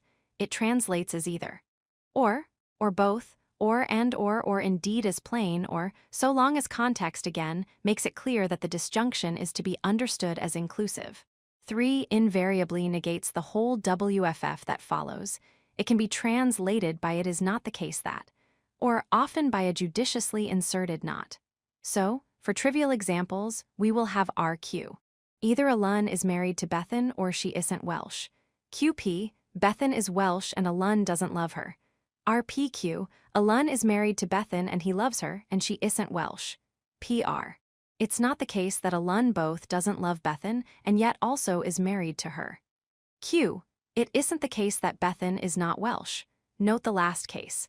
In relaxed ordinary language, multiple negatives can remain emphatically negative. We don't need no education. But in classical logic double, S always cancel each other out. Hence Q tells us that Bethan is Welsh. D, there's more to do in interpreting molecular WFFS than simply plugging in the interpretations of the atoms, translating the connectives, and tidying the English. We also need to respect the relative scopes of the connectives as determined by the compulsory bracketing in a PLWFF. For example, consider a language with the same three atoms P, Q, R, but where these are now interpreted as follows. P, Jack took Jill to the party. Q, Jack took Joe to the party. R, Jack had some fun. Note then that it won't do to interpret 82 languages and translation, P, Q, R as, for example, either Jack took Jill to the party or he took Joe and he had some fun. For that English version has exactly the kind of potential ambiguity, which the careful bracketing in the PL language is there to eliminate C 8.7b. A rendition that better expresses the correct interpretation of the WFF might, for example, be either Jack took Jill to the party, or he took Joe and had some fun, or both. 10.2 Languages and Translation. In the last section, we described two alternative dictionaries or glossaries for the same collection of atoms P, Q, R. Do these define, as it were, two dialects of the same PL language? Or shall we say that we have characterized two different languages? Some writers, in effect, define a formalized language by its syntax alone, and so they say that the same language can have many interpretations, but well prefer to take a language to be defined by its syntax and semantics. Hence, To our way of thinking, different dictionaries will give us different formal languages, which perhaps coheres better with how we ordinarily think of languages. So, on our approach, arguments on different topics will get translated into different PL languages. Usually these will be languages set up ad hoc, for the special purposes at hand. But as we will see, arguments in different formalized languages can still have the same form. That's how the desired generality gets into our story. B. Given the glossary for the atoms of a PL language, translation to and from this language shouldn't be too problematic. We won't pause for more examples now, as there are plenty of translation exercises at the end of this and later chapters. However, we should perhaps say a word straight away about the notion of translation here. Some prefer to talk instead of paraphrasing or rendering or transcribing ordinary language into PL. But however described, what matters is that we aim for a WFF of the relevant formalized language which captures, as closely as possible in that language, the sense, i.e. the truth-relevant meaning, of the English claim being translated. Tone and color can be ignored. Others prefer to talk of symbolizing the English, but this way of putting it could mislead. For symbolizing might suggest a mere exercise of introducing symbolic shorthand for bits of English, and such renditions would have all the ambiguities and obscurities of their originals. PL languages are not mere shorthand code for bits of English. Their whole point is to be usefully tidied up replacements for the messy vernacular. 8310 PL Semantics 10.3 Atomic WFFS are true or false. It is up to us what the atom P means in a particular PL language. To take the last mini language we considered, we stipulated that P there says that Jack took Jill to the party. But having fixed the meaning by settling which Jack and Jill are in question, etc., and therefore fixed the conditions under which P is true, it is then up to how things are in the world whether P is true, or if you prefer, whether what P expresses is true. If Jack did take Jill to the party, then P is true. If not, P is false. And we'll now make the idealizing and simplifying assumption that the world will always settle the matter, one way or the other. More generally, we will assume determinacy for any PL language. Once we have stipulated the senses of its atoms, fixed their truth conditions, each of these atoms will be determinately true or determinately false in any possible situation. Now, it seems that there are various ways this idealizing assumption could go wrong, and an interpreted atomic WFF could fail to be either true or false. For example, one, perhaps our glossary entry for some atom P is something like Jane is a philosopher, but given in a context which somehow fails to pin down which Jane we are referring to. Or the entry is it is raining, and it isn't clear where or when we are talking about. As we might put it in such cases, P is not yet fully interpreted. In other words, the WFF doesn't yet express a determinate truth-relevant content. There is, so to speak, part of the message still waiting to be filled in by context, and hence P doesn't yet get to the starting line for being accessible for truth or falsehood. 2. Perhaps, as in an example above, P means that Alun loves Bethan. Suppose Alun's feelings are mixed, on the border of love. So maybe it is neither definitely true that he loves Bethan nor, on the other hand, definitely false. 3. Perhaps P is interpreted as one of those paradoxical liar sentences which says of itself that it is false. So if P is false, it is true, and if it is true, it is false. So again, it must be wrong to say that it is true and wrong to say that it is false, assuming it can't be both. And perhaps there are other possibilities too, where we will want to allow for claims that are neither true nor false. But we will keep things simple. Our crucial determinacy assumption is that such issues don't arise for atoms of our PL languages. In particular, we can pretend that the atoms have fully determinate, context-independent content so as to avoid problem 1. We suppose, too, that we can ignore 2 issues of vagueness. Perhaps we imagine any vague boundaries to be artificially sharpened when we render ordinary language propositions into our formalized language. 84 truth values, we will also assume that we will not get entangled with 3 the likes of the liar paradox. Certainly, there are deep problems about context dependence, about vagueness, and about liar-style paradoxes. Many whole books have been written on each of these topics. However, just as we have to start our study of dynamics by ignoring friction and air resistance, we have to start our study of logic by simply sidestepping all these problems, leaving them for another day. So, to repeat, we henceforth assume that the basic building blocks of our PL languages can for our purposes be taken to have complete, sharp, and unambiguous senses, and that they are determinately true or false in every possible situation. Usually, whether a WFF is true will depend on the situation, but not always. An atom could express a necessary truth or necessary falsehood, and so come out true or come out false independently of the situation in the world, as would be the case if, for example, we stipulated that P means anyone who is a mother is a parent, or Q means anyone who is a bachelor is married, making them respectively true and false. Just by definition, 10.4 truth values another bit of terminology. It is absolutely standard to talk of truth values, a notion first explicitly introduced into logic by Frege. To explain, if a WFF, or indeed a sentence of an ordinary language, is true in a given situation, we say it then has the truth value true. And if it is false, it then has the truth value false. For brevity, we denote these truth values by simply T and F. We call an assignment of truth values to some WFFS of a PL language a valuation of those WFFS. But what are truth values? Well, we don't really have to suppose there are such things. We could take our talk of them simply to be a colorful idiom. However, it makes life a bit easier if we construe talk of values literally and identify truth values with suitable objects. A standard choice is to identify the truth value T with the number 1 and the truth value F with the number 0. We are then, in effect, thinking of these truth values as numbers as codes for the truth status of sentences, or WFFS. With this new way of talking in play, our crucial assumption in the last section therefore can be rephrased like this. Determinacy, the atoms of a PL language, are to be interpreted so that they have determinate truth values, exactly one of T and F, in any possible situation. 8510 PL Semantics, 10.5 Truth Tables for the Connectives. It is useful to have some brisk notation added to logician's English to talk about the assignment of a truth value to a WFF.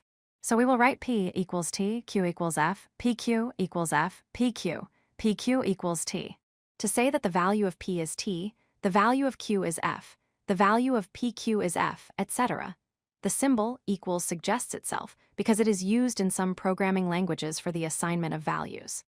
Now, in 8.2, we characterized a conjunction of two claims A and B as being true when both of A and B are true, and false when at least one of A and B is false.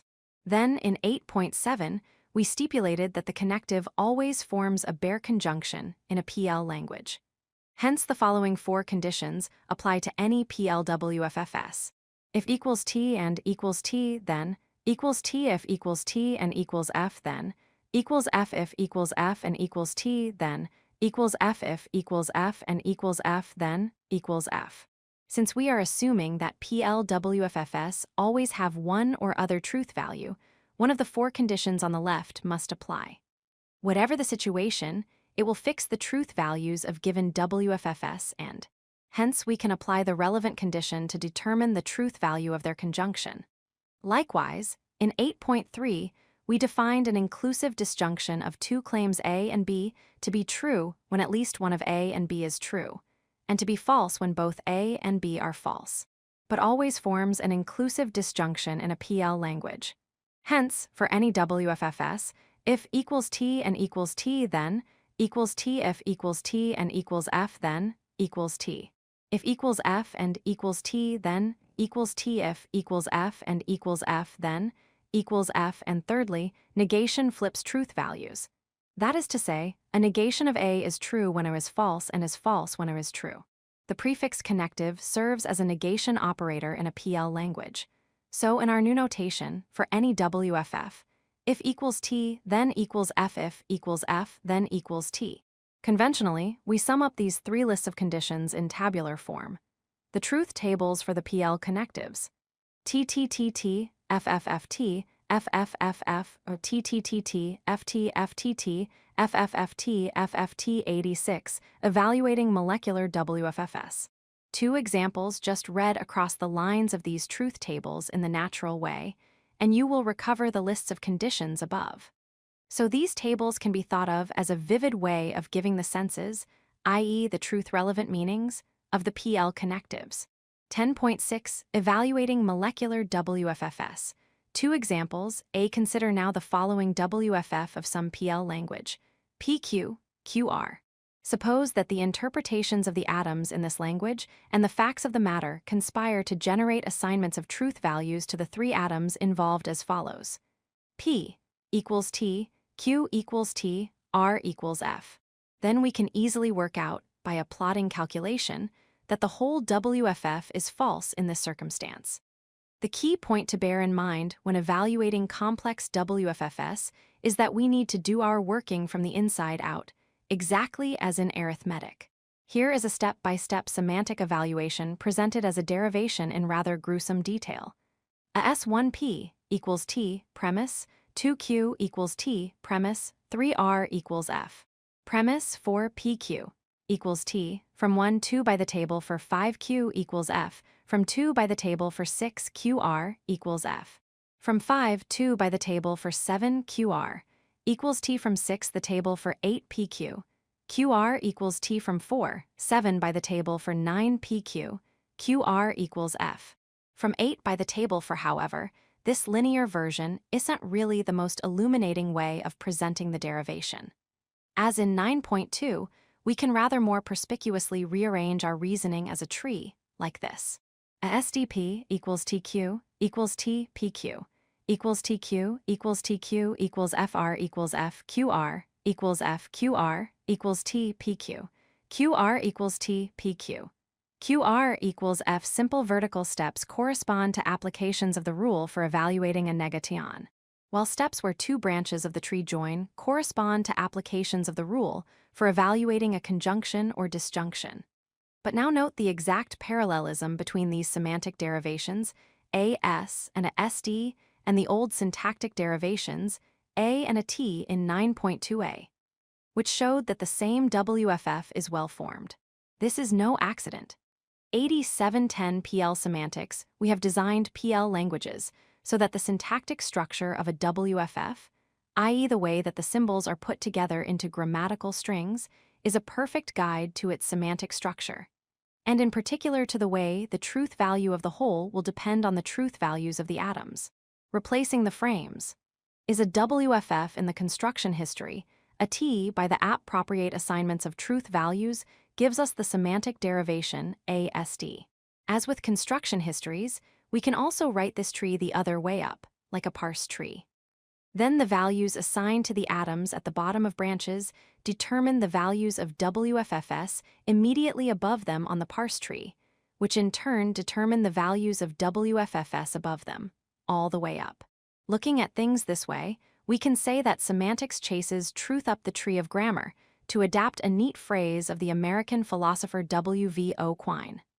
B. For a second example, take the following WFF. SQR, PPQ. We showed that this is a WFF by the tree proof BT in 9.2c, and consider the following valuation of its atoms. P equals F, Q equals T, R equals T, S equals T again. We can work out the value of the WFF on the given valuation by assigning truth values like this. BSDS equals TQ equals TSQ equals TR equals TR equals FR equals T. SQR equals TP equals FP equals FPP equals FPP equals TQ equals TPPQ equals TPPQ equals FSQR PPQ equals T. See note that we can do these 2 calculations of the truth values of complex WFFS in a SD and BSD once we know the initial valuations of their atoms. Just using the truth tables for the connectives, we don't at all need to know what their constituent atoms are supposed to mean. That's because the truth values of WFFS in PL depend only on the truth values of their atomic parts and not on the interpretation of those parts. More on this hugely important point in Chapter 12. 10.7 Uniqueness and Bivalence.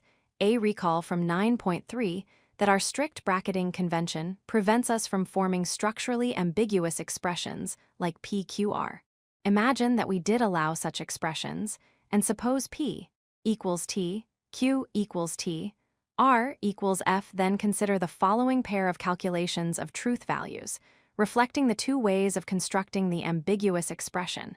88 uniqueness and bivalence P equals TQ equals TPQ equals TR equals FPQR equals FP equals TQ equals TR equals FQR equals FPQR equals T. Here the final valuations differ because, on the left, the final expression is read with having wider scope than, and on the right it is read with having wider scope. The syntactic structural ambiguity in this case leads to a semantic ambiguity. In other words, fixing the truth values of the atoms does not uniquely fix the truth value of the whole unbracketed expression. The bracketing rules are in place precisely to ensure that this sort of thing can't happen. Our strict bracketing policy is not the only one on the market, but any policy must similarly prevent structural ambiguities. B. Now to generalize. Suppose that we have a valuation of the atoms of a given WFF, perhaps the valuation arising from the real-world truth. Values of interpreted atoms, perhaps another possible valuation. We can then work out the consequent unique truth value taken by on that valuation. Look at it this way, turning the likes of a SD and BSD upside down. We take the unique parse tree for. We feed in the truth values of whichever atoms we find at the bottom of the branches. Then, we go up the branches calculating the values of the larger and larger subformulas of we meet, at each stage applying the truth tables for the connectives. We must then end up with a unique truth value for the WFF. And note, the fact that we evaluate by chasing values up its parse tree means that the values of atoms that don't appear on its parse tree can't affect S value. In other words, unsurprisingly, the truth value of a WFF depends only on the assignment of values to the atoms it actually contains. It follows then that we have a valuation of the atomic WFFs in a PLWFF uniquely determines a resulting valuation of the WFF. A valuation of all the atomic WFFs of a PL language uniquely determines a resulting valuation of every WFF of the language, however complex. C. Put that last observation together with our assumption that the atoms of a PL language will, in any possible situation, have a definite valuation. And it follows that every WFF of a PL language is determinately either true or false, whatever the situation. Hence, our formalized PL languages are bivalent, i.e. are two-valued, with every WFF always taking one, though not both, of the values T and F in any possible situation. In studying the logic of arguments regimented in these languages, we can therefore be said to be studying classical two-valued logic, classical, not in the sense of ancient, but in the sense of basic and mainstream. And, regrettably, we can only touch on one non-classical logic in this book. See 24.8. 8910 PL Semantics 10.8 Short Working. The last two sections have explained the basic principles of evaluating PLWFFs given a valuation of its atoms. In this section, we will introduce a way of presenting truth value calculations considerably more snappily. In practice, of course, it isn't necessary to go through all the palaver of chasing truth values down construction histories up parse trees. Simple calculations of truth values, like simple arithmetic calculations, can very easily be done in our heads. And more complex ones can be set out in a much more economical style, in a mini table, as we will now show. So compare a SSD with the following. We begin constructing our mini table by setting down the same WFF as before on the right. And on the left, we display the same initial assignment of values to its atomic subformulas. PQR, PQ. QRTTF. Next, we copy the values of atoms across to the right, writing the appropriate value under each atom again. PQR, PQ. QRTT, FTTT, F1223. To aid comparison with the linear derivation in a S, we have started to number the sequence of stages at which values are calculated by the corresponding line number in that derivation. We then continue by calculating the values of more and more complex subformulas of the final formula. And at each step, we write the resulting value under the main connective of the subformula being evaluated. In other words, we write the value under the connective whose impact is being calculated at each stage. For example, in a few steps we get to PQR-PQ, QRTT-FTTT-FT, FF1425263, and in a few more steps we arrive at PQR-PQ, QRTT-FFTTTT, FTFF91428752663. For clarity, we have underlined the final value we get when we evaluate the impact of the main connective. Let's take a second example, revisiting the WFF in BSD with the valuation of atoms as before. We lay out the working as a mini table again, but this time, to speed things up, we won't bother to copy across the values of atoms from the left-hand part of the table to the right-hand part after all. How much trouble 90 short working is it to look up the values of atoms when we need them by glancing back to the left? So we get PQRS SQR, PPQFTTTTT, FTFTFT 143298657 here. The numbers suggest one possible order in which to work things out. So check the steps in that order, at each stage evaluating the subformula whose main connective is written above the step number. B. This standard way of setting out working is neat and tidy. But we can speed things up further by noting 3 elementary facts. Once one of 2 conjuncts and has been shown to be false, it is redundant to evaluate the other conjunct. The whole conjunction must be false. Once one of 2 disjuncts and has been shown to be true, it is redundant to evaluate the other disjunct. The whole disjunction must be true. We can jump straight from the truth value of a WFF to the value of its double negation, since these WFFs always have the same value. For instance, in the last example, we can skip step 2. And once we have completed step 4 and evaluated the first disjunct, SQR, as true, we can skip the next 4 steps and immediately conclude that the whole disjunction is true. Here is another quick example, showing our suggested shortcuts in operation. We take the same WFF again, but with a different assignment of values to its atoms. PQRS SQR, PPQT FFTTT F321. Since the conjunct Q is false, the conjunction PPQ must be false. Here we use the first of our shortcuts. Therefore, the conjunction's negation, PPQ, is true. But that WFF is the second disjunct of the complete disjunctive WFF. Therefore, the whole WFF must be true too. That's the second shortcut at work. Just 3 steps of working, and we are done.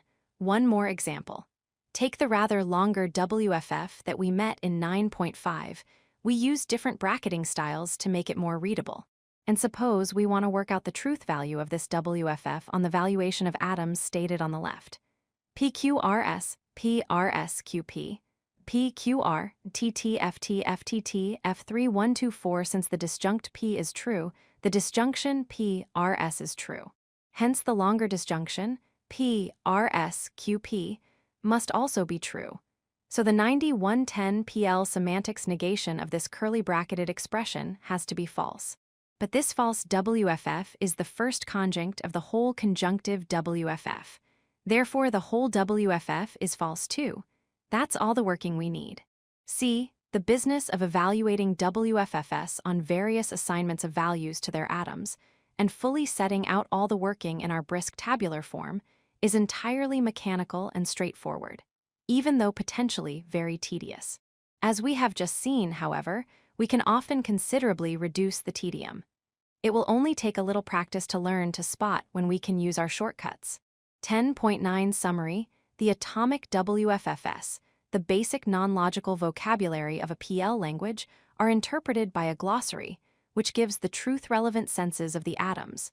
And the same atoms can get different interpretations in different languages. However, the connectives, and forming the logical vocabulary constant across PL languages, always get the same meanings, respectively expressing bare conjunction, inclusive disjunction, and strict negation. Having fixed the truth-relevant content of an atomic WFF, the situation in the world will then determine whether this atom is true or false. Or at least, it will do so assuming that we have in fact assigned a determinate meaning to the atom, and are setting aside cases of context dependence, vagueness, paradoxical sentences, etc. The truth or falsity of each of the WFFs, and will also determine the truth or falsity of the conjunction, the disjunction, and the negation.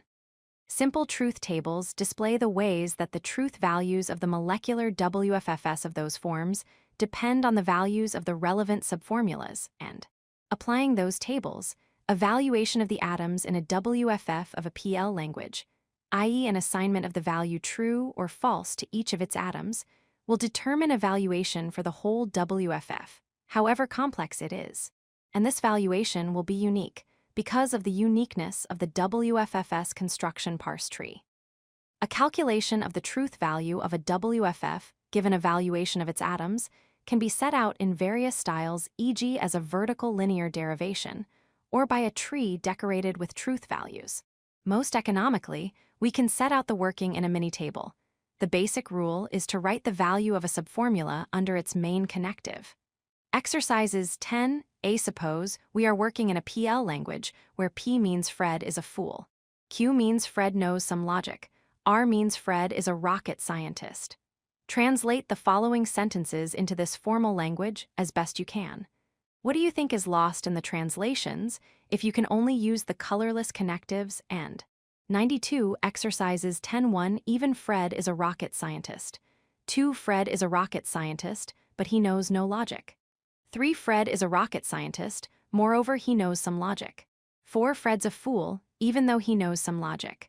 5. Although Fred's a rocket scientist, he's a fool and even knows no logic. 6. Fred's a fool, yet he's a rocket scientist who knows some logic. 7. Fred is a fool despite the fact that he knows some logic. 8. Fred is not a rocket scientist who knows some logic. 9. Fred knows some logic unless he is a fool. B. Confirm that the following strings are WFFS by producing parse trees. Suppose that P equals T, Q equals F, R equals T. Evaluate the WFFS first by chasing values up the trees. Then do the working again in the short form, i.e., as a mini-table, skipping redundant working when you can. 1 RQ, QP2, P, QPR3, PQR4, PQR, 5 PQ, QR, QR workout in short form. The truth values of the following WFFS on the assignment of values P equals F, Q equals F, R equals T, S equals F6 PQ, QR7 PQ SR8, SQRQ9 P, QRRQ PR10 PRS QP PQ. RC. In this book, we have taken a maximalist line about the use of brackets in PL WFFS. What conventions for dropping brackets could we have adopted? While still writing and between the WFFS, they connect in order to reduce the numbers of brackets in a typical WFF while not reintroducing semantic ambiguities. D** Polish notation for the propositional calculus introduced by Jan Lukasiewicz in the 1920s is a bracket-free notation in which connectives are written before the WFFS they connect. Traditionally, for the negation of we write N, for the conjunction of and we write K, for the disjunction of the alternatives, and we write A since capital letters are used for connectives, it is customary in Polish notation to use lower-case letters for propositional atoms. Hence, PQ becomes KNPQ, PQ becomes NKPQ, PQR becomes NAKPNQR, etc. 1. Rewrite the syntactic rules of 9.1c for a language using Polish notation. 2. Render the Polish WFFS KNPNQ, KNNPQ, NKPNQ, AKPQR, APKQR, ANPNQNR, AKNPQKPNQ, ANKKPQKQRNRs into our notation. 3. Render the WFFS 1 to 5 from B into Polish notation. 4. Difficult. Show that Polish notation, although bracket-free, introduces no semantic ambiguities. Every Polish WFF can be parsed in only one way. 93. 11 P's, Q's, S, and form again in this chapter. We pause to make it clear how our P's and Q's and S are being used, and why it is crucial to differentiate between them. We also need to explain the standard convention governing the use of quotation marks, though we will very soon start avoiding their use when convenient. We then add some more remarks about the idea of a WFFS form. 11.1 Styles of variable. Object languages and metalanguages. A. Recall the use of N and F, which we introduced in a rough and ready way to stand in for everyday names and general terms right back in 1.5. These are handy augmentations of logician's English, particularly useful when we want to talk perspicuously about general patterns of inference. We have similarly used A and B in a rough and ready way to stand in for whole sentences. And again, the role of these symbols is to help us speak snappily about forms of sentences, patterns of inference, etc., for example. In 8.1, we used them to enable us to discuss forms of ordinary language arguments involving conjunction and disjunction. Then in 8.7, we started using, and in order to talk briskly and clearly, but still in augmented English, about WFFS in a PL language. The use of symbolic letters as schematic variables in these ways is always dispensable. At the expense of long-windedness, we could use plain English prose instead.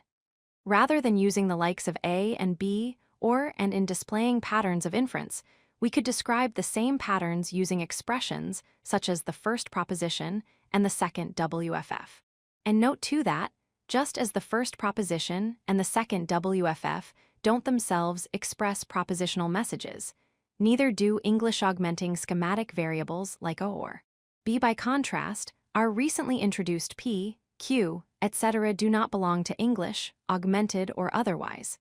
Instead, they are atomic WFFS, in effect, basic sentences of one of our new artificial PL languages. Unlike the schematic variables, these new symbols do potentially express complete propositional claims. They can be used to convey whole messages, as it might be about a Lun's loving Bethan or Jack's taking Jill to the party, or whatever. The letters P, Q, etc. are available to express different messages in different PL languages. What stays constant across languages is the meaning of the 94 quotation marks, use and mention connectives. In this sense, the atomic WFFS can perhaps also be thought of as another kind of variable, i.e. they are potentially open to various interpretations in different languages. But within a fixed language, we suppose they are assigned a fixed meaning. And the crucial contrast remains. Greek letter variables like, etc. are used in augmented English to talk about PL WFFS and arguments, while sans serif P, Q, etc. belong to various PL languages and can themselves express messages on all kinds of subject matter, depending on the glossary or interpretation manual in force. See here is some standard terminology. The object language is the language which is the object of logical investigation at a particular point. The metalanguage is the language in which we conduct our investigation and discuss what is going on in the current object language. In the last few chapters, PL languages have been the object of investigation. Our metalanguage has been English augmented with variables like, etc. Hence, those are often also called metalinguistic variables. In an Italian translation of this book, the object language might at some point be the same PL language, but the metalanguage in which we would be discussing it would now be augmented Italian. Of course, we might well want to discuss facts about logical features of English sentences in English, as we ourselves did earlier in the book, and then the metalanguage subsumes the object language. But in general, in logical investigations, the object language and metalanguage are distinct. To avoid confusion, it is more or less essential to mark typographically, one way or another, the distinction between I elements of the formalized languages like PL languages, which are from now on the primary objects of our investigation, and Roman II, the informal metalinguistic apparatus, which we use from outside in discussing these object languages. Here are our conventions. In this book, the constituents of formalized languages such as PL languages will always be printed in sans serif type, like P, Q. Symbols printed in serif italics, like A, N, F, etc., or Greek letters like etc., are always augmentations of our English metalanguage. We reserve Greek letters for when we are talking about PL WFFS and arguments, or about expressions and arguments in other artificial languages. 11.2 quotation marks, use and mention. We now turn to talk about one key role for quotation marks. If we want to refer to a certain man, we may of course simply use his name, as in the sentence 9511 P's, Q's, S, and form again, one Socrates was snub-nosed. However, sometimes we want to discuss not the philosopher himself, but his English name. There are various ways of referring to this name. We can very laboriously use this expression. The name consisting of the 19th letter of the alphabet, followed by the 15th letter, followed by the third letter.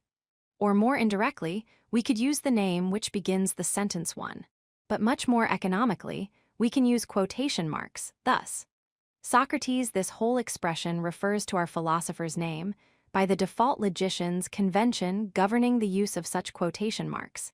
Given an expression beginning with an opening quotation mark and ending with a matching closing quotation mark, the whole expression, including the quotation marks, is to be construed as referring to the word, sentence, or other expression displayed inside the quotes.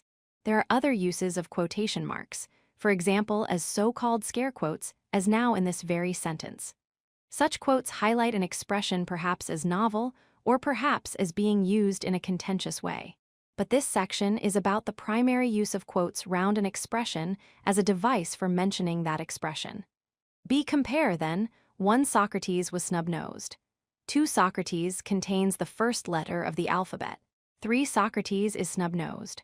4 Socrates contains the first letter of the alphabet. 5 Socrates was snub-nosed is an English sentence. 6 snub Socrates nosed was is not an English sentence. The first is famously true, the second false, people don't contain letters of the alphabet. The third is false too, names don't have noses to be snub or otherwise, the rest are true. Again, consider the following. 7 Charles is called Chuck by his friends and Dad by his children. If we strictly observe the convention of using quotation marks when we are mentioning or talking about an expression, this needs to be marked up as follows. 7 Charles is called Chuck by his friends and Dad by his children. And since Socrates is a man, not an expression, how should we insert quotes in the following in order to yield a truth? 8 The initial referring expression in example 3 is Socrates. 96 quotation marks, use and mention we need the following. 8 The initial referring expression in example 3 is Socrates. That's because, in order to denote the referring expression at the beginning of 3, which already involves quotation marks, we need to put that whole expression in another pair of quotation marks, hence the double ration. Or for clarity's sake, to make it plain that there are 2 pairs of quotation marks here, we should use 2 different styles of quotation marks, as we have done a few times before, like this. 8 The first referring expression in example 3 is Socrates. C. Let's have another series of examples. Consider this WFF, PQ, and here we refer to a type of expression by another common device which we have often used before. I.e., we display a sample token and use a demonstrative to point through to the type instantiated by the token. In one PL language we've met, that WFF says that either Jack took Jill to the party or he took Joe. And in an argument deploying that WFF, the PL disjunction sign is simply used to express this disjunctive claim. But sometimes we want to talk about the disjunction sign itself, i.e., to mention it in English. We can do this in various ways. We could use, as we have just done, the description the disjunction sign. We can call it, as some do, the vel symbol. Or we can use quotation marks again, as we have already often done, and refer to the disjunction sign via this expression. This quotation expression is then available for use in our extended English.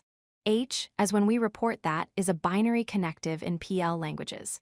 Compare. The word solil is not part of English. However, we can use its quotation in an English sentence as we have just done, or as when we say that the French word solil is used to refer to the sun. Similarly, for the atomic WFFS of PL languages. Given their interpretations in a particular language, we can use them to report Bethan's love affairs or Jack's party going or whatever. But we will also want to mention the atoms, i.e. talk about them in English, our metalanguage. Again, the easy way of referring to them is to do what we have been doing all along, i.e. to use quotation marks to form expressions, augmenting English, to refer to WFFS. Thus consider. 9p is an atomic WFF of some PL languages. 10p is a sentence of English. 11p is an expression which can occur in PL WFFS. 12p is an expression which can occur in English sentences. 13. The atomic WFFP is a subformula of the molecular WFF, PQ. 9 is true, but 10 is false. 11 is false too, since PL languages don't contain quotation marks. 12, however, is true. For example, 9 and 13 provide instances of true English claims where the quotation of P occurs. 9711 Ps, Qs, S, and form again, D a word of caution. Of course, when we mention an expression by putting it in quotes, we are still in one perfectly good sense using that expression. So when philosophers contrast use versus mention, this has to be understood as standard shorthand for something a bit more complicated. Use of an expression to talk about something other than itself versus talking about that expression, which could still involve a special use of that very expression. 11.3. To quote or not to quote. A. The distinction between directly using an expression to say something and mentioning that expression, i.e. referring to the words or symbols, is evidently crucial. We therefore need some convention for marking the distinction between use and mention. The logician's usual convention is to use quotation marks explicitly to signal when expressions are being mentioned. However, strictly abiding by this convention does lead to unsightly rashes of quotation marks, and most logicians adopt a more relaxed policy when no confusion will result. And we have in fact already done so, forgivably cutting ourselves some slack in various cases. For example, in giving a glossary for a formalized language, instead of writing something like 1P means Jack loves Jill, we simply put 2P. Jack loves Jill. Again, when making assignments of truth values to WFFS, instead of writing 3P equals T, i.e., P takes the value T, we simply wrote 4P equals T, allowing equals to, so to speak, generate its own invisible quotation marks on the left. B. Let's also note another, rather more subtle sort of case, where we have already been relaxed about quotation. Recall that in 9.1c, we briskly stated one of the WFF building rules using schematic variables as follows. W2, if and our WFFS, so is, strictly speaking, this mixes augmented English, the metalinguistic variables, and with PL expressions, the conjunction sign, of course, but also the two brackets as well. So we seem to have an unholy mixture of languages here, and no quotation marks to keep things well behaved. And note that we can't untangle things simply by writing if and our WFFS, so is. For what is inside the quotation marks, there is not a WFF of a PL language. Remember, the Greek letters, and are not symbols of that type of language. What to do? As we explained before, W2 is to be understood as saying 98 how strict about quotation do we want to be. W2, if and our WFFS, so is the expression formed from followed by followed by followed by followed by. So, if we want to be super punctilious, we will have to introduce a new species of quotation marks corner quotes, often called quine quotes after their inventor, and write W2. If and our WFFS, so is P, Q, where the corner quotes are defined so as to make this equivalent to W2. We will see in the exercises how to define quine quotes. However, there is surely no real risk of muddle in using W2 as it stands, undecorated by any kind of special quotation marks. For us then, insisting on using quine quotes is a fussy step too far. 11.4. How strict about quotation do we want to be? In earlier chapters, we quietly followed a fairly strict policy on the use of quotation marks, although as noted, we have occasionally taken a more relaxed line. But now we are alert to the use-mention distinction. Why not be even more relaxed about omitting quotation marks when it is safe to do so? Consider the following. 1. The WFF, PP contains the connective and is an instance of the schema. It is obvious from the phrases the WFF, PP, the connective, the schema, that we are mentioning a WFF, a connective, and a schema in one. We are not using the WFF to express a message, using the connective to express a disjunction, or using the schema to do some generalizing work. Now, if we were following the logician's default quotation policy, we would write to the WFF, PP contains the connective, and is an instance of the schema. But this begins to look like overkill, since one was already perfectly clear. Con Cider 2.3, PQ, is a subformula of PQR, What are these PL expressions doing as parts of an English sentence? Well, even though we haven't written the WFF, PQ, or the WFF, PQR, we again know that these formal expressions in 3 must be being mentioned or referred to. If we are being strict about quotation marks, we should therefore write, as we did in 9.3, 4 PQ is a subformula of PQR. But again, this begins to seem excessively fastidious, given that 3 is again already entirely clear as it stands. Just how pernickety do we want to be? Some introductory logic texts, including the first edition of this book, do take a pretty strict line throughout, and insist on surrounding all mentioned formal expressions with inverted commas unless displayed on a separate line, even 9911Ps. Q's, S, and form again, when omitting the quotation marks would cause no confusion at all. But from now on, we are going to incline towards the more usual mathematical practice of minimizing the use of quotation marks around symbolism. In particular, we can drop explicit quotation marks around expressions prefixed by the WFF, the connective, the schema, the symbol, etc. More generally, when sans serif expressions from some formal language appear in an English sentence, they can be understood as being mentioned, and so can be thought of as accompanied by invisible quotation marks. However, we will still use explicit quotation marks round formal expressions when it is helpful. For example, we will usually mention single lowercase letters by putting them in quotes as here, simply because this aids the eye. And sometimes, when we want to mention more than one expression in the same sentence, if one expression is put in quotes to help the eye, it is then natural to balance things by putting other mentioned expressions in quotes too. It is a judgment call. But arguably, it is better to aim to be locally clear than to stick religiously to either a global maximalist or a global minimalist policy about quotation marks. 11.5 Why Greek letter variables. Let's now return to comment on the use of Greek letter variables when talking about PLWFFS.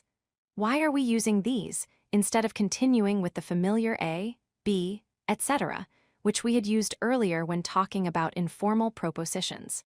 The danger is that sprinklings of Greek letters can make a logic text look dauntingly mathematical, even when it isn't. But here are 3 reasons that, on balance, tip the scales in favor of their use, though this is another judgment call. 1. It is a widely adopted convention to use Greek letters as metalinguistic variables like this. So, like it or not, you might as well get accustomed to it. 2. It is a helpful convention. Once formalized languages are in play, we need to be able to keep track of the distinction between symbols from these languages and any metalanguage symbols we might use. And yes, in print, we can easily enough distinguish italic letters in our meta-language from upright sans serif letters in formal object languages. But in handwriting on the blackboard or in notebooks, that distinction can get lost, and it is much easier to distinguish metalinguistic Greek letters from object language Roman letters. 3. But most importantly, our convention marks a difference. Our earlier use of A, B, etc. was rough and ready, and the rules for the use of such metalinguistic variables were intentionally left unclear. By contrast, 100 The idea of form. Again, there is a very clean and crisp story to be told about our use of Greek letter metalinguistic variables. To expand the third point, our practice of using schemas with schematic variables like n, f, etc. can be pretty casual. Look again how free and easy we were in allowing different sorts of English expression as substitutions for the likes of his f. And then grammatically tidying up the results we cheerfully allowed is wise, but also is a philosopher, or even, without n, understands quantum mechanics to count as instances. Or consider our relaxed use of nate in 2.1d, 4.5c, etc., where we really didn't pin down what would count as an allowable instance. Informal schemas are often treated like this, as corresponding quite loosely to the details of surface form. Now, this lack of precision, the need for more than a bit of charity in applying the symbolism, was no real problem given our earlier introductory purposes. As they say, sufficient unto the day is the rigor thereof. But it does leave us with some messy questions about just how relaxed and flexible we want to be in using schemas with italic variables. By contrast, when it comes to the use of Greek letter varia, Blez in talking about formal WFFS and formal arguments, everything will be crystal clear and rigorous, as we announced in 7.6. For example, when we say that a WFF has the form, we are talking about nothing other than its surface shape. We of course just mean that, for some WFFS, of the relevant PL language, the WFF in question has the form of a left-hand bracket, followed by the conjunction sign, followed by a right-hand bracket. No charitable tidying up is required. 11.6, the idea of form, again that last point is simple but important. The idea is that a formal Greek letter schema gives a kind of template or pattern for constructing PL expressions, and a WFF counts as having the form displayed by some schema when the WFF is built exactly to the required pattern. Let's spell this out in 2 steps.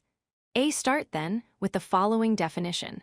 A substitution instance of a Greek letter schema is the result of systematic ally replacing the metalinguistic variables in the schema with WFFS.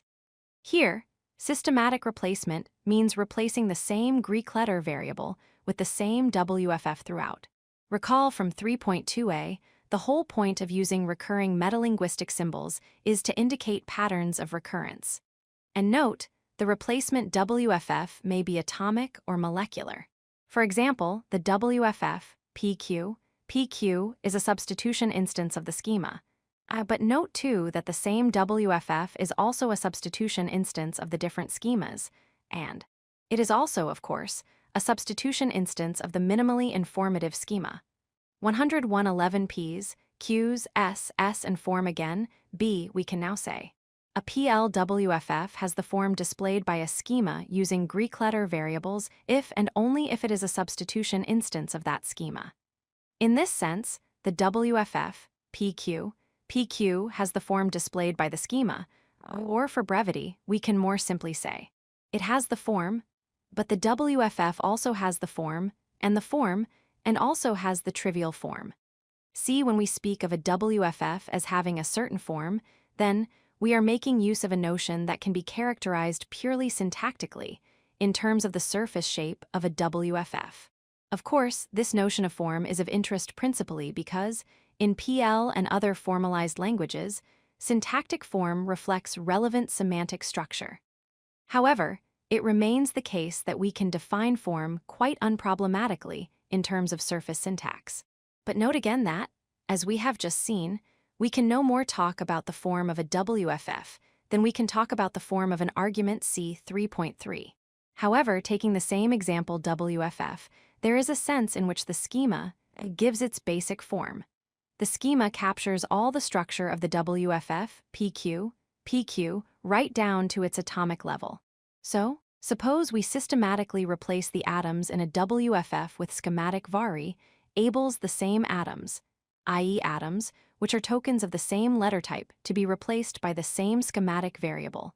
Different atoms of different types, to be replaced by different schematic variables. Then we can call the resulting schema a basic schema for the WFF.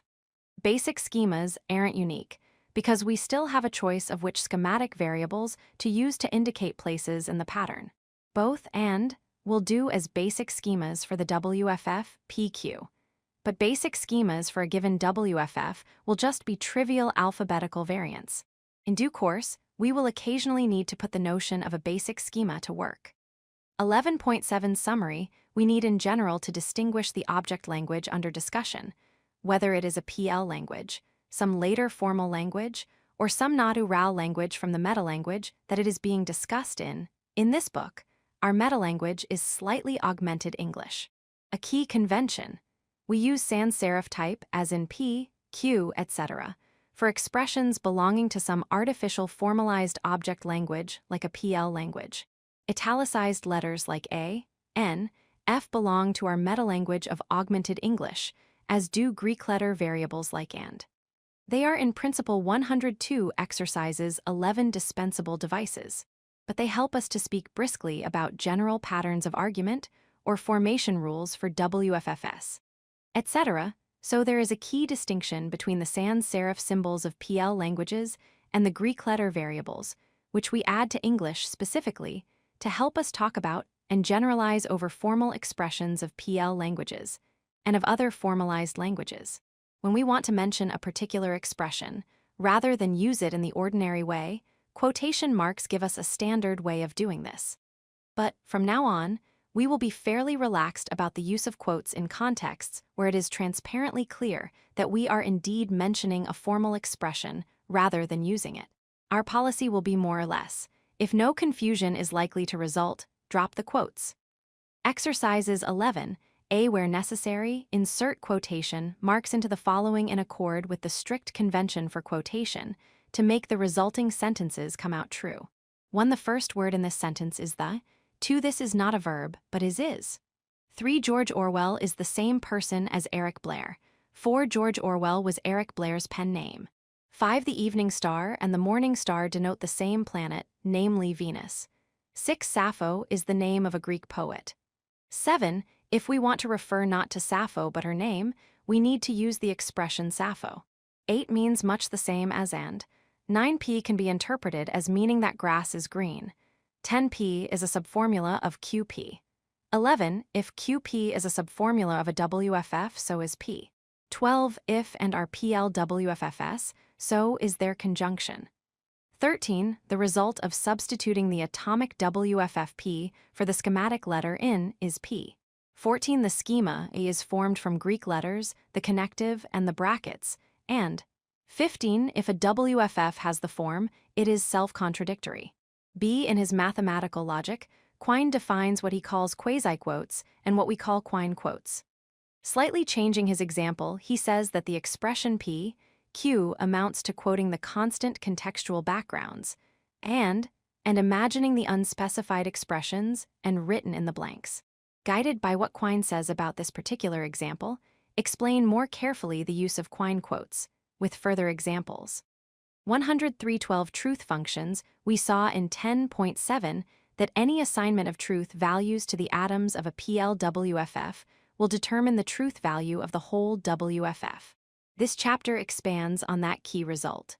12.1 Truth functional versus other connectives. As before, we will call an expression which can combine with one or more sentences to form a compound sentence a sentential connective. Then, a sentential connective is truth functional if and only if the overall truth value of a compound sentence formed using the connective is always determined by the truth values of the connected constituent sentences. We will say more about the label truth functional in the next section. For now, the thing to note is that some ordinary language connectives are truth functional in this sense, such as and in its core use, while many others are not. Consider the two-place connective because. And suppose both of the following are true. 1. The bridge fell down. 2. There was a storm yesterday. This plainly does not settle the truth value of 3. The bridge fell down because there was a storm yesterday. The joint truth of 1 and 2 is compatible with the truth of 3, but it is equally compatible with the falsehood of 3. Hence, fixing the truth values of the constituent sentences 1 and 2 is not always enough to determine the truth value of the compound sentence 3. Of course, if A is false or B is false, because B will be false too. For example, 3 must be false if the bridge in fact didn't fall down or if there wasn't a storm. But for full truth functionality, as we have just defined it, any assignment of truth values to the constituents must determine a corresponding truth value for the compound whole. Most ordinary language connectives are not truth functional. By contrast, the only connectives built into PL languages are truth functional fixing 104 functions and truth functions the truth values of any WFFS and will of course determine the truth values of the corresponding WFFS. And 12.2 Functions and truth functions. Why truth functional? This section explains. You will be familiar with the idea of an arithmetical function which takes as input one or more numbers and spits out a unique value. For example, x2 signifies a one-place or unary function mapping a single number x to a definite value, the result of multiplying x by itself. X plus y signifies the binary function, which maps two numbers to their sum. And xy, i.e. x multiplied by itself y times, signifies another binary arithmetic function.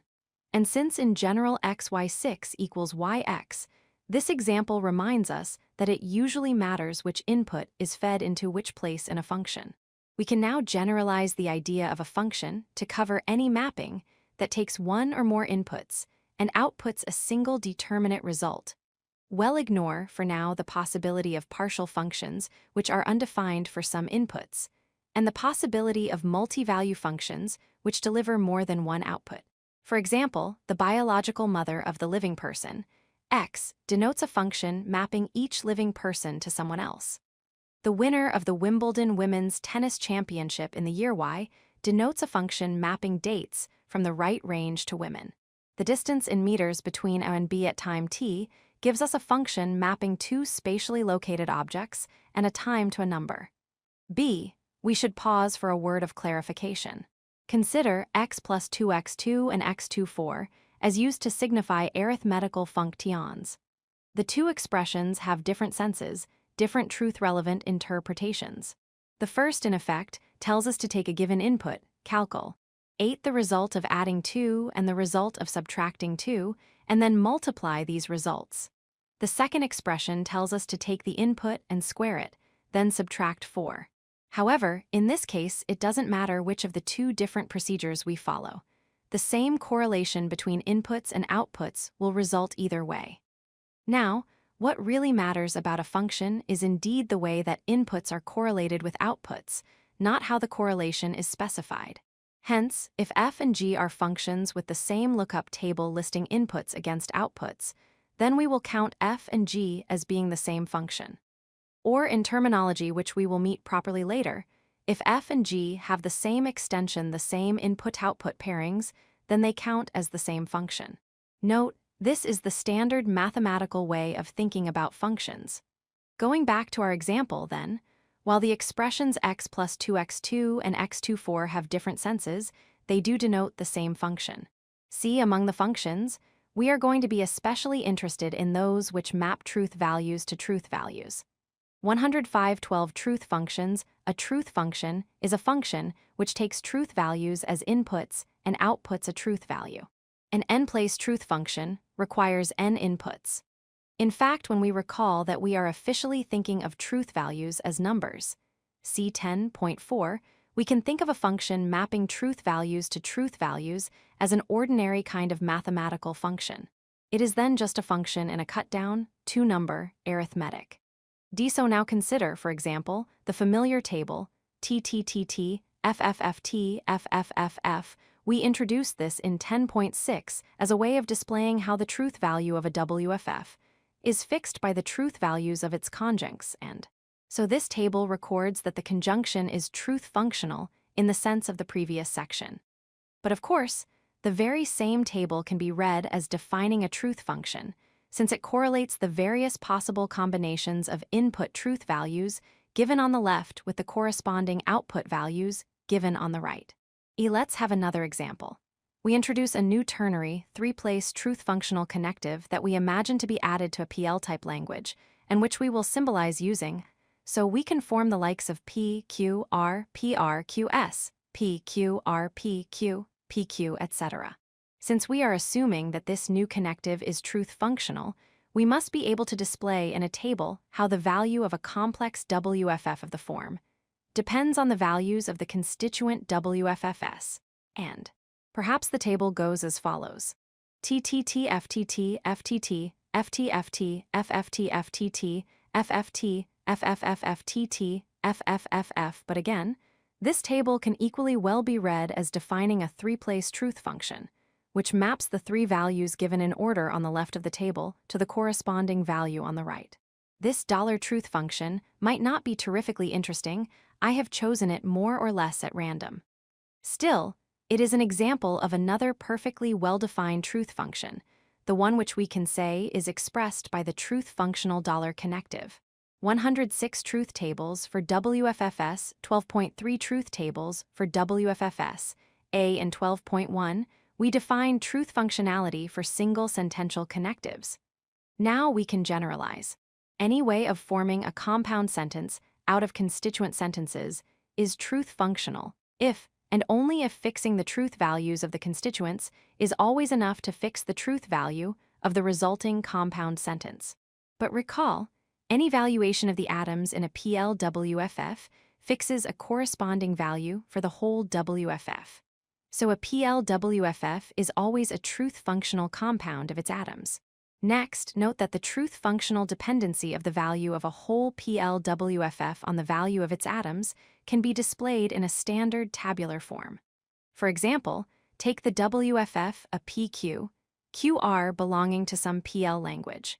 In 10.6a, we calculated the truth value of the same WFF for the valuation P equals T, Q equals T, R equals F. We first gave an explicit line-by-line derivation, AS, following the WFFS construction history. And in a SD, we reorganized the same derivation into a tree. Then in 10.8a, we showed how to lay out that working in a much more economical way. However, that was to take just a single valuation of the atoms. But there are in all 8 alternative ways of assigning the values T and F to 3 atoms. There are 2 ways we can assign a value to the atom P. Each of these can combine with either value for Q, while each of these combinations can combine with either value for R, and 2, 2, 2 equals 8. Running through these 8 valuations in turn, we can mechanically compute the truth value of our sample WFF in each case. And we can then lay out the stages of the calculation in rather painful detail as follows. PQR PQ. QRTTTTTTT FFFTTTTT FFTTTTT FTFFTFTTTT FFFTFTTT FFTTT FFFTFTFFTTT FTT FFFTTT FTFFFTTT FTFFFTT FFFFTFTT FFFT FFFFTFTF9 142875263. Left, we systematically display the 8 possible valuations of the atoms. On the right, for each valuation in turn, we calculate the truth value of the WFF. We show our working in short form, recording the value of each subformula under its main connective, and underlining the overall value of the whole WFF. The supplementary numbers at the foot of the columns indicate one order in which we can tackle the calculation. 107.12 truth functions B, putting all that detail on the right-hand side of the table is, however, quite excessive. For a start, we need not repeat on the right the assignments of truth values to atoms. Moreover, we can start omitting redundant working. Just remember those rather handy shortcuts from 10.8b. If one conjunct is false, we immediately know the whole conjunction is false without looking at the other conjunct. If one disjunct is true, we immediately know the whole disjunction is true. Cutting things down in this way halves the required writing. PQR PQ. QRTTTTT FFTTT FFTTT FTFTTT FFTT FFTT FFTFTTT FFTFT FFTTT FFFTT FFFFT FF6125543. At step 1, evaluate PQ on each line. It is false on the last 2 lines, so this already fixes the last 2 values of PQ, QR at step 2. Then at step 3, work out the value of QR on the other 6 lines. At step 4, we can now write down the value of QR on the same 6 lines. So at step 5, we work out the value of PQ, QR on those 6 lines. We now know the value of that conjunction on all 8 lines, and finally at step 6, we flip values to get the value of its negation on each line. See, let's have another example. So this time take the WFFB, P, QR, R, PQ. And here again is a table, giving the value of the WFF on every possible valuation of its 3 atoms. This time we'll do more of the working in our heads.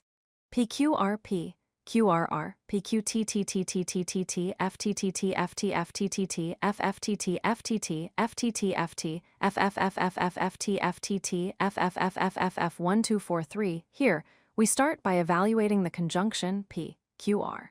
This will be false whenever P is false, i.e. on the last 4 lines. When P is true, the conjunction's truth value depends on the value of QR, which is easily calculated. So at step 1, we can write down the value of P, QR at each line.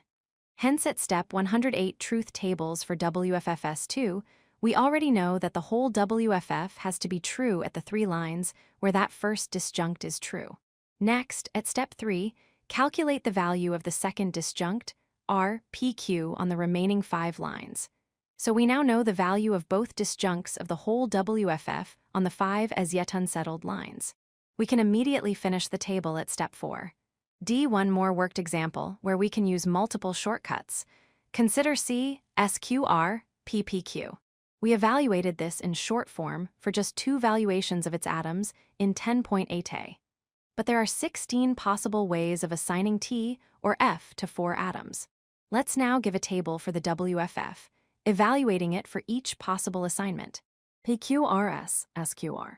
PPQTTTTTT FTTT FTTTT FTTTT FFTTT FTTTT FTFTFTTT FFTTT FFFTT FTTTT FTFTT FFFFFT FFFFFT FFFFFFTTT FFFTFTT FFFTTT FFFFTT 5462311. Consider first the subformula PPQ. In a 4-line block, where the values of P and Q stay constant, the value of this subformula stays constant. Therefore, we only need to calculate the value of this subformula on the first line of each block. 2, we then flip that subformula's values to get the truth value of its negation, PPQ, on the first line of each block. 3, we can next copy those values into the rest of each block. So the subformula, PPQ, the second disjunct of the whole WFF, comes out true on 12 lines. For that means we can already settle the value of the whole disjunctive WFF on those 12 lines, with no further work needed. 5, we now only need to evaluate the first disjunct on the remaining 4 lines. 109.12 truth functions 6. Finally, we use the values of the first disjunct to work out the value of the whole WFF on those 4 lines, and so complete the table irrespective of how much working we show. We will call any table which records the overall value of a PLWFF for every possible valuation of its atoms a truth table for the WFF. A truth table for a WFF can also be read as defining a corresponding truth function, namely the function which correlates the values given in order, on the left, in our formatting with the output overall value, given on the right. If we use our shortcuts and are alert to cases where we can repeat results on different lines, constructing truth tables for shortish WFFs with a smallish number of atoms need not be too painful. There are some tame exercises to practice on, so we won't give more examples now. But 2 final remarks in this section. 1, if the WFF involves n different atoms, there will be 2 n times equals 2 n different possible valuations of these atoms. We can still mechanically construct a truth table for working out the truth values of the increasingly large subformulas of until we reach the overall value of for each of the 2 n possible valuations of the atoms. But as n increases, the amount of labor required will explode exponentially. No wonder that we will in practice stick to small examples. To note that we have fallen into using the following systematic way of setting out all the assignments of values to a sequence of atoms such as P, Q, R, S.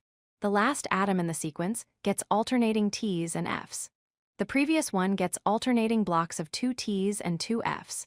Moving leftwards, we next get alternating blocks of 4 T's and 4 F's. And so it goes. This system is guaranteed to cover all the possible valuations. Any other systematic way of running through all the valuations of the relevant atoms will do equally well, of course. But ours is pretty much the standard convention when constructing full truth tables. 12.4 possible valuations. Every PLWFF has a truth table giving its truth value on every possible valuation to its atoms. This table defines a corresponding truth function. In the next chapter, we will show the converse. For every truth function, there is a PLWFF which defines it. For the moment, however, we pause for clarification. We need to distinguish 2 senses in which we can talk about possible valuations of some given atoms. In the last section, as we worked out the full truth tables, we considered all the different combinations of values T or F that can be assigned to some atoms, quite regardless of what those atoms mean. In fact, We didn't even specify an 110 possible valuations interpretation for the atoms. In a phrase, we ran through all the combinatorially possible assignments of values. Call these the C possible valuations, for short. And note, the notion of possibility here seems quite unproblematic. But now bring meanings back into the picture. The atoms from a properly interpreted PL language express propositions. These atoms, given their meanings, are then true or false depending on how things are in the world. Take the world as it actually is. Then there will be one resulting assignment of truth values to these interpreted atoms. And then, as we consider different possible situations, i.e. consider different ways the world might have been, the atoms with their given meanings will take on various other corresponding values. Let's say an assignment of values to some atoms is realizable in some situation if there is indeed a possible situation in which these atoms, with their given meanings, would take those values. Call this an R possible valuation for short. The different short labels mark a real distinction, for not all combinatorially possible assignments of values to interpreted atoms may be realizable. In other words, in some cases, not all C possible valuations are R possible valuations. Why? For an easy example, suppose that in our current PL language P means Jack is married and Q means Jack is single. Combinatorially, we can assign both these atoms the value T, but with their given interpretations, there can be no situation in which these atoms are true together. So in this case, there is no realizable, meaning-respecting, R possible valuation of P and Q, which gives them both the value T. For an even easier example, suppose that R means all mothers are parents, so expresses a necessary truth, and therefore takes the value T, whatever the situation. Then there is no R possible valuation, no assignment of values which respects the meaning of R, which assigns it the value F, B, return to our sample WFFA, PQ, QR. We set down all 8 C possible valuations for its 3 atoms, and the truth functionality of the connectives means that we can then work out the value of the WFF in each case without worrying about the interpretations of atoms. Still, depending on the interpretations of the atoms, perhaps not every line of the table is a realizable valuation corresponding to a way the world might be, i.e., perhaps not every line gives an R possible valuation. But then, when setting out the truth table for the WFF, shouldn't we really only care about realizable, meaning-respecting, valuations, distributions of truth values reflecting situations that could obtain? It depends. But looking forward, our particular aim is going to be to give an account of those arguments whose validity turns only on the distribution of the connectives, and not in their premises and conclusions, and doesn't turn on the topics of the sentences they connect. In other words, our concern is going to be with some questions about topic-neutral logical validity. And the plan is that we avoid the vagaries of English by regimenting an argument up for assessment into a suitable PL language, thereby cleaning up the connectives, making their scopes explicit, etc. At this first stage, we still care about the interpretation of the PL atoms we use, because we do want to be still talking about a contentful argument, a tidied-up version of the natural 111.12 truth functions language original. However, at the second stage, when we now focus on validity in virtue of the connectives, we will want to temporarily ignore the facts about the meaning of individual atoms. We will temporarily abstract away from those facts in order to reveal those PL arguments, whose validity depends only on the truth functional meanings of the topic-neutral connectives. And, hence, given this context in which we are going to be using truth tables, we will not want to restrict ourselves to considering only meaning-respecting possible valuations of atoms.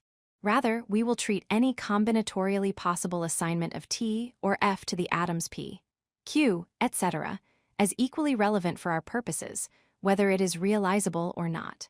In sum, we will treat every assignment of values for the atoms as needing to be considered all the C possible assignments in our unproblematic sense. We say rather more about this in 14.3 and 15.2b. 12.5 Summary: a truth function is a function sending one or more truth values as inputs to a single truth value as output. A way of forming a complex sentence, or WFF, out of one or more constituent sentences /WFFS is truth functional if fixing the truth values of the constituents is always enough to determine the truth value of the complex whole. All WFFS of a PL language are truth functional combinations of their atoms. We can calculate and set out in a truth table the values that the WFF takes on each combinatorially possible assignment of values to its atoms, so defining a truth function. This is tedious mechanical labor, though there are shortcuts which, if judiciously used, can reduce the work en route to the final result in many cases. Exercises 12 give truth tables for the following WFFS of a PL language, i.e., calculate the value of the WFF for every assignment of values to the atoms. Use the recommended shortcuts. 1p PQ2 RQP, 3 PSR 4 PQ, PQ5 PQ, RPQ6 PQ, QR QR7 PQR QP8 RQS, PQS9 PQ, RSS, QR 11213 expressive adequacy. We now fulfill a promise made back in 8.7. We show that PL languages can handle exclusive disjunctions using just the 3 built-in connectives. Indeed, any truth-functional combination of PL-WFFS can be expressed using just the familiar connectives. 13.1 Conjunction and disjunction interrelated first, though we begin by noting 2 of De Morgan's laws, a family of principles interrelating conjunction, disjunction, and negations. For any WFFS in a PL language, has the same truth table as. Similarly, has the same truth table as. The first formalizes the obvious truth that a disjunction holds when it isn't the case that both disjuncts fail, and the second formalizes the equally elementary observation that a conjunction holds when neither conjunct fails. These interrelations mean that we could set up our PL languages with just and as built-in connectives, and then introduce by the rule that an expression of the form is a mere abbreviation for the corresponding expression of the form. Likewise, we could set up our languages with just and as basic as in fact Bertrand Russell and A.N. Whitehead did in their great Principia Mathematica. However, it is nowadays customary to treat the connectives and on a par as equally basic, even if they are interdefinable using negation. This is both more convenient and also more revealing of important logical relations. 13.2 Exclusive disjunction. Suppose that we want to translate either Jack drank beer or he drank cider, but not both into a PL language. Using P for Jack drank beer and Q for Jack drank cider, we want a WFF which comes out true when exactly one of P and Q is true. Consider then the following pair of truth tables. 113.13 expressive adequacy, PQ, PQ. PQ, PQ. PQ, TTT, FFFFFT, FTTTTT, FFTTTT, FTT, FFFFT, FFF. Our 2 displayed WFFS have truth tables defining the same overall truth functional combination of atoms, with the same desired correlation of input values to outputs. Both WFFS will therefore serve equally well to render the exclusive disjunction of P and QB. Now generalize.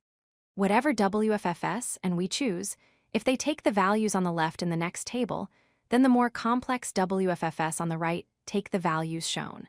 TT, FFT, FTT, FTTT, FFFF. So, for every end, either of those equivalent complex WFFS will serve to render the exclusive disjunction of and. See, we could have built a third binary connective into the basic syntax of our formal languages from the start, and then adopted the semantic rule that a WFF of the form is true just so long as exactly one of and is true. In such an augmented language, the new truth functional would live alongside the inclusive disjunction and could be used to render an exclusive disjunction. However, as we have just seen, instead of using a new WFF of the form, we can equally well render the exclusive disjunction of and by using the corresponding WFF or the WFF. So we can manage perfectly well without a new connective to express exclusive disjunction. And if we do want the convenience of having such a connective to hand, we don't have to build it into the language's basic syntax. Instead, we can define expressions of the form to be shorthand for e.g. the corresponding. In brief, can be defined in terms of the standard 3 connectives. 13.3, another example. Expressing the $truth function, we will now prove a parallel result about the $connective, which we met in 12.2e. It would again be redundant to add to a PL language a special connective to express the corresponding $truth function. First, though, a minor notational matter. To reduce clutter, we are temporarily going to be more relaxed about bracketing. For example, we are going to be writing down some expressions like these. 114, another example. Expressing the $truth function. When strictly speaking, remembering our rule that each occurrence of and comes with its own pair of brackets, we ought to write expressions like. Still, the particular choice of internal bracketing for multiple conjunctions doesn't affect the truth value of the resulting WFFS. They are true if, and only if, all the conjuncts are true. Similarly, it doesn't matter how we bracket multiple disjunctions, they are true if, and only if, at least one disjunct is true. Hence, leaving out the internal bracketing in the special cases of unmixed conjunctions and unmixed disjunctions can do no harm and will make for readability. It also doesn't matter if we leave off the outermost brackets. Suppose, then, that we start with some WFFS. Now take each of these WFFS in turn and either leave it as is or negate it. Then, if we have started with more than one WFF, conjoin the results. This gives us a basic conjunction formed from those WFFS. For example, start with just 3 WFFS. Here are 3 sample basic conjunctions formed from those WFFS. And now we observe that a basic conjunction like one of these will evidently be true on one and only one corresponding assignment of values to its ingredient WFFS. Thus our 3 samples are true exactly when, respectively, equals T, equals T, equals F, equals T, equals F, equals F, equals F, equals F, equals T. It is simple.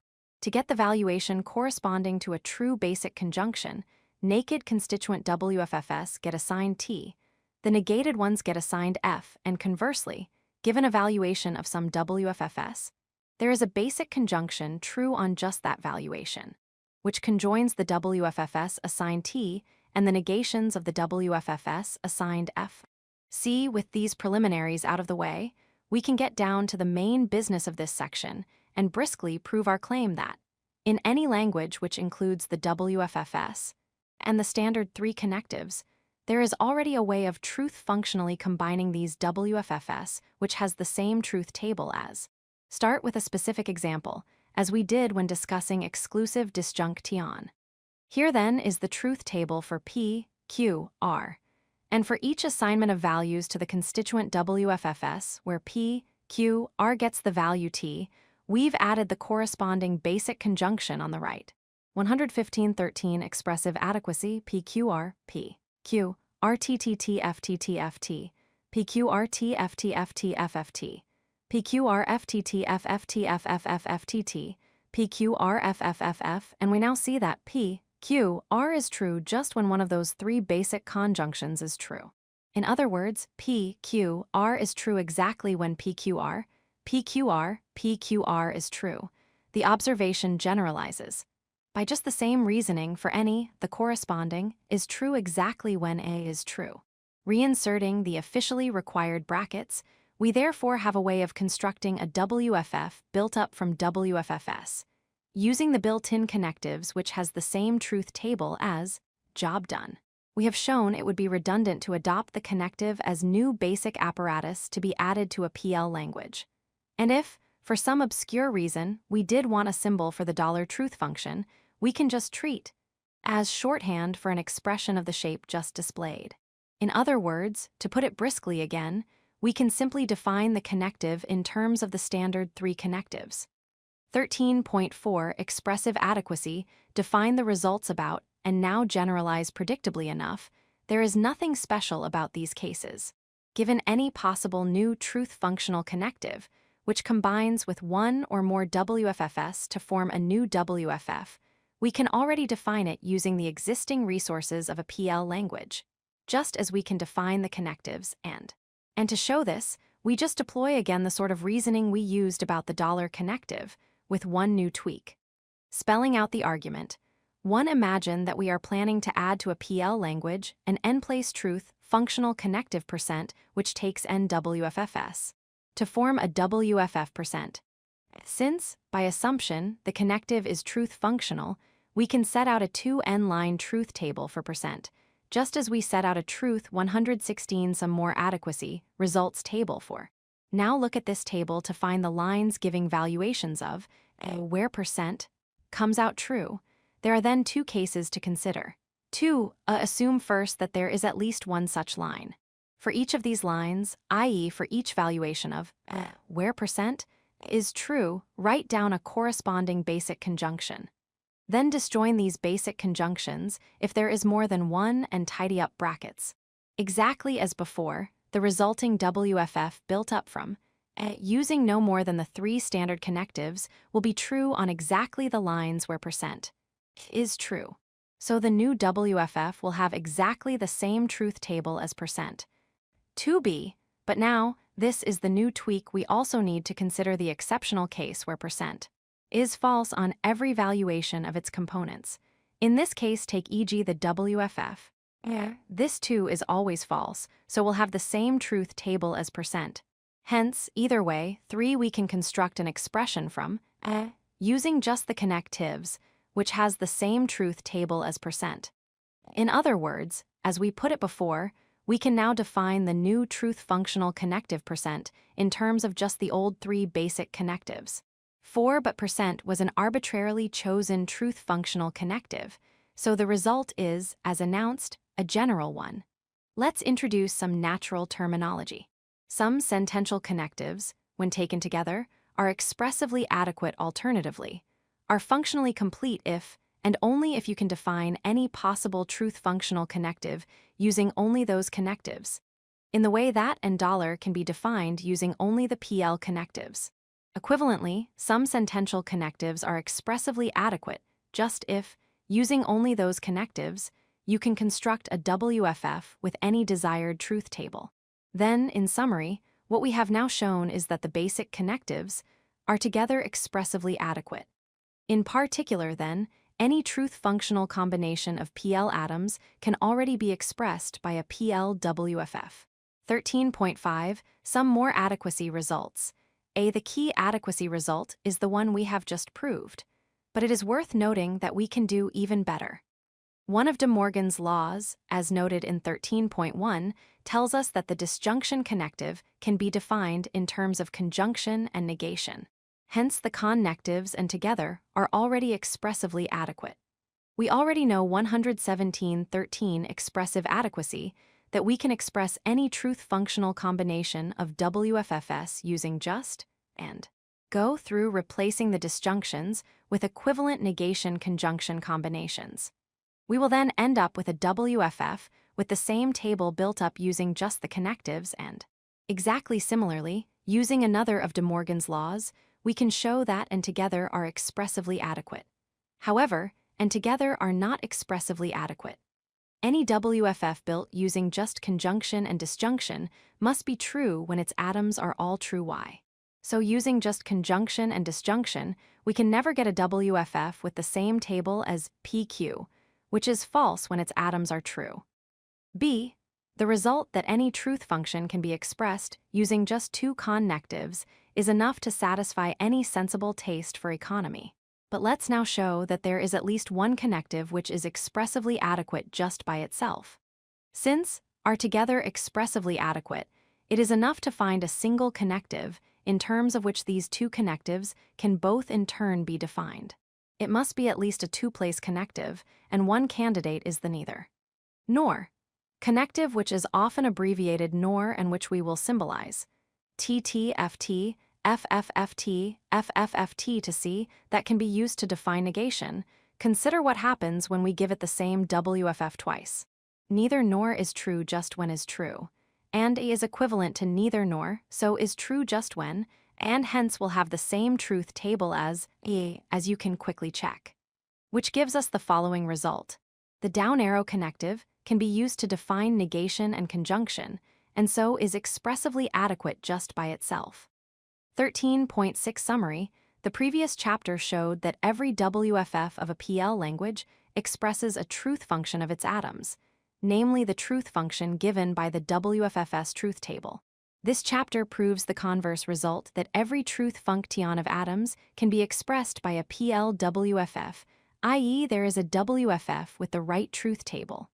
In a phrase, the standard three connectives taken together are expressively adequate, i.e., can be used to define any truth functional connective. 118 Exercises 13 Indeed, any truth function can be defined using just, and, or using just, and, or even using just the down arrow by itself.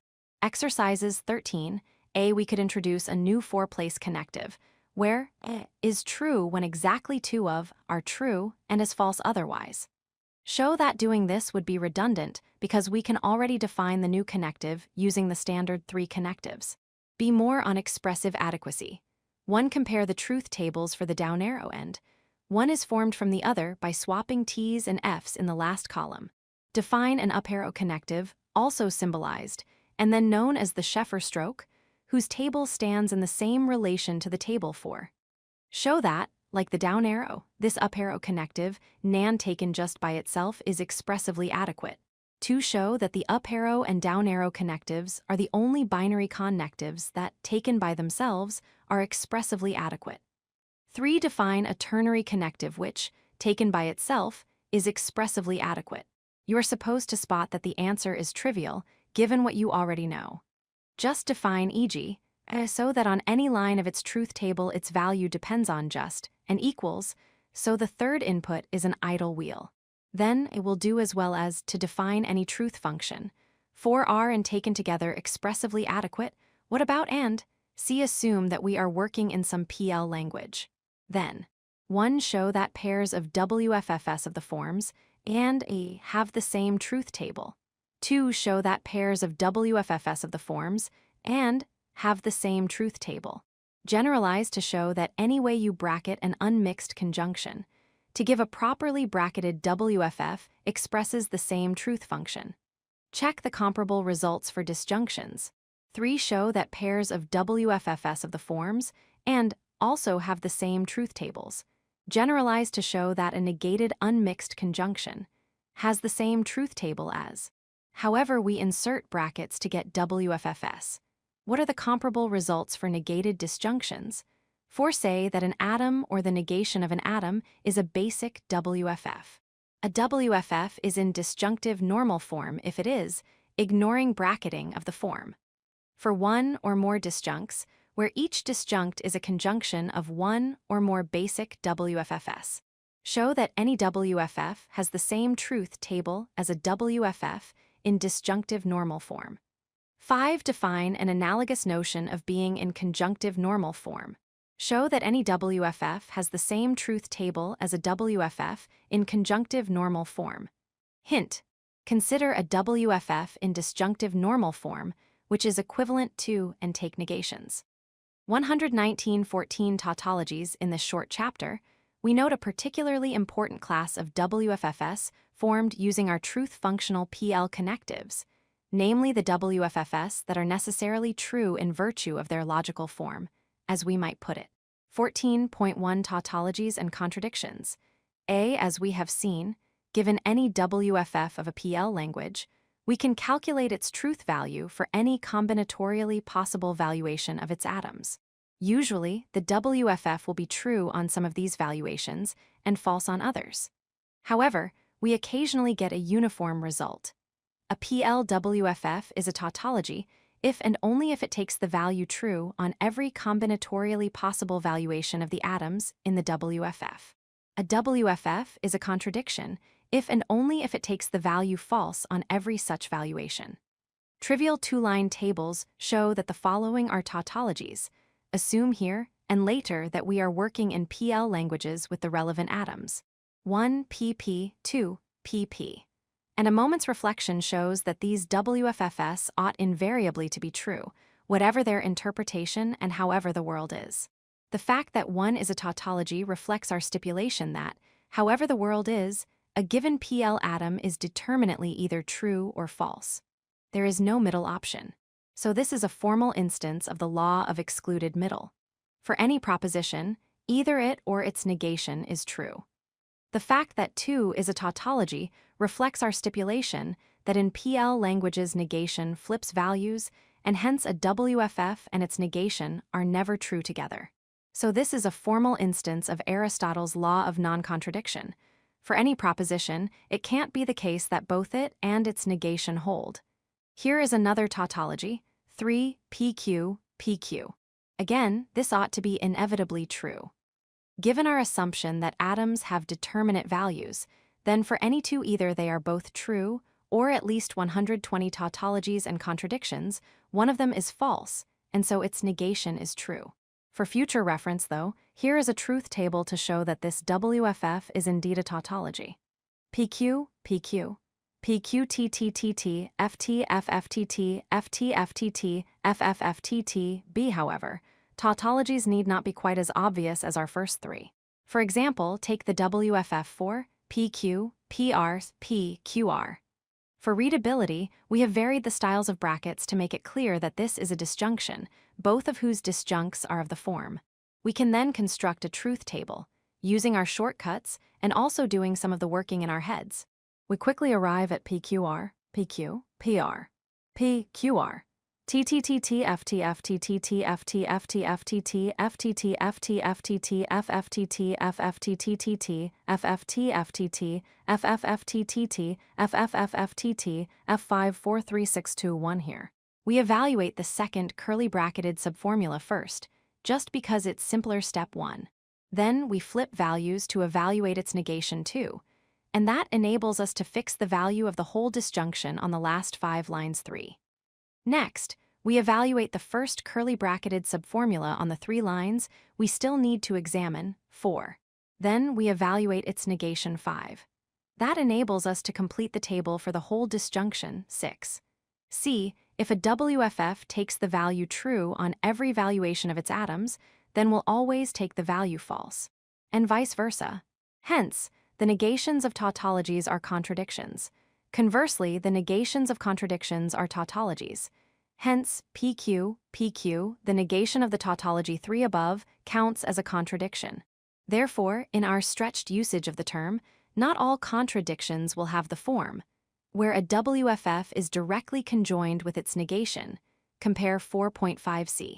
However, every contradiction in our wide sense will have the same truth table as an explicit contradiction, in the sense of a WFF of the form. See the exercises. 121.14 Tautologies, 14.2 Generalizing examples of tautologies. Let's introduce some standard symbolic shorthand for use in our meta-language, logician's English. We abbreviate the claim that is a tautology as follows. As a mnemonic, you can for the moment think of the double turnstile symbol as a stylized surposition of the 2 TS from tautology. So, we know that 1 PP, 2 PP, 3 PQ, PQ, 4 PQ, PR, PQR. As we've already noted, these claims are implicitly general. They hold for any PL language with the right atoms, i.e. 1 to 4, are true irrespective of the interpretation of the atoms. But of course, there is nothing special about the choice of atoms appearing in our initial samples of tautologies. For example, the WFFS, RR, and PP are equally good instances of the law of excluded middle. So too are PQ, PQ, and R, QS are QS, where we disjoin a more complex WFF with its negation. In fact, any substitution instance of the schema will be a tautology. So there's further level of generality here. For any WFF, whether atomic or molecular, we have one. The same goes for other tautologies, of course. Take any tautology and form a basic schema from it, in the sense of 11.6c. In other words, form a schema that gives the tautology's structure down to the level of atoms. Then any substitution instance of this schema is also a tautology. So, for example, for any WFFS, 2, 3, 4. See, why can we generalize claims about tautologies in this way? Let's slowly think through an example. Consider PQ, PQ, because in the previous section we showed that this WFF is a tautology by writing out its truth table. The table showed the particular way in which the truth value of our WFF and of its main subformulas depends on evaluation of its constituent atoms. We can now generalize by writing down a schematic version of the table. TTTT, FT, FFTT, FTFTT, FFFTT. 122 tautologies, necessity, and form. This tells us how the truth value of a WFF of the form similarly depends in just the same particular way on evaluation of its constituent WFFS and. So whatever truth values and take, the corresponding WFF of the form is true. Hence, whatever values the atoms inside and take, the WFF will come out true. Therefore, that WFF is a tautology. This line of argument can be applied to any tautology. So here it is again, a bit more abstractly. Just bear in mind that A forming a basic schema from a WFF, and then taking an instance of that schema, is the same as B directly replacing the atoms in the original WFF with some WFFS, same atom, same replacement. I start with a tautology whose constituent atoms are, say, P, Q. By assumption, whatever values these atoms have, the WFF in question is true. Roman 2 now systematically replace P, Q throughout our tautology with the WFFS, respectively. Roman 3, then the truth value of the resulting new WFF will depend on the truth values of these new constituent WFFS, exactly as the truth value of the original WFF depends on the values of their original atoms. So whatever values these new constituents have, the new WFF is also true. Roman 4, so whatever values of the atoms inside the WFFS have, the new WFF is true. It is therefore a tautology. Hence, we show that a particular WFF is a tautology, we get an implicitly general result. Buy one tautology, and you get indefinitely many more for free. D. It is natural to say that, if we start from a particular tautology and construct a basic schema for it, what we get is a tautological schema. Then what we've shown in this section can be neatly summed up as follows. Any substitution instance of a tautological schema is also a tautology. Note, however, an important contrast. Not every instance of a non-tautological schema need be a non-tautology. For a simple example, the schema is of course not a tautological schema. But now consider the special case where we substitute the same way for both and. 14.3 Tautologies, necessity, and form. A. To repeat. The tautologies of a PL language are the WFFS which we can mechanically determine to be true, even while ignoring the particular meanings of the atoms and while ignoring the situation in the world. Since they come out true however the world might be, tautologies express necessary truths in the strong sense of 2.1d. Moreover, since the topics of the atoms will be irrelevant, it is the distribution of the topic-neutral connectives 123.14 tautologies, which makes a tautology a tautology. It is also natural to say that tautologies are logically necessary in the sense of 6.3. Now, the general notion of necessity, the idea of something's being true in all possible worlds, has its very puzzling aspects. What are these possible worlds of which we speak?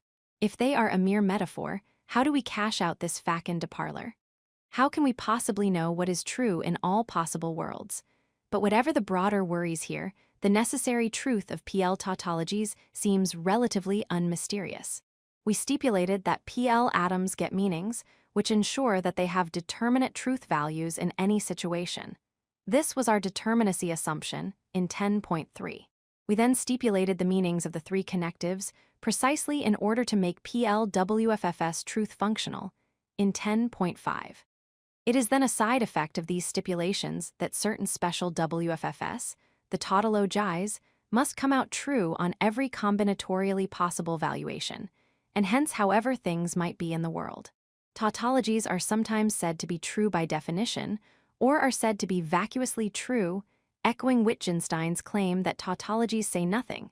In fact, we owe our logical use of the word tautology to his Tractatus Logico-Philosophicus.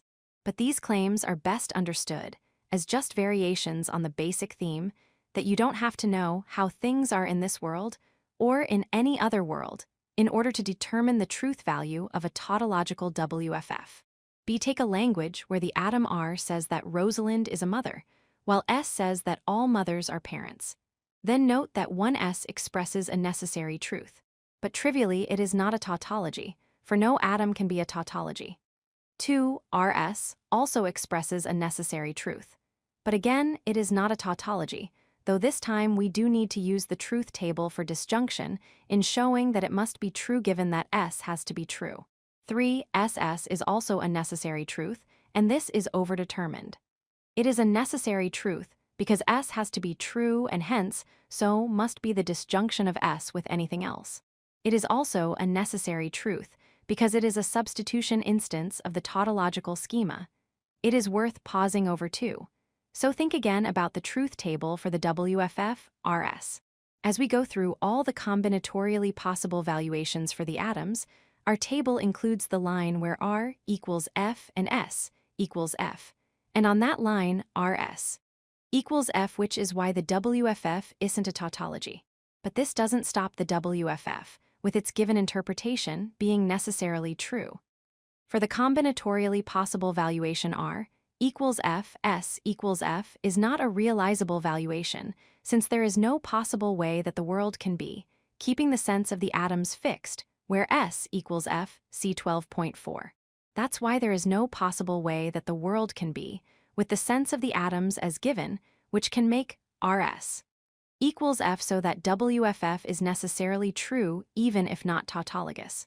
C. The tautologies, to repeat, are the WFFS of a PL language, whose truth can be derived purely from the meaning and distribution of the connectives, without 124 tautologies as analytically true attending to the meaning of the atoms. For example, PQ. PQ is a tautology, and it is the pattern in which the connectives appear with their given meanings which explains why this WFF is always true. This pattern or logical form in which the connectives appear can be displayed using a basic schema for the tautology. And there's a good sense in which it is because the WFF has that form that it's a tautology. In 11.6b, we stress the general point that we can't talk in an unqualified way about the form of an individual WFF. A WFF can instantiate different schematic forms at different levels of detail, but it is natural to fall into saying that the logical form of a WFF is the form which gets displayed by a basic schema for the WFF, because that schema will show all the WFFS structural detail apart from the particular choice of atoms. And so, generalizing the point in the last paragraph, we can say, a PL tautology is true in virtue of its logical form. D. Our official definition of a tautology applies to WFFS of PL languages. Later, we will carry over the notion to apply to the WFFS of richer formal languages, which still contain some truth-functional connectives. By extension, we can also describe certain claims in ordinary English as tautologies, if they involve what are naturally construed as truth-functional connectives, and a PL rendition is a tautology. And these ordinary language claims too might then be said, rather more loosely, to be true in virtue of their logical form, but we want to attempt to give a really sharp sense to this idea. 14.4 Tautologies, as analytically true, we finish the chapter by noting that there is an interestingly deep philosophical question waiting in the wings here. Tautologies are true because of the meanings of the connectives and how the connectives are put together. Let's follow convention and say that a proposition is analytically true if it is true because of I, the meanings of some of the words involved in expressing it, and Roman II, how these words are put together. The idea is that an analytically true proposition can be seen to be true just by analyzing it and reflecting on that analysis. Then, in another traditional slogan, tautologies are analytic, i.e. analytically true. Now for the lurking question. Not every necessary truth in the strongest sense of necessary is a truth-functional tautology. But we might wonder all necessary truths are similar to tautologies at least in being analytic. That would be a quite beautifully demystifying theory about the nature of necessity. And it seems plausible, perhaps, for the likes of no bachelor is married and every mother is a parent. These two are surely in some sense true in virtue of the meaning of the words involved. But moving beyond relative trivia, does the theory apply, say, to the necessary truths of arithmetic? Are they analytic? We will have to leave this last question hanging. It deserves a book in itself. 125.14 Tautologies, 14.5 Summary, WFFS of a PL language, which are true on every valuation of their atoms, are tautologies. WFFS that are false on every valuation are contradictions. And note that contradictions do not have to be of the form. We abbreviate the claim that is a tautology as. A PL tautology remains a tautology whatever the meaning of the atoms, and any WFF instantiating its basic form will also be a tautology. PL tautologies are necessary truths. But not all the necessary truths expressible in some PL language need be tautologies. The tautologies can be said to be true in virtue of logical form. The necessary truth of tautologies is unpuzzling, a spin-off from the semantic rules governing the connectives. Exercises 14. Which of the following WFFS are tautologies, which are contradictions, and which are neither? 1 QP PQ2, P PQQ3, PQR, PQR, 4 PQR, PRQ, 5 PQR, PRQ, 6 PQSR, PQSR, 7 PR, QS, PQRS. B. Which of the following claims are true about PL-WFFS and why? 1. The conjunction of a contradiction and any another WFF is still a contradiction. 2. The conjunction of a tautology and any another WFF is still a tautology. 3. The disjunction of two tautologies is a tautology. 4. All the tautologies in a PL language express the same truth function as each other. 5. Every contradiction in a PL language has the same truth table as a WFF of the form. If a WFF is neither a tautology nor a contradiction, it is said to be contingent. Which of the following claims are true, and why? 6. The negation of a contingent WFF is contingent. 7. The disjunction of two contingent WFFS is contingent. 8. The conjunction of two contingent WFFS is contingent. 9. The disjunction of two contingent WFFS is never a contradiction. 126.15 Tautological entailment. In this pivotal chapter, our work on PL languages at last gets put to use in the assessment of arguments. We introduce the crucial truth table test for the validity of inferences, which rely on the connectives and, or, and not. 15.13 Introductory examples. A. Consider the everyday argument a Jack is logical. It isn't the case that he is logical while Jill isn't. Hence, Jill is logical. Now construct an ad hoc PL language where P means Jack is logical and Q means Jill is logical. We ignore any potential vagueness here. Then we can render a into this language, capturing the argument's essential structure. A P, PQ6Q. Here we use the symbol 6 as an inference marker and use the comma to separate premises. But that's fine. Both the therefore sign and the comma do bell. On to the official alphabet of our PL languages. See 9.1.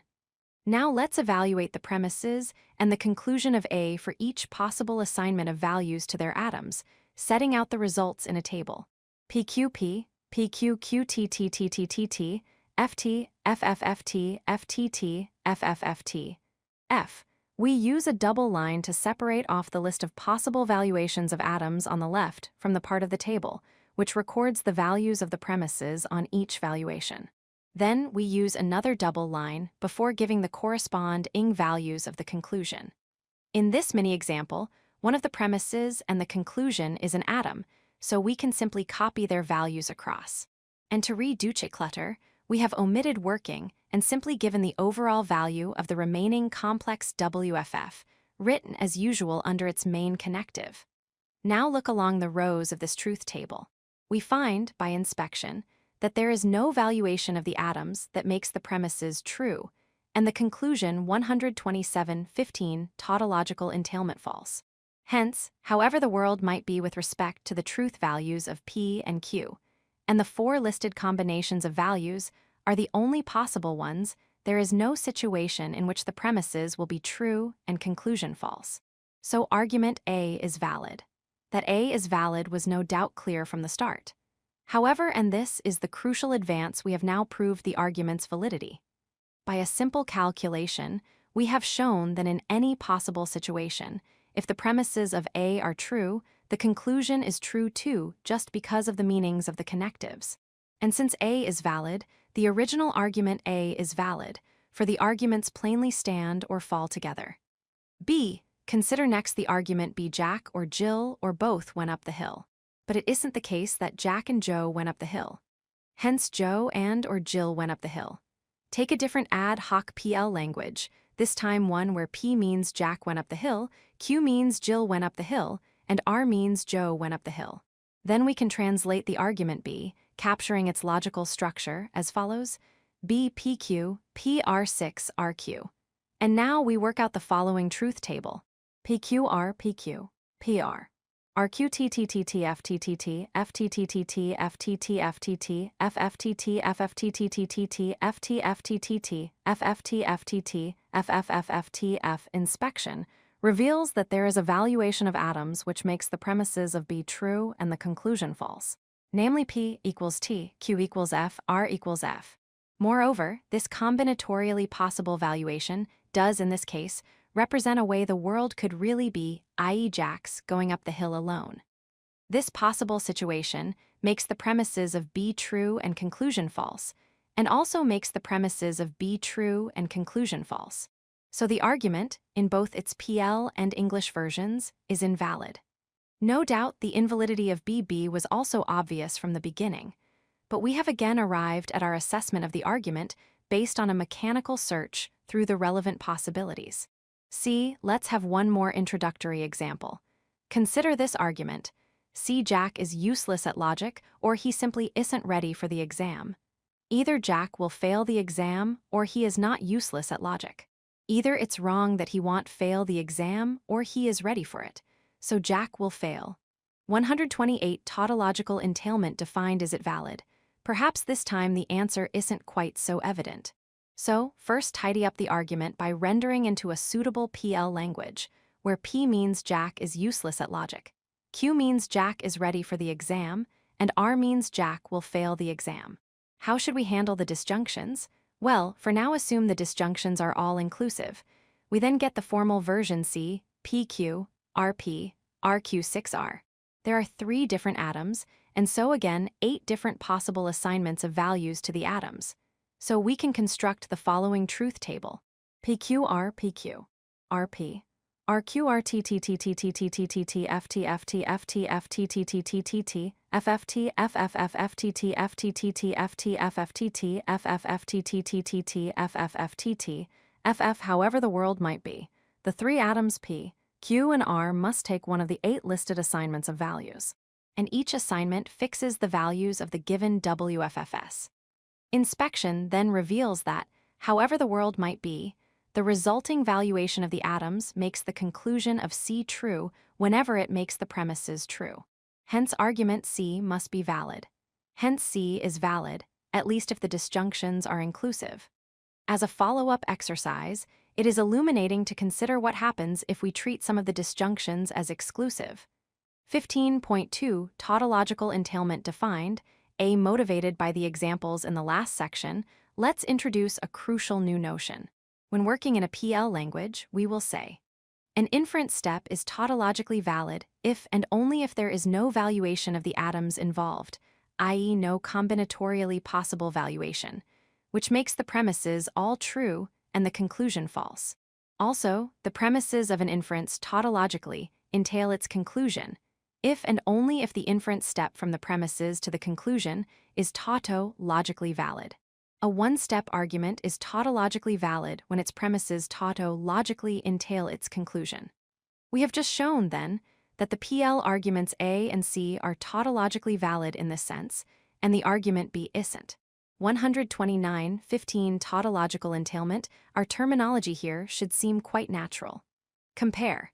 A WFF is a tautology if it is true on any valuation at all. A WFF is tautologically entailed by given premises if it is true on any valuation, which makes all the premises true. B. The sharply defined notion of tautological validity for PL arguments is evidently closely related to the informal notion of deductive validity, as characterized in 2.1, and also to the narrower informal notion of logical validity from 6.2.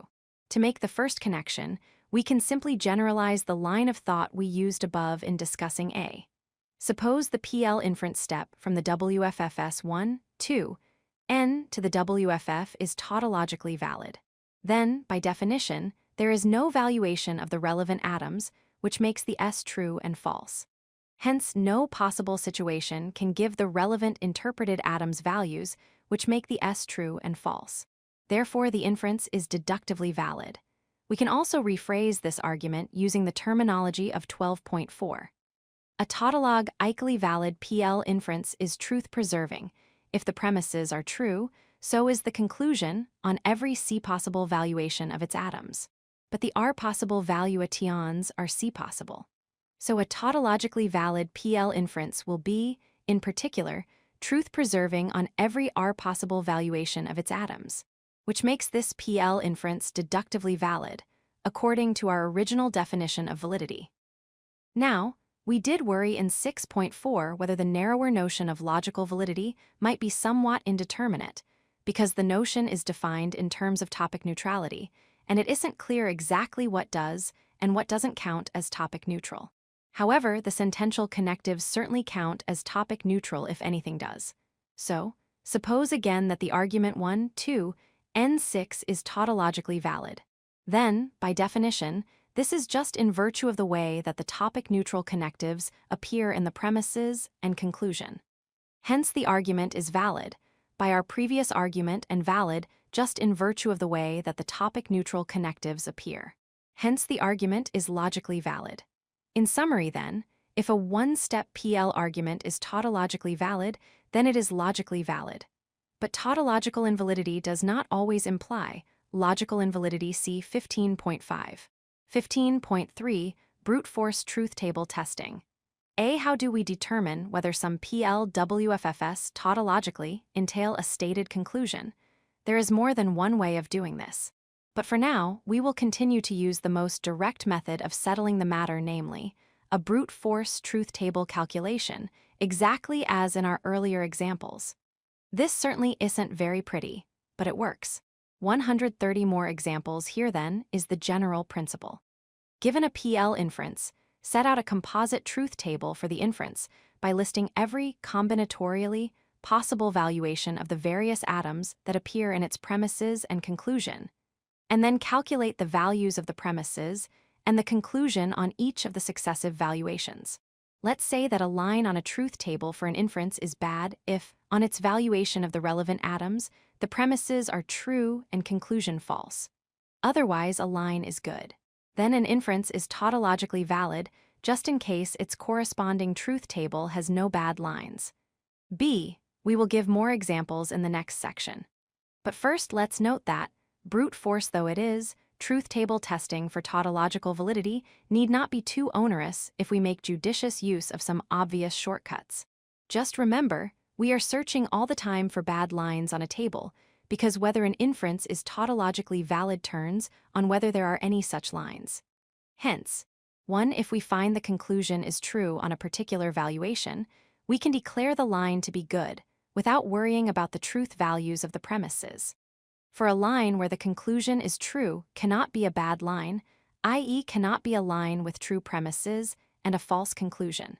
Therefore, one tactic is to evaluate the conclusion first, when this is not too complex, and we then need do no further work evaluating the premises on lines with true conclusions.